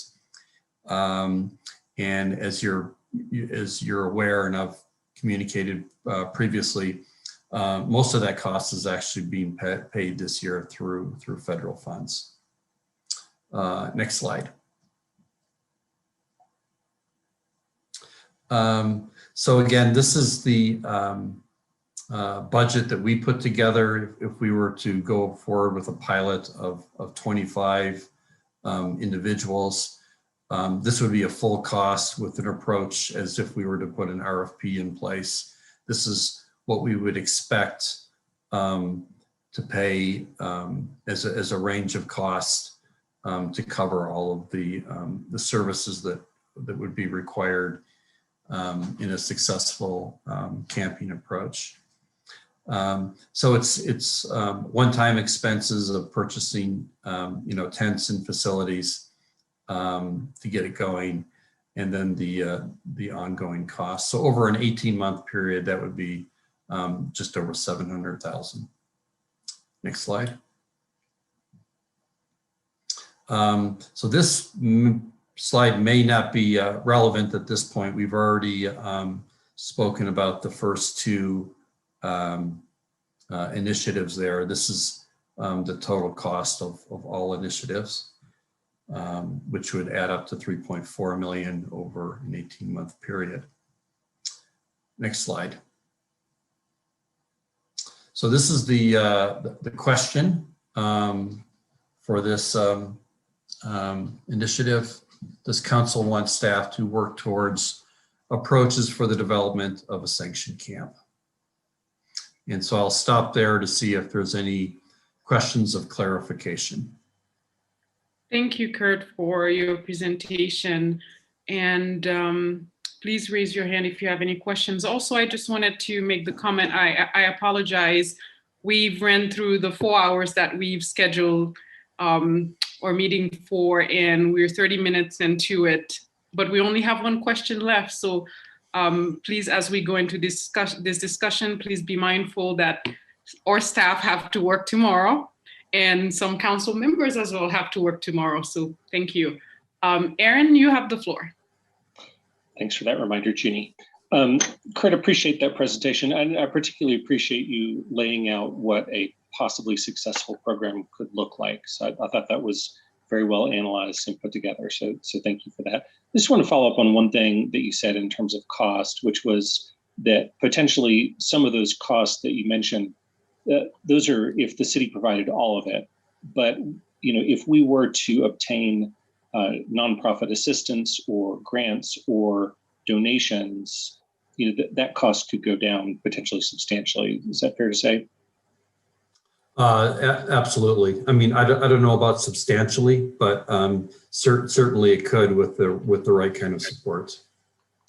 Okay, thanks. Because I know, like in Denver, they've had a lot of that, right? That their per day cost is substantially lower because of a lot of the donations they've got, I believe. So it wouldn't be guaranteed, but it would be possible that some of those things could happen to lower the impact. Thanks. Yep. Any more questions? No? Going twice? Nope. Okay. So maybe should we do a straw poll, because staff was looking to get directions on this one as well? Right. All right. Does council want staff to work towards approaches for the development of a sanctioned camp? Please raise your hands. Are you raising your hand, Adam, or you have a question? I was just wondering if we could make comments real quick first. Yes. Before we do the straw poll. Please. Could I also ask for the slide presentation to be taken down so we can see each other? Thanks for that, Junie. So I just did quick back of the hand math. We're intending to spend 1.5 million on additional policing at $60 a night for camp or for even hotels, which is the most expensive option. That's 25,000 nights of hotel stay. So I'd have to imagine that would have some sort of impact, but you know, what I'm looking for, even if we don't go along with this, is the fact that we're spending a whole lot of money on enforcement and not a lot of money on alternatives to enforcement. Whether that be this or something else, or 25,000 hotel rooms. I don't know, but I just wanted to throw that out there as a quick little math piece. Thank you, Adam, and thank you for the reminder. Thank you. Rachel? Yeah, I still don't think I have a good answer to the question, where do people go? So we've just voted to spend a lot of money to sort of enforce, you know, you can't camp here, much harder and more thoroughly and more consistently, if I understand what we did tonight. And I don't think we have a solution for where we expect people to go if we're saying you can't be here. And I largely in life believe in like getting to yes. And I think we were just putting out a ton of no. And as Adam said, we're not like looking at both sides of the coin on just this issue of encampments. And would also add, like, we don't even have a convenient spot nearby that if you want to like spend $10 a night, you can camp. And most places that I've lived in my life have a pretty convenient like KOA campground. And so I think it's something that's really missing overall here. And it's probably part of why people are camping in our public spaces. So the fact that we don't have that, and we know we have a lot of people camping, and we know we're about to start getting harsher on that, means to me that we need to at least pilot trying something, dovetailing with it, getting data, seeing, you know, if we do a small sanctioned encampment, do people who go there transition into permanent housing solutions? So, or permanent supportive housing, like, without trying it, I think that we're missing an element of the data. I think we fear that there's a magnet effect, and we don't really know that. I think there's evidence that says there's not. So, you know, as part of this data collection, like by having a you know, fairly small to make it workable sanctioned encampment that hopefully we're getting a variety of funding sources for, does that help people's outcomes? And so I think we're missing an opportunity to just look at enforcement and not figure out what happens on the back end if we don't provide a different place for people to go. So to answer the question, I can't remember if it was phrased as a yes or no question, but I do support us doing more research and coming up with a proposal for a safe outdoor space. Thanks. Thank you, Rachel. Bob? Thanks, Jeannie. I'll be mindful of the fact that we are late hour, but I do have 5 things to say, and I'll say them quickly. I'm opposed to sanctioned campground for 5 reasons. Number one, we have more than an adequate number of shelter beds available. We have dozens of beds unused on any given night. I went back, we have a dashboard, a wonderful dashboard that shows how many beds are available, how many beds are used each night. And we have 282 beds available during the severe weather sheltering season. And I look back to see what the high water mark was in each of the last 3 months. In January, it was January 25th when we used 137 out of the 282 available beds. On February 25, we used 131 out of the 282 beds. And on March 12, we used 134 out of the 282 available beds. And those are just the high watermarks. Many nights we had far fewer people. So we're using less than half of our available beds. So unlike some of the cities that Kurt put up on the screen earlier, including Denver, which simply ran out of shelter beds and had no choice but to provide a sanctioned campground, I really struggle with why we would have a sanctioned campground and ask people to sleep outside under canvas tents, and we have perfectly good bricks and mortars that we have spent millions of dollars on, and beds that are available and unused every night. Number two, I do understand that there are some people who won't go to the shelter. Some reasons I think are a little specious. Other reasons are probably quite legitimate. And the one that I hear most often that's legitimate is PTSD. Let's take care of that issue head on, rather than creating a sanctioned campground to address people with PTSD who may not even avail themselves of the campground, as Kurt mentioned. Let's address those people's unique problems with unique solutions. Staff observed that a sanctioned campground would cost $59 a night per person. A hotel room costs $60 a night per person, and that may be a perfectly adequate solution for a person with PTSD until they transition to a more permanent solution. Number three, as Kurt observed, a sanctioned campground would have policies very, very similar to what we already have at the shelter. Drug use would be discouraged, very limited nighttime visitation rights, and criminal activity would of course be prohibited. So the people that oftentimes we find in our campgrounds, I think our police tell us, are people that are engaging in those types of activities. And I puzzle to understand why it is that someone who won't go to the shelter because they want to engage in criminal activity or illicit drug use would suddenly go to a campground where the same rules would apply. Number four, as Kurt has demonstrated, and we've all done our independent research, city after city after city has tried this, and almost in every instance, Portland's probably the one exception, these have just been abject failures. Millions of dollars have been wasted. People's lives have been adversely affected when they believed that they had a place to stay, and then that was taken away from them. I don't know why we would undertake a program that city after city has found to be unsuccessful. I often ask my colleagues, my fellow council members or peer council members at National League of City Conferences who have set up sanctioned campgrounds, what do you think? Do you think we should do that? And every single one of them has told me the same thing. Don't do it. Don't do it. It's a disaster. And finally, I think that Mark hit the nail on the head with the hotline post. This is about prioritization of limited resources. And Adam raised a good point, which is we have to spend money on solutions, and we do spend millions of dollars on homelessness solutions. Kurt could tell us probably off the top of his head how much we spend. The question is, should we spend more money on this solution, which would have limited positive impact, if any, every hour that we ask staff to work on something like this, rather than solutions that work? Every dollar that we ask staff to spend on solutions on this, rather than solutions that work, is an hour or a dollar that's lost to solutions that are helping homeless people get out of homelessness. We have helped hundreds and hundreds of people exit homelessness, and we need to continue to spend the staff time and the staff money and our budget money on those programs that we know that work, rather than experiment with a program that we know will not work. Thank you, Bob. Sam, I'm sorry, Aaron. Thanks, Jeannie. Can you hear me, Jeannie? Oh, sorry. Yes, Sam, Aaron, please. Okay, well, pardon me, Sam, I'll go ahead.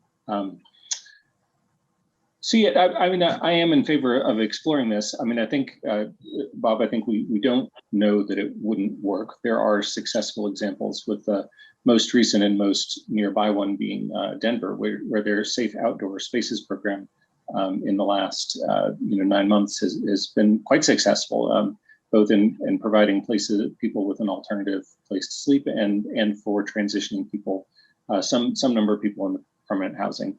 We've been talking tonight about various ways of stepped up enforcement of the camping ban, of saying to people, well, you can't sleep here. It's not legal to sleep here. And so, but I think we need to also have answers for where can you go? And the shelter obviously is a really good one, and it's a good facility and it works for a lot of people, but it does not work for everyone. We do have people that fall through the cracks and don't have options available to them. So while we're stepping up enforcement, I think we should also be looking at providing some alternatives, alternative services that can work for people for whom existing services don't. So I think, the solution that Kurt proposed was a very reasonable one, like with the wraparound services and some rules, you get a good nonprofit involved. I think it's worth exploring. There have been other successful models, and I think it's worth having as part of our suite of possibilities for people experiencing homelessness in our community. Thanks. Thank you, Aaron. Sam? Thanks, Junie. So I guess I'll just start out by saying that I thought this was a good idea once years ago, and I have changed my mind. The reason that I changed my mind is because another council member and I spent a long time trying to find a nonprofit that would work with us to set up one. We couldn't find one. And as we saw from Kurt's slides, the most important indicator of success of one of these is a strong nonprofit partner. I don't believe we've ever identified one. There have been people who claim to be willing to do it, but I haven't seen any kind of history or background that they were capable or ready. So we're missing that key element that we've tried to find. And without that, I just don't think there's any legs to this. The city isn't built to do such a campground on its own. So I'll just say that I think one reason I'm not going to support anything like this is because we don't have a partner who's willing to step up and run it. You know, I think the point Mark made in his hotline about we have to prioritize where we spend our money is a key one. I will point out that every dollar that we spend on our affordable housing program is keeping people from being homeless and is exits for people who are experiencing homeless. So you got to account some fraction of our affordable housing program. And the services we offer have improved continuously, and the data that we collect and pour over has improved continuously. If I had dollars to spend, I mean, I feel like you're right in a sense, the folks who are saying that we are talking about enforcement tonight, we're actually talking about things holistically, as we said we would. We have this piece of it on the table. But as Kurt talked about, you know, some of the ideas that staff is thinking towards is not only continuing to work hard on the folks that have the most barriers to being able to go from shelter-focused, housing-focused shelter to actual housing, but it's also the folks who have substance abuse problems. And we hear a lot about meth addiction. And if I were thinking about how to work on folks that have the most barriers, I would be thinking very hard about substance abuse treatment. And I believe that's what I heard Kurt talking about as a future direction is how do we work with nonprofits on residential substance abuse treatment. So, when we talk about Denver, realize that Denver took a funding question to the people of Denver who voted to do it. And one of the things that they voted to fund on the list was sanctioned campgrounds. So, you know, there was a voter mandate to do that. I don't feel like we've done any such thing at this point. So when we talk about we need to balance services with enforcement, I feel like we have done a whole bunch to improve services that we've been offered. Not only have we had a ton of exits, like it was over 100 exits the last time we were looking at an annual report, we know who's exiting and we know if they're exiting. So it feels to me like we have done a whole bunch to improve services. There's more to be done. I don't dispute anything that anyone said about folks do fall through the cracks. And so we need to keep working on that. That's what residential substance abuse programs would be part of. So I guess I just think this is the wrong answer. It is an answer. It's an answer that's very hard to make work. It's an answer that's arguably as expensive as permanent shelter, like a homeless shelter. So it just doesn't seem to me like this is a very good place to spend our limited time and effort. And I would just say, when it comes to camping, if folks are really looking for a free place to camp, the National Forest is free. And, you know, I don't dispute that land is expensive in Boulder. It is. But the right solution isn't to turn our parks into campgrounds. It is to give people pathways to exit homelessness. And I just don't think the campground is the best way to do that. So I'm not going to support it.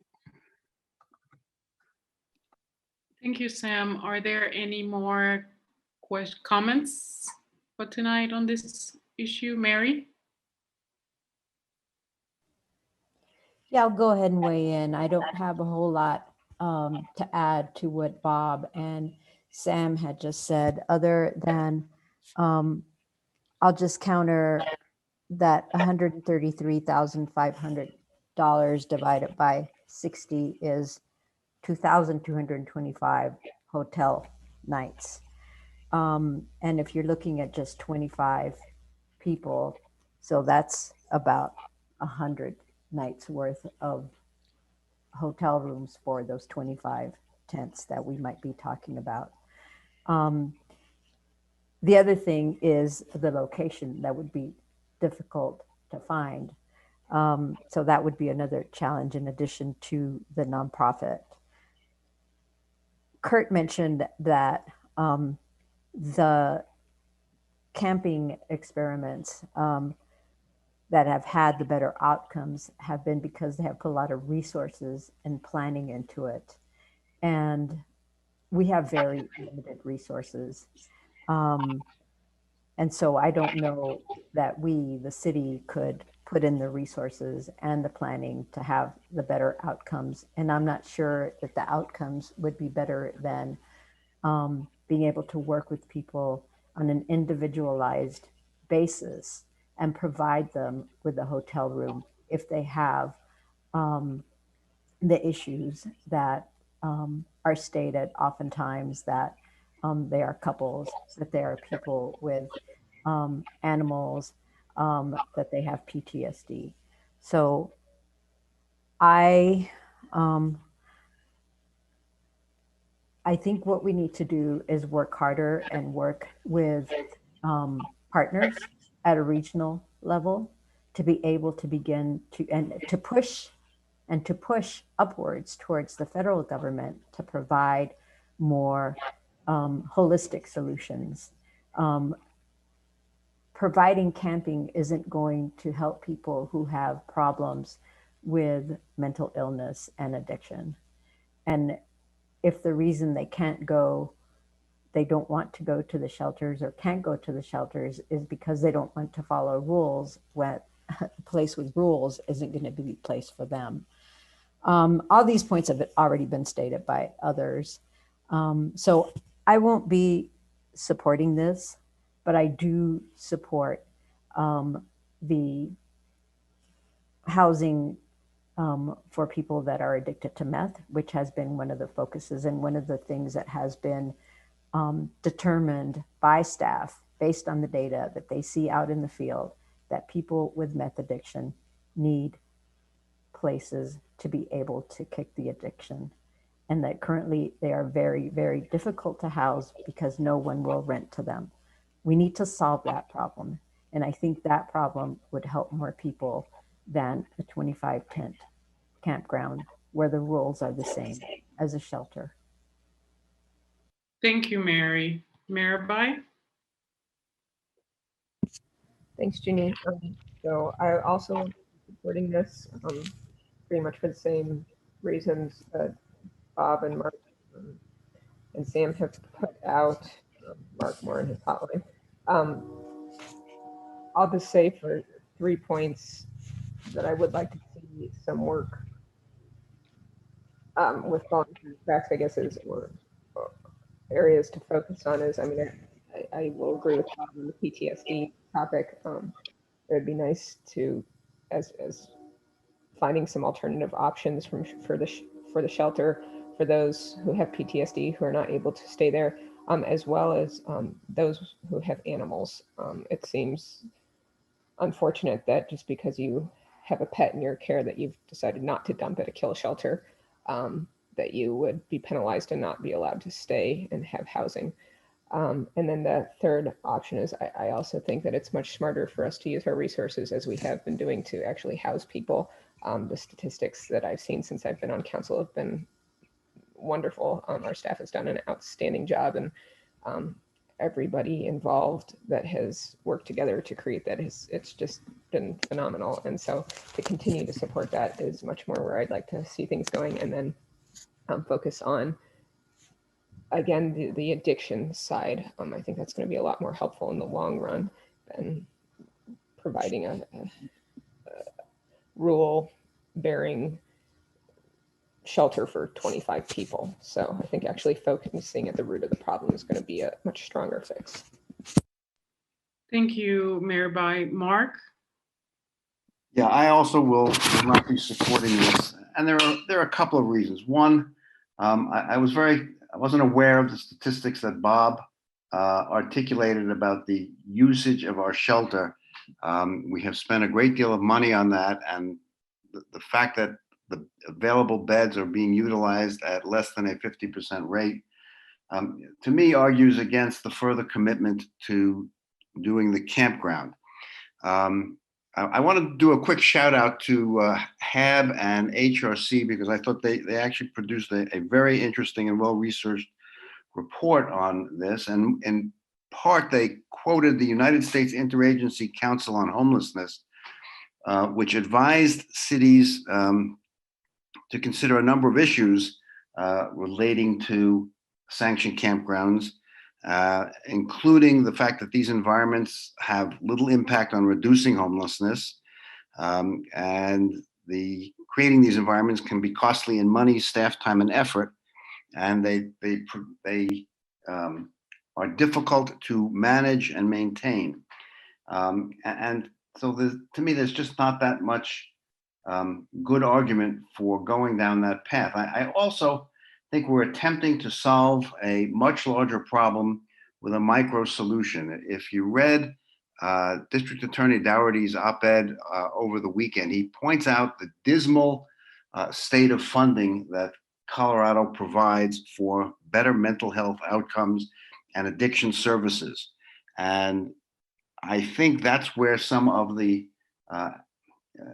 activity and pressure has to be brought, because we are in something on the order of the bottom 5 of all states in terms of the resources we're bringing to bear on these problems. I don't think that a sanctioned campground is going to address those issues. The same, as has been pointed out, the same people who don't want to go to the shelter are probably not going to want to go into a structured campground. And those are the people suffering from mental illness, PTSD, and drug addiction. And so I don't think that the standing up the campground is going to be addressing the very problem we want to address. And we don't have the resources for it. We need more resources, and we have to get them elsewhere, because this is a problem of both state and national scope. And, we're not going to solve it in tiny Boulder, and we're not going to solve it with a sanctioned campground. So I just don't see this as an effective solution. And I don't see it as one that's targeted to the problems that we are actually experiencing. And on that basis, I don't think I can support it. Thank you, Mark. Rachel? Yep, I'm sorry to double dip. I will try and be quick, but some people corrected some misstatements, so I wanted to take the opportunity to do that on a couple things as well.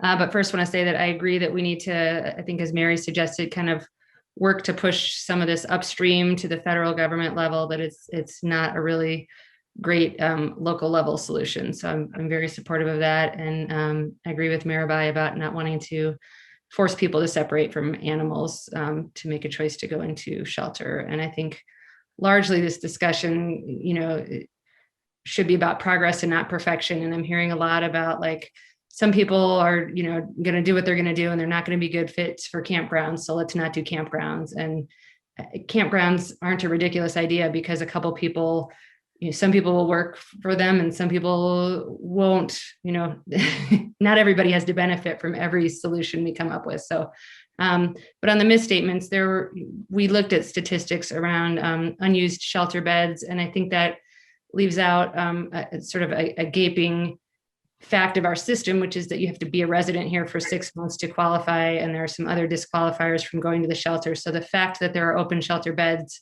doesn't mean that we are adequately serving our whole unhoused community. And the fact that we implemented that residency requirement, I think we could argue likely increase the number of people who are outside in tents. And I'm not sure that we're like following the ripple effects of one decision and possibly increasing the numbers.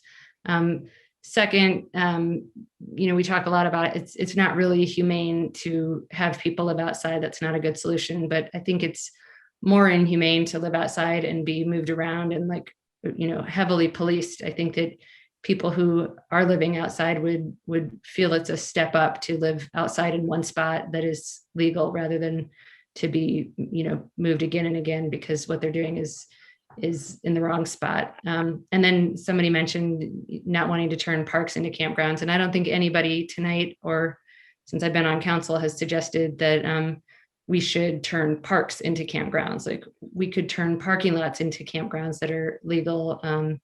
And I think all of us are trying to find solutions that aren't turning our parks into de facto campgrounds. So I just wanted to clarify that I haven't heard anybody suggest that we convert parks to campgrounds. Thanks. Thank you, Rachel. Bob.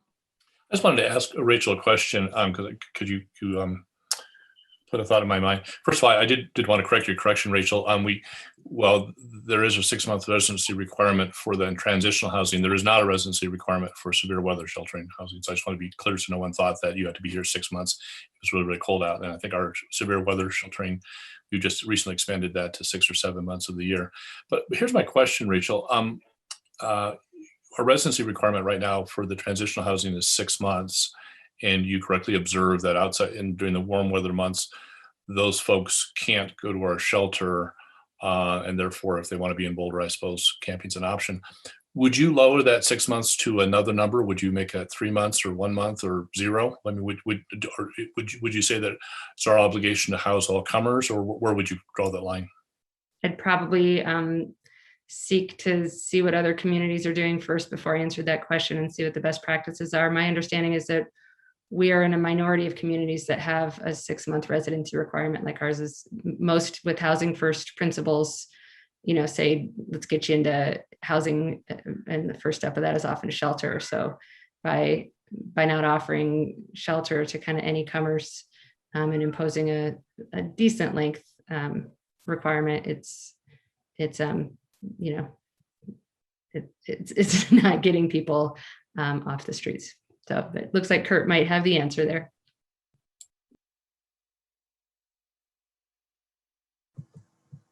Sorry, I'm just trying to lower my hand here as well. Thank you.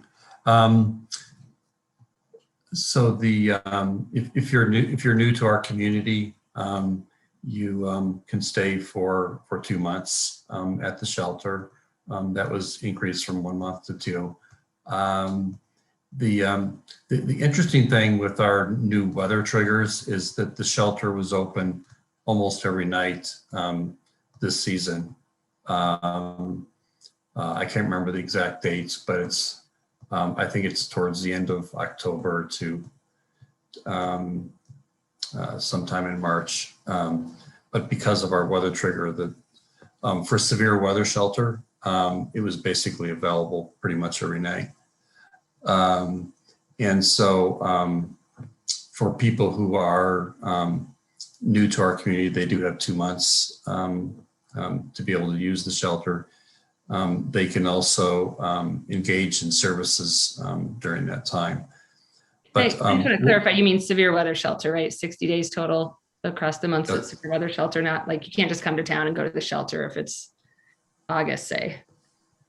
That's correct. You want to clarify? Okay. That's correct. But they could, they would get a few nights anyways, even during August, if they're engaging with services. But we're starting to get into next Tuesday night's discussion as well. But just wanted to give a little clarity around that. Okay, well, thank you for all the comments made. And from what I'm hearing, I don't think we need to do Aaron? No, I was just going to see if we could do that vote that you were going to do earlier. So Yeah, please. well, I was going to say, I hear 5 no's: Mary, Bob, Sam, Maryby, and Mark. So I don't think we need a straw poll for this one. Do you have a question, Aaron? No? Okay, great. Junie, may I ask, has everybody weighed in? I believe so. Well, I think just me. I think maybe I hear all the discussion in the room, and coming into council, I was a proponent, and this idea of a pilot sound good to me.